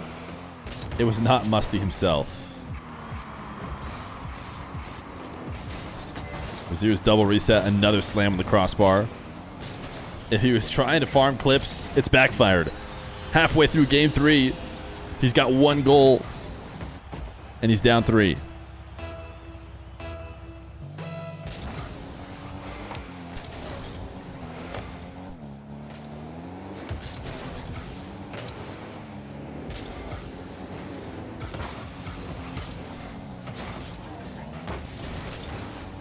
Rezears dodged the bump play. Resets. Oh, that'd have been so nice. But Atow was a non-believer correctly that Rezears could get the angle. Going to be an impossible touch to get it back on. Nice shot from Atow.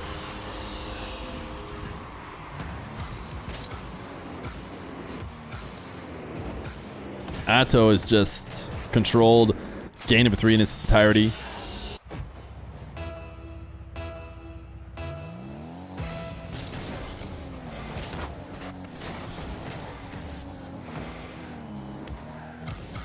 And now he's going to play a bit of keep away here. Take a possession back to his own corner. He's staring in reverse cam at Rezears on the back wall. Feels like that would disorient me, but I'm not the pro player.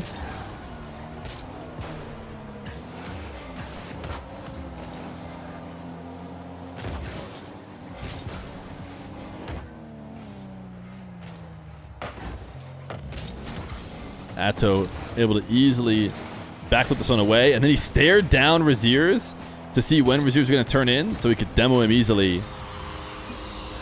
And Rezears has had enough. He doesn't even want to wait it out. Might have been a bit overconfident with his 2-0 lead. Atow's on the board. Game number 3.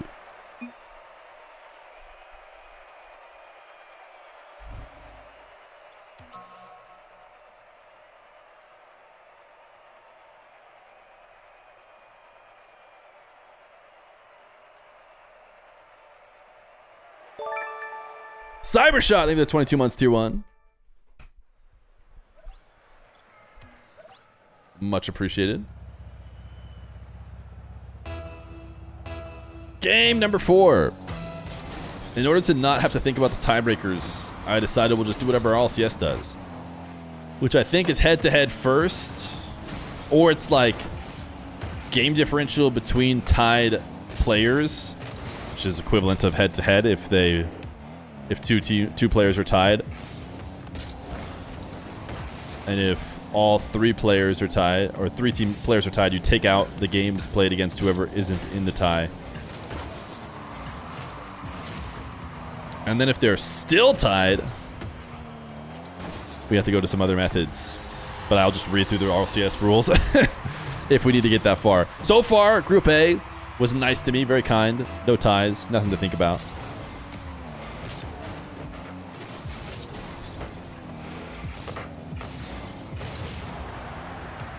Is Feer splaining again? If someone asks you what the tiebreakers are for your tournament. And you explain that. That's Feer-splaining. Atow gets faked out by Rezears wanting the wave dash.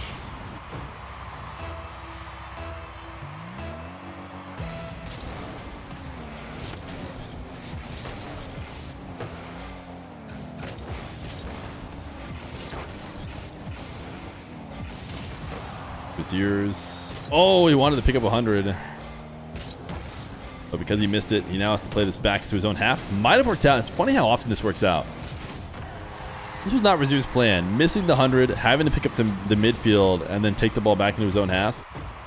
Wasn't the original plan, but it worked out even better because it baited Atow in. Whereas if he had gotten maybe the setup he wanted, it would have resulted in Atow shadowing, playing on the goal line, playing defense, and Rezears might not have even made it past him.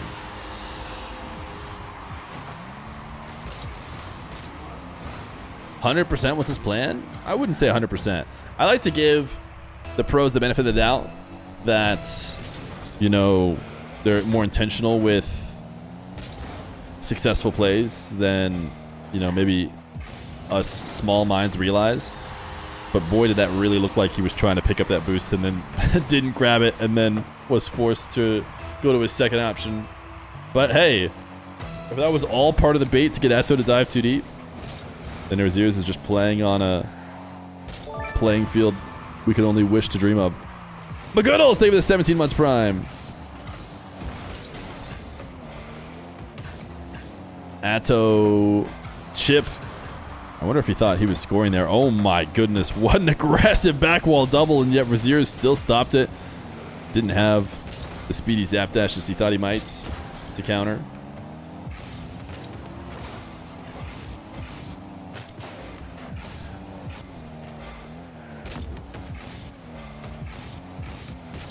Rezears, flick, saved, reset, double. Atow able to stop it.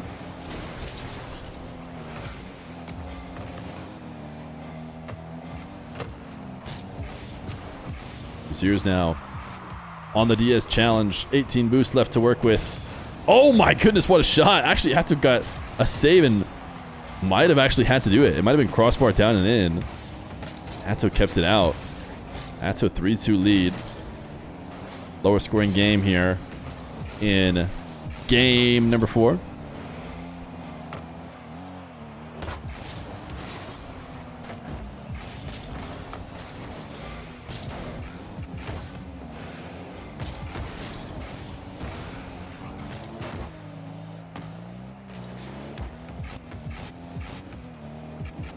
Atow crazy all over the ball. Gets Rezears to play patient. Atow eventually backs off.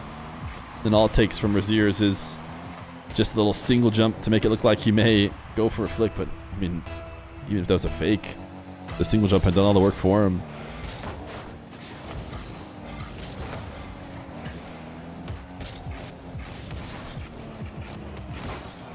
Rezears top 3 EU in ones. What are the top 3? Nass, Moxy, Rezears in rating. I don't even know what to think about 1v1 rating anymore, though. It seems like your 1v1 rating is how good you are at dodging bots. Oh, you're not even talking about the 1v1 rating. You're just guessing or estimating that Rezears is playing like the 3rd best European 1v1er.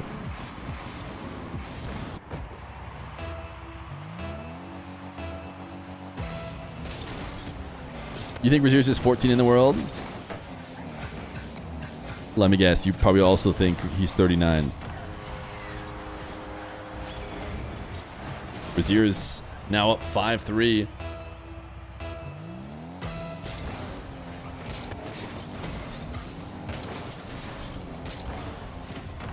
Make it 6-3 on another kickoff goal. Starting to put this one out of reach for Atow.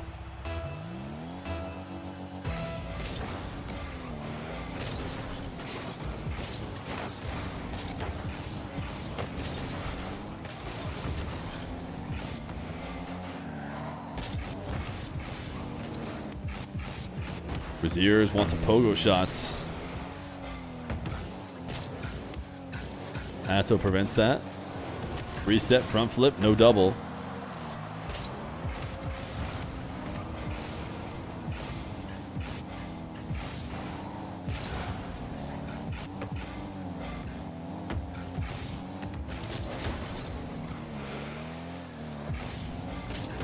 Rezears extends it even more. 7-3. Atow not moving. Thought maybe we were going to see a GG's called, but Atow's going to give it one last go. 34 seconds, 4 goals.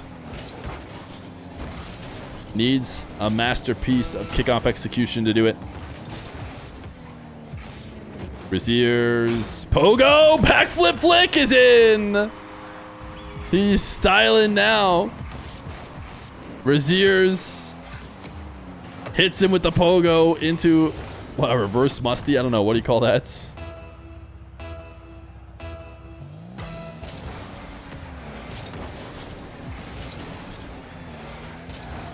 Is he continuing going? Another kickoff in his favor. Reset ground pinch? No. But a ground shot all the same. Rezears is cooking.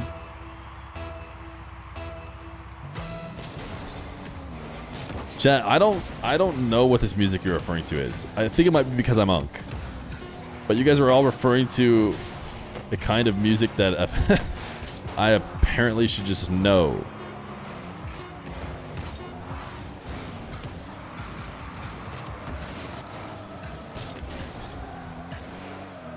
TikTok edits? Maybe that gives me an idea. It's TikTok music? Yeah, I don't use TikTok. GG's! How did Moxy Toxiic go? Are we... Oh, a sweep for Moxy. Okay. It's looking like Tiebreaker City. It's looking like Tiebreaker City. We got Moxy versus Atow. So we could have... 2-2-1? Let me think about that. Rezears wins against Toxiic, makes him 1-2.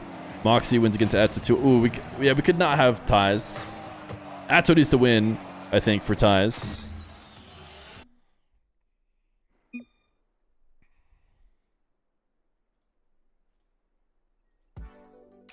Let's take a look at the practice. We've got Moxy, Atow over here. We're a little bit ahead of schedule, ever so slightly. And I think Rezears is locked. At worst, he ties. If Rezears loses to Toxiic, Toxiic will be 1-2. And then if Moxy loses to Atow, he'll also be 1-2. We could have a 3-way tie. Rezears probably going to win, though, the way he's playing. So if Moxy wins 2-1, Toxiic, Atow, both 1-2, it would go to that head-to-the-head probably then. Is that possible? I feel like that's not possible. Because Atow would be 0-3. That feels like most like... If Moxy wins, then it'd be 3-2-1-0. We'll see. We'll see. We'll see if we need to get into tiebreakers. Couple minute break. And then we'll get into Moxy, Atow here. Rezears, Toxiic over on Johnny's. That's... Yeah, this is just a messier pool for sure. What's the tiebreakers? I said RLCS tiebreakers. Let me just double check them again. My memory serves that it will be... let's see. If we go to... Does it list them on Wikipedia? See group stage tiebreakers.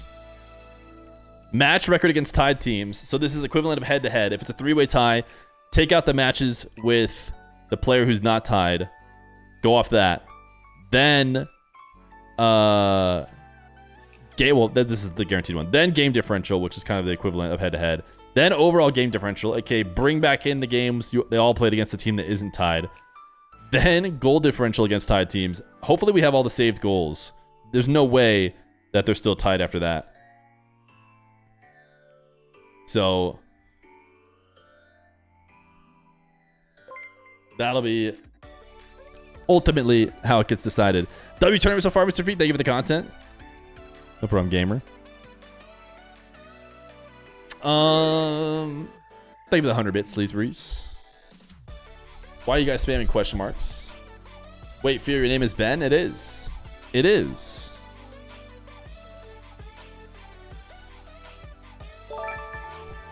Yo! Ace kill. Maybe the 14 months tier 1. Marbles at the end of the stream or when? Bit behind on the marbles line today. But we usually are during show match days. Not terribly surprising. All right, Mr. Mock.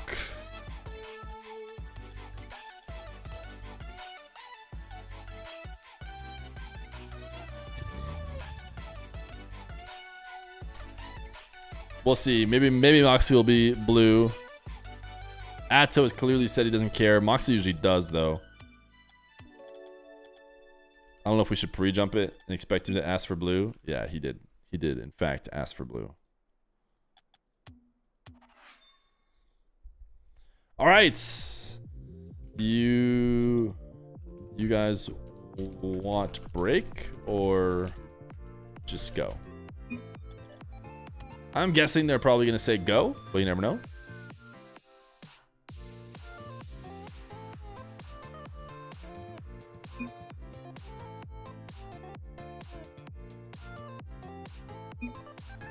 All right, they're ready. Let's game.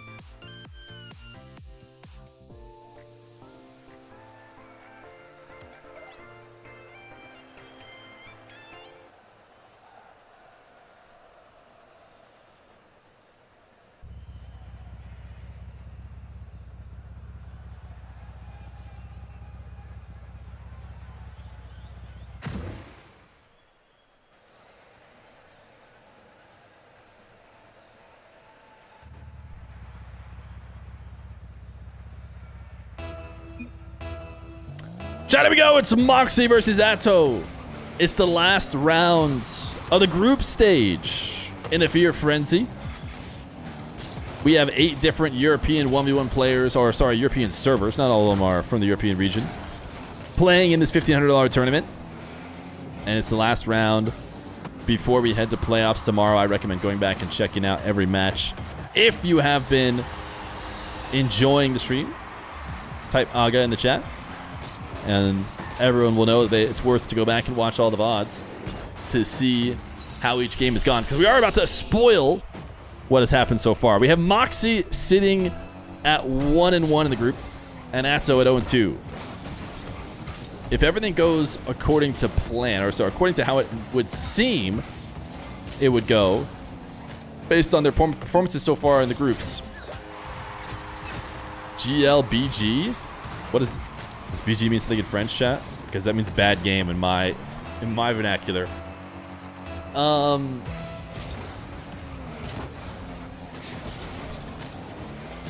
Oh, baby girl. Got it. That is very much English.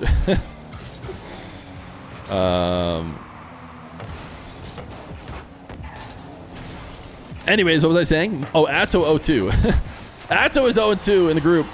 But he could start to force some tiebreakers with a game win or a series win. Toxiic could also throw things off by beating Rezears. It actually looks like Rezears is on track to win the pool.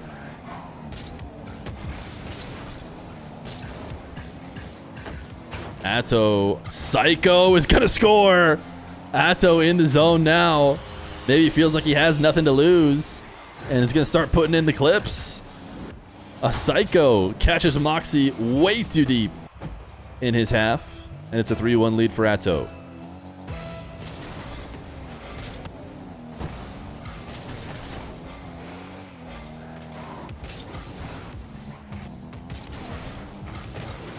It means pretty boy. It means something in French, so it is something in French. Based on Atow's response, didn't seem like he was saying bad game. Especially considering that just started. Moxy gonna dunk and punish Atow for a poor catch. Anyone else's drops not working? Oh yeah, there's this weird thing you have to do to get your drops to work. You actually have to Twitch Prime to the channel that you're watching. That activates the drops. Then after you Twitch Prime, if you want double the speed drops, the code for double speed chest, and chest is like a chest of rewards. is DSC_1439. It's actually the internal fastest speed you can set your double speed rewards to.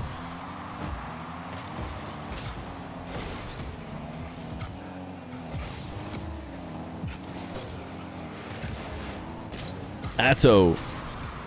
Double off the back wall. Normally very good at these. Moxy had that red. Good angle on the save, but then gets demoed. We got a first timer.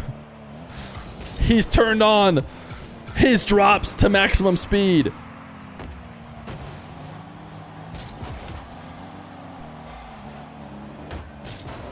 Atow. Air dribble 50. Oh, another psycho? We want to believe. This one, though, not quite up to snuff. Flick. Denied. Atow counters, keeps it 50% of the way in the net.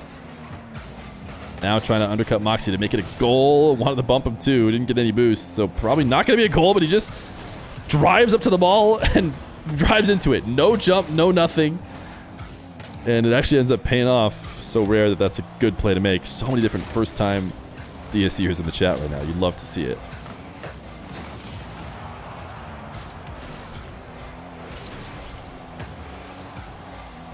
Atow trying to punish Moxy from creeping out, and he did! He just ripped the boomer. Moxy had creeped out to the midfield. It was on the side wall. And Atow says, you forgot about your net, gamer.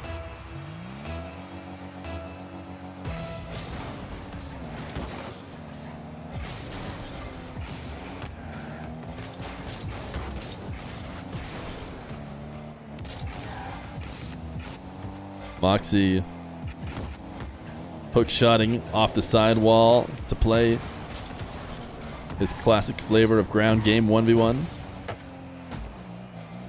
Staring down Atow to see if he needs to go up for this ball. Lobs it to crossbar height and we'll reset now.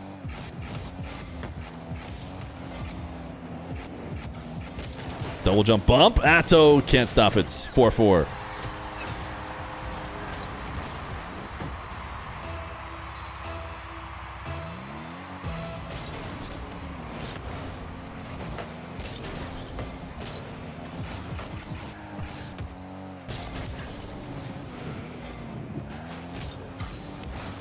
Atow. Air dribble. Reset. Top corner doesn't connect. We'll head back.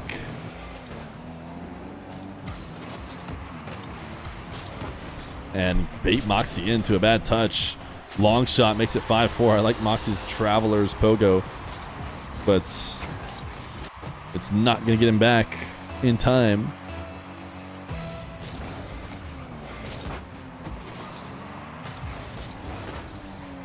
Atow, another kickoff goal. 6-4. Atow could really shake things up with a win over Moxy. We could be looking at some ugly tiebreakers.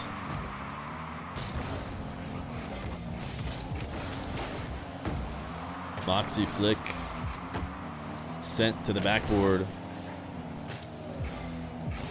How much did Moxy curse himself when he said he was going to go on a Zen streak? Anytime someone's brought up a Zen streak and the fact that they think they can repeat it, it has been a curse on their 1v1 ability.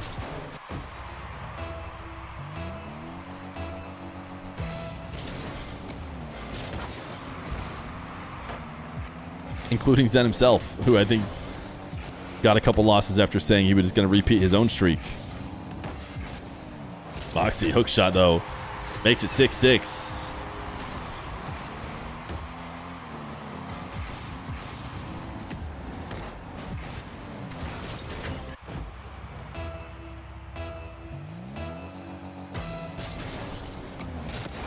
Atow getting really side on the ball. Dino flipping in. 6-6, the most dangerous scoreline in 1v1. Moxy will take it up to the moon. Quite literally air dribbling it straight at the moon. Bump! It's going to land down short of the net. 6-6. Overtime in game number 1.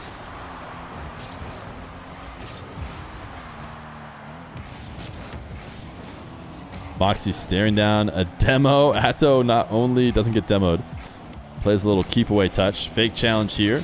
And then a real challenge. Did surprise Moxy. Did so behind the ball slightly. Ooh, Moxy flipping in front of the ball, or jumping in front of the ball, not getting contact. Has to panic jump again. Still in a bad spot. Even with the panic jump slightly helping him. But it'll be an air dribble bump. It'll be 6-7. It'll be Atow who wins game number 1.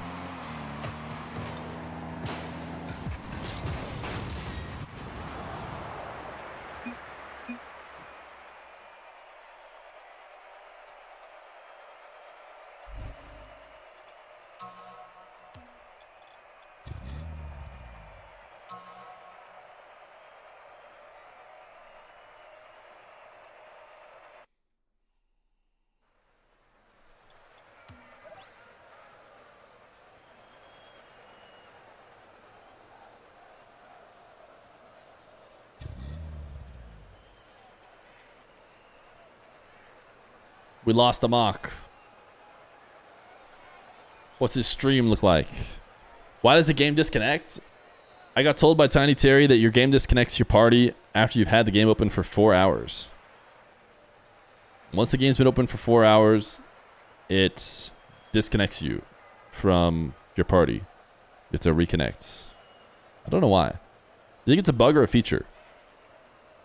Maybe they just made it so that, like, once you've been in a party for 4 hours, they don't want to have to hold on to parties long. So they just clean them up by just taking you out of them and forcing you to redo it again. The score in the best of is 1-0 in favor of Atow. I think Moxy's game crashed because he's booting back up. Yeah, it probably is a feature. It's probably just they were noticing something on their servers was slowing down because they're maintaining so many different parties for people who just party up and then never ever. I don't know. That doesn't make any ton of sense, but they must have been crashing the parties on purpose. Todd Chungo, they have the 48 months tier 1. I'm sorry, but that's not going to play. Do you want me to switch? Actually, it's not going to play either way because the thing is broken. You're trying to get AI Feer to say 6-7. It doesn't do sub notifications right now for some reason.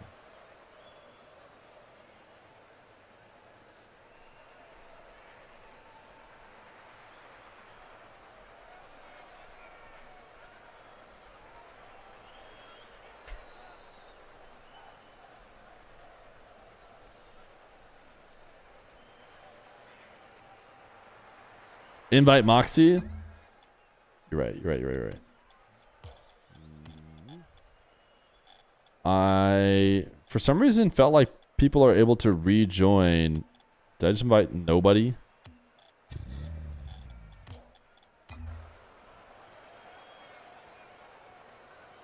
This is indeed group stage. 6-7 is for 14-year-olds? Uh-oh, he just activated you guys. Picked the wrong number. Game number 2.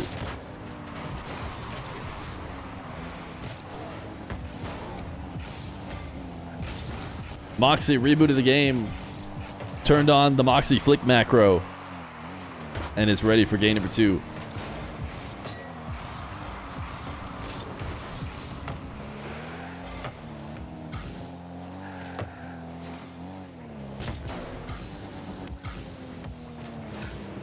Eligible 50 from Atow. Will make it 1-0. Moxy just overshoots this. Allows it to sneak underneath.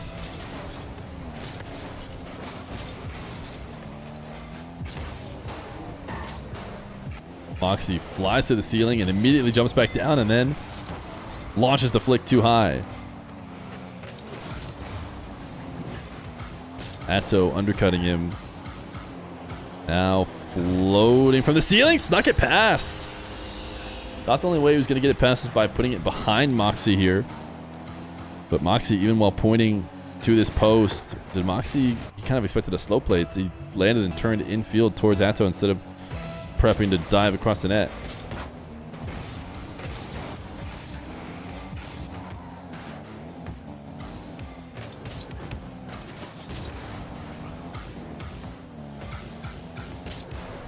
Atow. Double jump. Nothing to show for it. Gonna retreat back.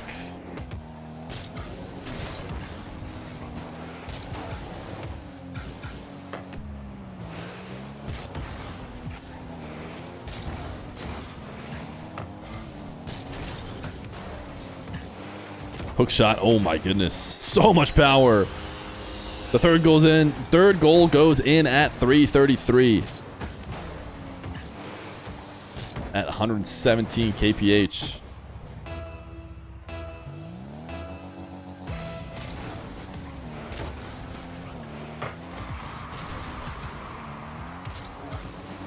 Atow resets.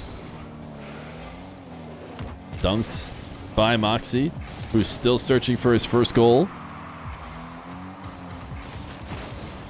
And manages to clear this one back to his own half. Fortunate that he didn't own goal it, as it just barely goes wide of his net. Now has a dribble going. Double jump bump attempt. Connects. It's a demo. It's a goal. Moxy on the board.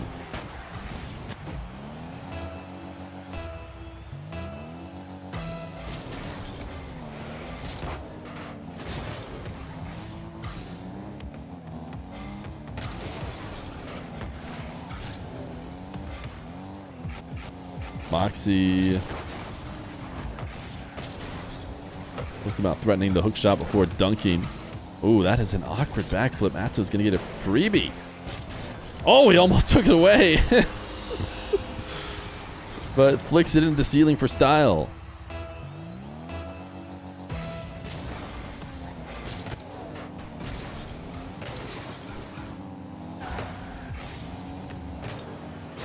Moxy chasing down the demo. Didn't get it. Does play this around. Atow should be able to force this one in.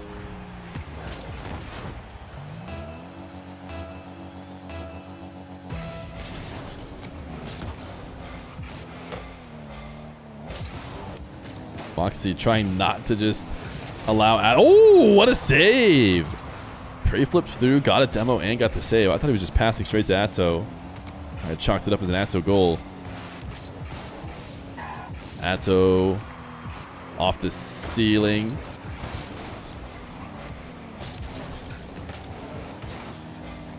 Atow wants a demo here. Actually chased Moxy off, so was fine with taking possession. But Moxy gets a demo. And bringing himself back within one.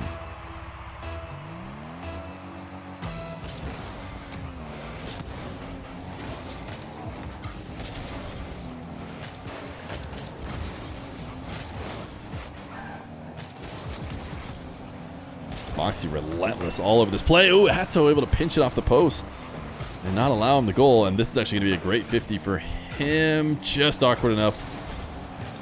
Ooh, to not be able to score it. If he had any boost at all, he can get up high enough to touch it and finish it off. What a pre-flip out to a reset. Oh my goodness. Atow just flying around the map. No regard for possession. Now trying to copy Moxy at his game and beats him at it. Look at this flick. He turns right, flicks left, just like the Mock himself. Oh, Moxy tried to be careful with that clear. He seemed like he didn't full commit to the save. Wanted to get a really soft touch to clear it.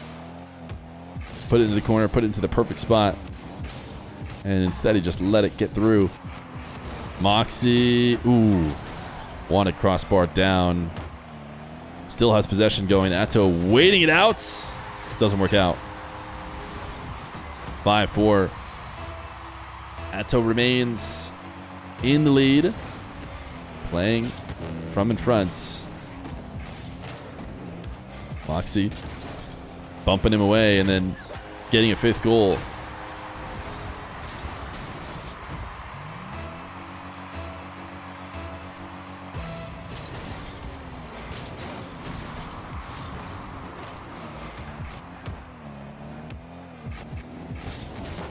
Moxy's flick intercepted. Looks like he wanted to get a little chip up and a wave dash on the side wall. Atow soft shot. Oh, a dunk! Makes it worthwhile. Thought he was going to get counterattacked here on a weak aerial shot. Turns out he was around for the dunk and ends up getting his goal. Interesting kickoff from Atow. No jump kickoff. Seemed like he was trying to lose it into his corner. He has the ball in his corner now, but it's Moxy who's in control. This flick saved. Atow bumping Moxy, I think, as a way to try and prevent himself getting bumped. He thought maybe if I just be the aggressor and I'm the one to send Moxy away, then he can't bump me. But really good cancel of the momentum there from Moxy, flipping immediately after the bump, sticking around and making it 6-6. Now Moxy trying the no jump kickoff. He's got the ball to the right side wall. Possession is going to need some flip resets to bring this back, or he's going to have to bring it down to the ground and not bring it back at all, which is probably not the right play. 6-7 with 13 seconds left to go. Atow has the lead.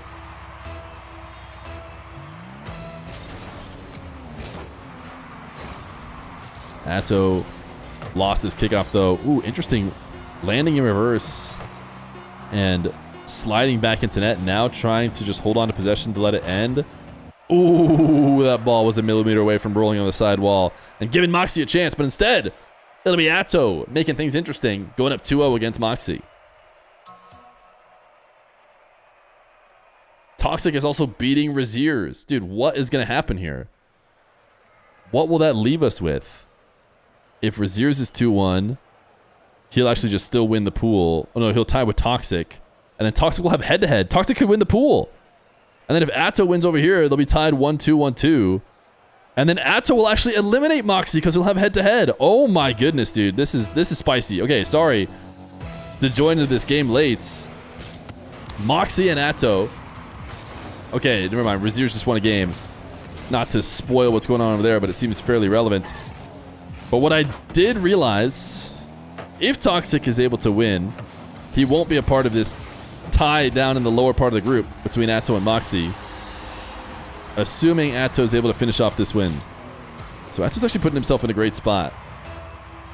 He'll either be in a two-way or a three-way tie, assuming he can get this last win. And 3-0 sweep is probably essential considering Toxiic or Moxy got a 3-0 sweep against Toxiic. So in order to get good game differential in the three-way tie between the three of them, he's probably gonna need a sweep in there. So a decent amount on the line here for Atow. Moxy potentially could face elimination if Toxiic could clutch against Rezears and then force this head-to-head to decide who gets last. Ooh, Atow almost able to get the double.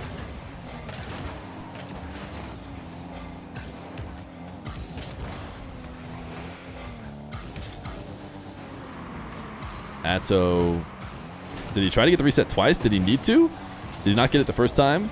Won't be a problem for him in the future. I wonder, as a spectator, am I going to get to see when they get the resets if I want to? Or is it just going to be the players themselves who can see them?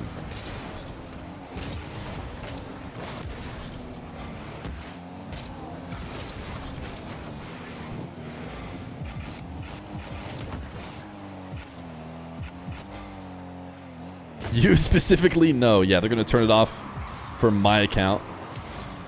Moxy, ooh, got Atow in the air. Faked it, but then missed. Secured it with a bump. You thought that free feature was free play only? It sounds like it's not.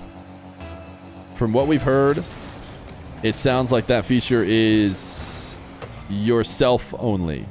So I think not even your teammates can see it. I think you just get to see it. Atow, good defensive play. Enables the counterattack. I did see it not just in the trailer. There's a chance it's good. You know, if it is done right, it won't be too invasive. and we'll just forget what it was like to watch without seeing it. And maybe it'll just even add more aura to getting the reset. Who knows? There's definitely nothing, you know, I don't know if there's an argument like people will say, oh, but it takes a skill out of knowing if you got it. Well, us watching as spectators, there's no skill. I mean, I guess there is. But it's not like it's cool to flex and tell your friend, oh, I could tell he got it, even though you couldn't. All right, let's just all make it clear when someone gets a reset. Yeah, the way it looked in the preview was a little bit too much. I wonder if you could turn it down. Because if it was just like a small, like you see how the boost trail off the ball is like really faint, and it switches colors, and you know it's on the screen right now, but doesn't really feel that much in the way. If they could make it that faint, where it just kind of shows up for like a second and it's really faint, that could be perfect. You're just like, oh, we'll learn what that means, and it won't be. But maybe they turned it up. Let's copium. Maybe they turned it up extra high for the trailer because they didn't want you to just miss it. They're like, you know what? These people, they are low IQ. Nice dodge on the bump. They need this really, really, you know, opaque in order to notice it.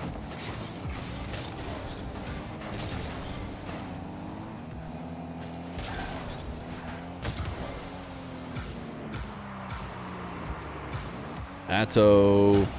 Ooh, what a shot. Atow is picking Moxy apart with a very important sweep for tiebreakers. If he's able to do it. Fake the Musty instead went down. Wave dash forward. Puts it bottom left.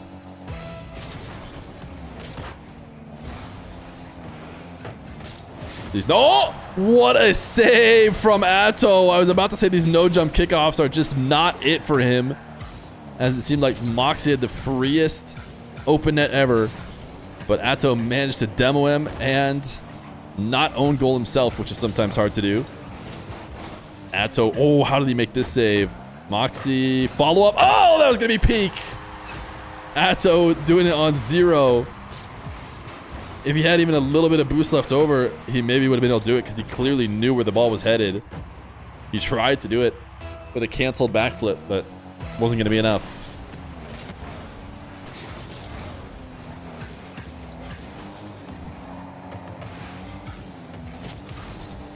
Atow bump on Moxy. Flick top right 6-4. I feel like we're back in kind of a raw place in 1v1. I feel like in many years since I've been streaming 1v1, we haven't had, you know, this raw of a state. Moxy eventually gonna get his goal. Where it feels like the least amount of 1v1 practice has happened coming into this event than we've had in a long time, if that makes sense. RLCS kind of blew the 1v1 load proverbially. What I don't know what I'm trying to say. Proverbial. Never mind. You get the point. And then everyone kind of stopped playing the game mode, and ooh, nice flick, for a long time. And now we're finally back into it, and everyone's just a bit unpracticed, if that makes sense. Proverbially, I don't know what I'm trying to say. We got Partner Plus for February. March, we'll probably get to. Who knows? We'll have to wait and get closer to the end to see. 6-6, a very important next goal. Potentially for Atow. He's going to lob this away. Should be saved. And will not get a boost steal either, so he's going to have to back off. Moxy has a rolling ball, though, which is a big deal. A bouncing ball, and Atow can't challenge with confidence. Ooh, oh my goodness, Atow. He is feeding the meme fans. Farming 6-7 every single game. Atow off the backboard is able to dish it in with a front flip. 33 seconds. The lead in his favor. Moxy not going to get the boost. Not going to get the ball. Not a good start to a must-score situation. Atow should be careful on his dribble. And he does just that. Maybe could have even been more careful, actually. I take it back. He went to the ground, which is the beginning of being careful. But a power slide side flip shot is very committal. Much more committal than it needed to be. 7-7. Atow, though, with a strong chance before OT. Moxy tried to cut it off early. He sent it high in the air. Maybe a power shot? Nope, it's going to hit ground. Atow was trying to get it there without hitting ground. 7-7.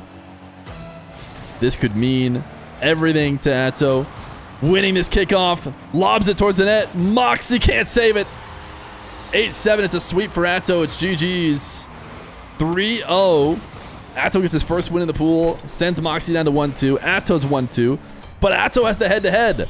So if it ends up being a tie just between Moxy and Atow, Atow will advance. Now a lot of it comes down to how Rezears and Toxiic finishes. All right, let's go watch that. Win this match for first place, lose, and he's last. Oh, Rezears hit the post. His first touch kind of screwed him over there. He hit it too far. Here he goes again. Great second touch. So much height. Toxiic's in no man's land. Little pop by Rezears straight into Toxiic. The boost is not quite spawning. He's trying to delay. There it is. Oh, he delayed too long. He was trying to get one. What's the leaderboard here? I'll show it in a second after this OT. And now the counter attack. Toxiic surely scored. He has wow, Toxiic up 2-1. And he is up 2-1. Double match point. So if Toxiic wins, here, I'll show you the practice now. Yeah, let me explain the scenarios if I'm not mistaken. I keep having to say if I'm not mistaken because I don't have a sheet in front of me showing me who goes through. But Atow and Moxy have both finished off with one win and 2 losses. True. In total. Toxiic would have 2 wins and 1 loss, and so would Rezears if Toxiic wins this series. Yep. Meaning that would be a 2-way tie for first, and Toxiic would win that because his game win-loss is better in the tie. Yep. AKA head-to-head. Yep. However, if Toxiic loses this match, Drop down, David. He's straight up out because his game win-loss in the new tie, which would be a 3-way tie with Atow and Moxy at 1 and 2, would be -2. Wow. Whereas Moxy's is 0 and Atow is +2. So if Toxiic loses this match, he's last in the group. He's out. If he wins this match, he's first. Sleaze Breeze! Thank you for the gift to Atow. The reason why was the longer explanation, but simply put, he has to win to get first, lose, and you're eliminated. Yeah, I think you're good either way. Insane. This is like I think you're in either way, Atow. So if Toxiic loses, then it's a 3-way tie that Toxiic loses. So you're in. And if Toxiic wins, it's a 2-way tie between you and Moxy, which you win. So you're in. So I think you're in guaranteed, Atow. Mufasa, they have the 27 months tier 1. He's definitely no, I'm not going to let him know. He's just got to play. Atow's in for sure. Yeah, can't argue with that. And Toxiic is playing for either first or last, which is kind of wild. When you have a 3-way tie in RLCS, which is, I believe, the tiebreaks that Feer is going for, you do not consider the games played against the player who is not in the tie. Therefore, the current match being played would not matter for game win-loss. Yeah, Toxiic's kickoffs are insane. Toxiic has some of the best kickoffs in the game. Yep, I decided to do RLCS tiebreakers because more incredible than Moxy was able to. If it's good enough for RLCS, it's good enough for me. Because Toxiic's kickoffs are usually good enough to be competitive in any match he plays. Oh, look at that. Toxiic with the dodge. Flew over Rezears for the boost grab. This is a wild group, dude. To avoid any trippy shenanigans. Toxiic could get first or last. Rezears crossing over. Toxiic staying low in the challenge, but not low enough. This is different than how RLCS used to do it, too. RLCS used to be game differential first above all. Which... Wait, so both ways have its merits, right? To his own advantage. The problem? Not really. He wants to get first place. Rezears can only get first place with a win. And first place gets a bye, so there is really no advantage to losing here for Rezears, unless you mean to eliminate. Who would get eliminated? Toxiic. Then? Moxy. I don't think Rezears cares about that so much, because no, Rezears eliminates Moxy by winning. A bye to the semis, then he'll have Moxy out of the tournament.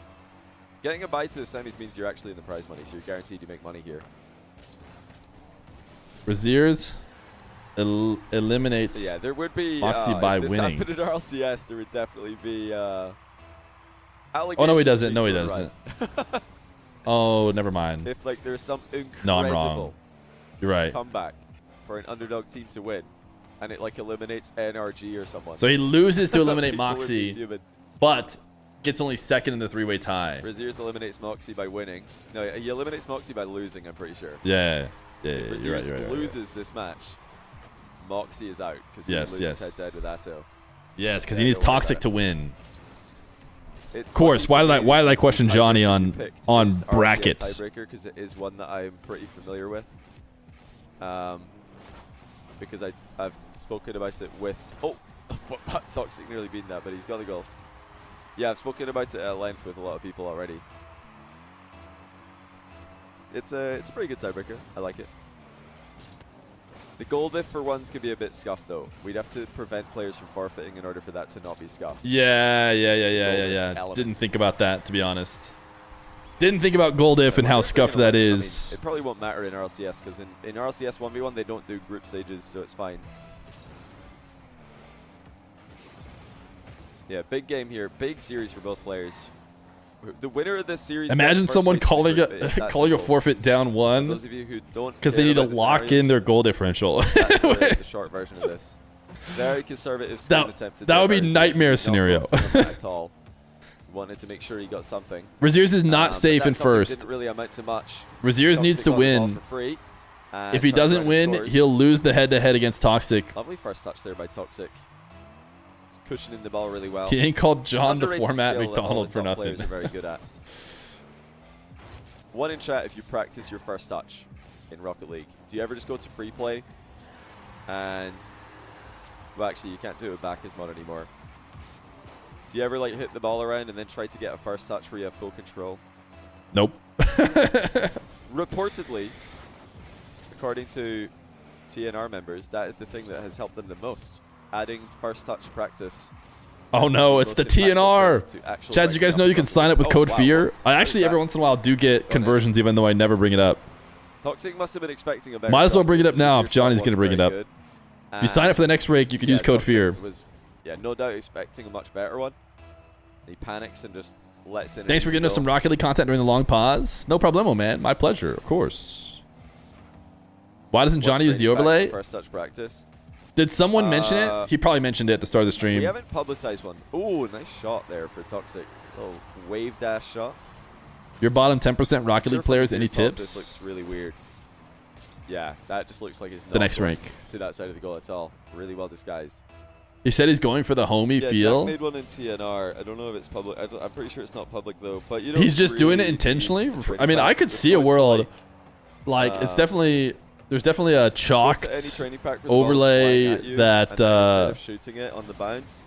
the thing about this overlay that's so good about it is it just isn't crowding the screen. Or just going to free play and hit Like it onto a wall and the then screen bounce is back not and get crowded a at all. it's not. Yeah, it's probably better in free play to be honest. Toxic. It's also Yeah, I wonder if he's forced or thinking closer, all about closer. Bacchus mod. Because if Bacchus mod gets taken away, I'm sure. Actually, you know what? His previous overlay doesn't even run on Bacchus mod. Rezears does just get I think it's not second integrated. place It's an at a it's an minimum. actual He's just playing for first overlay. versus second. Mine runs on Bacchus mod, so I'll have to go First back to versus my last, so previous it's not as overlay. big of a deal here. But it is still going to be pretty tricky because if Rezears loses this, then he's going to be playing against apparently Jack in his first round match. Whereas Atow would be going up against Nass, if I'm not mistaken. I mean, it's a really stacked playoff bracket for tomorrow. Compare that to just being in the semi immediately is definitely preferable. It's a late shot by Rezears. Didn't really get the angle he wanted on it though. You're a TO, they'll probably let you use Bacchus mod. Luckily for Is him, there a way to he's see the able trip bracket? up Toxic as he left. In basically every Toxic chat you jumping ever off the go wall, to, flipping back onto it. I exclamation absolutely point love bracket that. will work and it will guys are give gonna be you talking about this a lot these days. the bracket. It's a very conservative way to aggressively wall challenge. Is jump off the wall and then flip back onto it with your challenge. Gives you such a fast recovery, but still a lot of coverage on the challenge itself. it's looking like Moxy's going to be eliminated by that Atow head to Toxic head. wins, Moxy is out, which is insane. Moxy sweeps Toxic and then he goes out because Toxic beat Rezears, who Moxy couldn't win against. And Toxiic also beat Atow, who Moxy couldn't beat. That's good 50. Rezears But still a chance. gets his 6th goal. Can you explain what this tournament is? This is me Lovely running a good setup. old-fashioned 1v1 The tournament. flip Putting into up the corner. $1,500. Completely blocks the clear as well. Rezears should be able to get control here. Oh, he's messed up his wave dash again. He's going to concede possession in Toxiic. I thought, oh, he's completely missed. Toxiic didn't expect it though. There was me thinking Rezears would get a freebie. He does now. On Thanks, that Vacanus, for previous putting up the kickoff, money. Rezears Just to be should have clear, had control because he Vacanus could supports a threaten the lot, wall but it is all provided by Toxiic me. couldn't really do that. 1,500 But prize pool, and yes, the I'm wave giving it dash away. messing up kind of took that line of play away from him. Delayed The 1,500 is not winner take all. Saw the angle Rezears is coming in. And I did 800 for first, Blocked 400 for effectively. second, Pretty and, surprised he's not going for a demo in the tied back for third, corner there, but I 150. suppose he's just trying to run down the clock a little bit. Doesn't want to get caught on the wrong side of the ball like he did earlier. I wanted to make it so that it made group play Rezears feel better. You get still guaranteed playing money across if the you goal. if you Does win not group get play. quality shots Otherwise, off. like, why am I doing it just for a Toxic's in a buy? great You get a buy position and here. guaranteed money, Does not need a goal. He plays for the boost and then I steal. still want the top prize pool to be very big. Gets the So boost steal. This is full control for Toxiic. Doesn't even need to risk the skim here. pinch Charlito there for the 18 months tier Corner. 1. He can clear it again, and all these clears are getting him one bit closer to first place in a group where everybody thought he would be struggling, including me. And that all but confirms it. Wow. Moxy's out. Toxiic is first. And Rezears will have to settle for second. That confirms the playoff bracket for Wow, tomorrow. wow, Atow wow, wow, will wow. be finishing in third. Crazy stuff, Rose. Moxy out, Toxiic in. How fast are our Liquipedia bros? Toxiic with a head-to-head. Atow with the head-to-head. This was super relevant. Although Atow has better game differential. This is, I think, once upon a time, they just did all game differential. Not game differential between tied players, which is essentially just going head-to-head first. In which case, Atow still would have beat Moxy on that tie. But Rezears on that tie would have beat Toxiic. So it would have been Rezears, Toxiic, Atow, Moxy. Moxy still would have been out. But it's head-to-head. I've seen them do it both ways. Head-to-head versus goal differential. I decided to just do RLCS. If you just do it the RLCS way, no one else can say too much about you. So here is Rezears DM me. It's RLCS tiebreakers. So game differential between tied players, aka you and Toxiic are tied. So all that matters is your game differential with him, essentially head to head.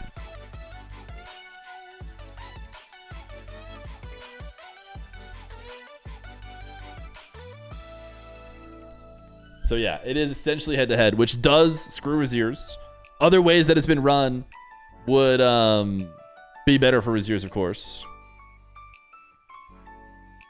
Here, I'm trying to make the playoff bracket nice and big, but also still on screen. And I'm struggling to do so. This is about as big as I can make it.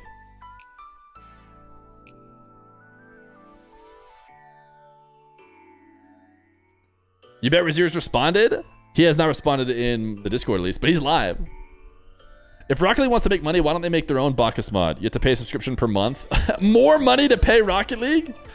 Why don't they just make Bacchus mod? Make all the features of Bacchus mod for free, because that's how it works. Refresh. Shout out, Johnny. All right, here's our brackets. Nass versus Atow. Toxiic versus the winner. Jack Rezears, winner versus Nwpo.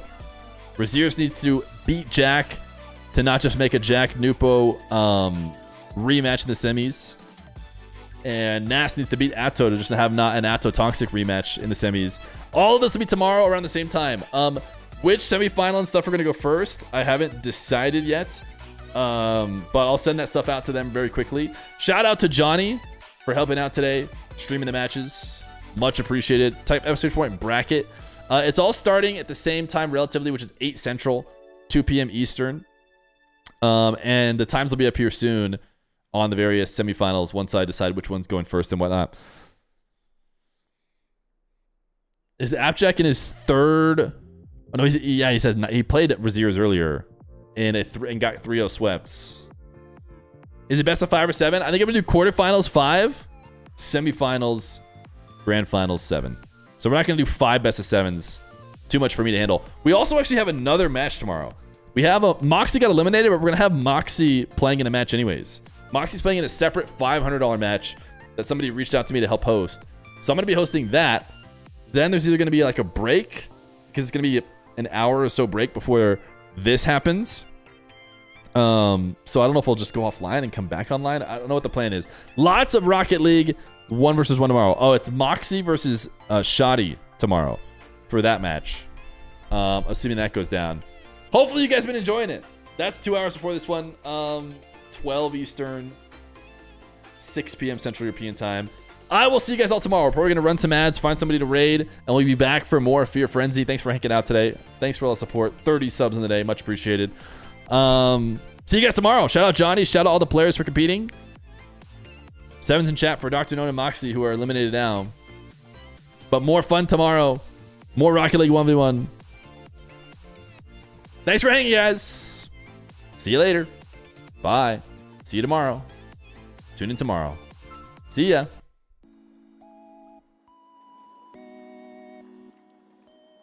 Whoops. Milk only stream still up. Let me fix that.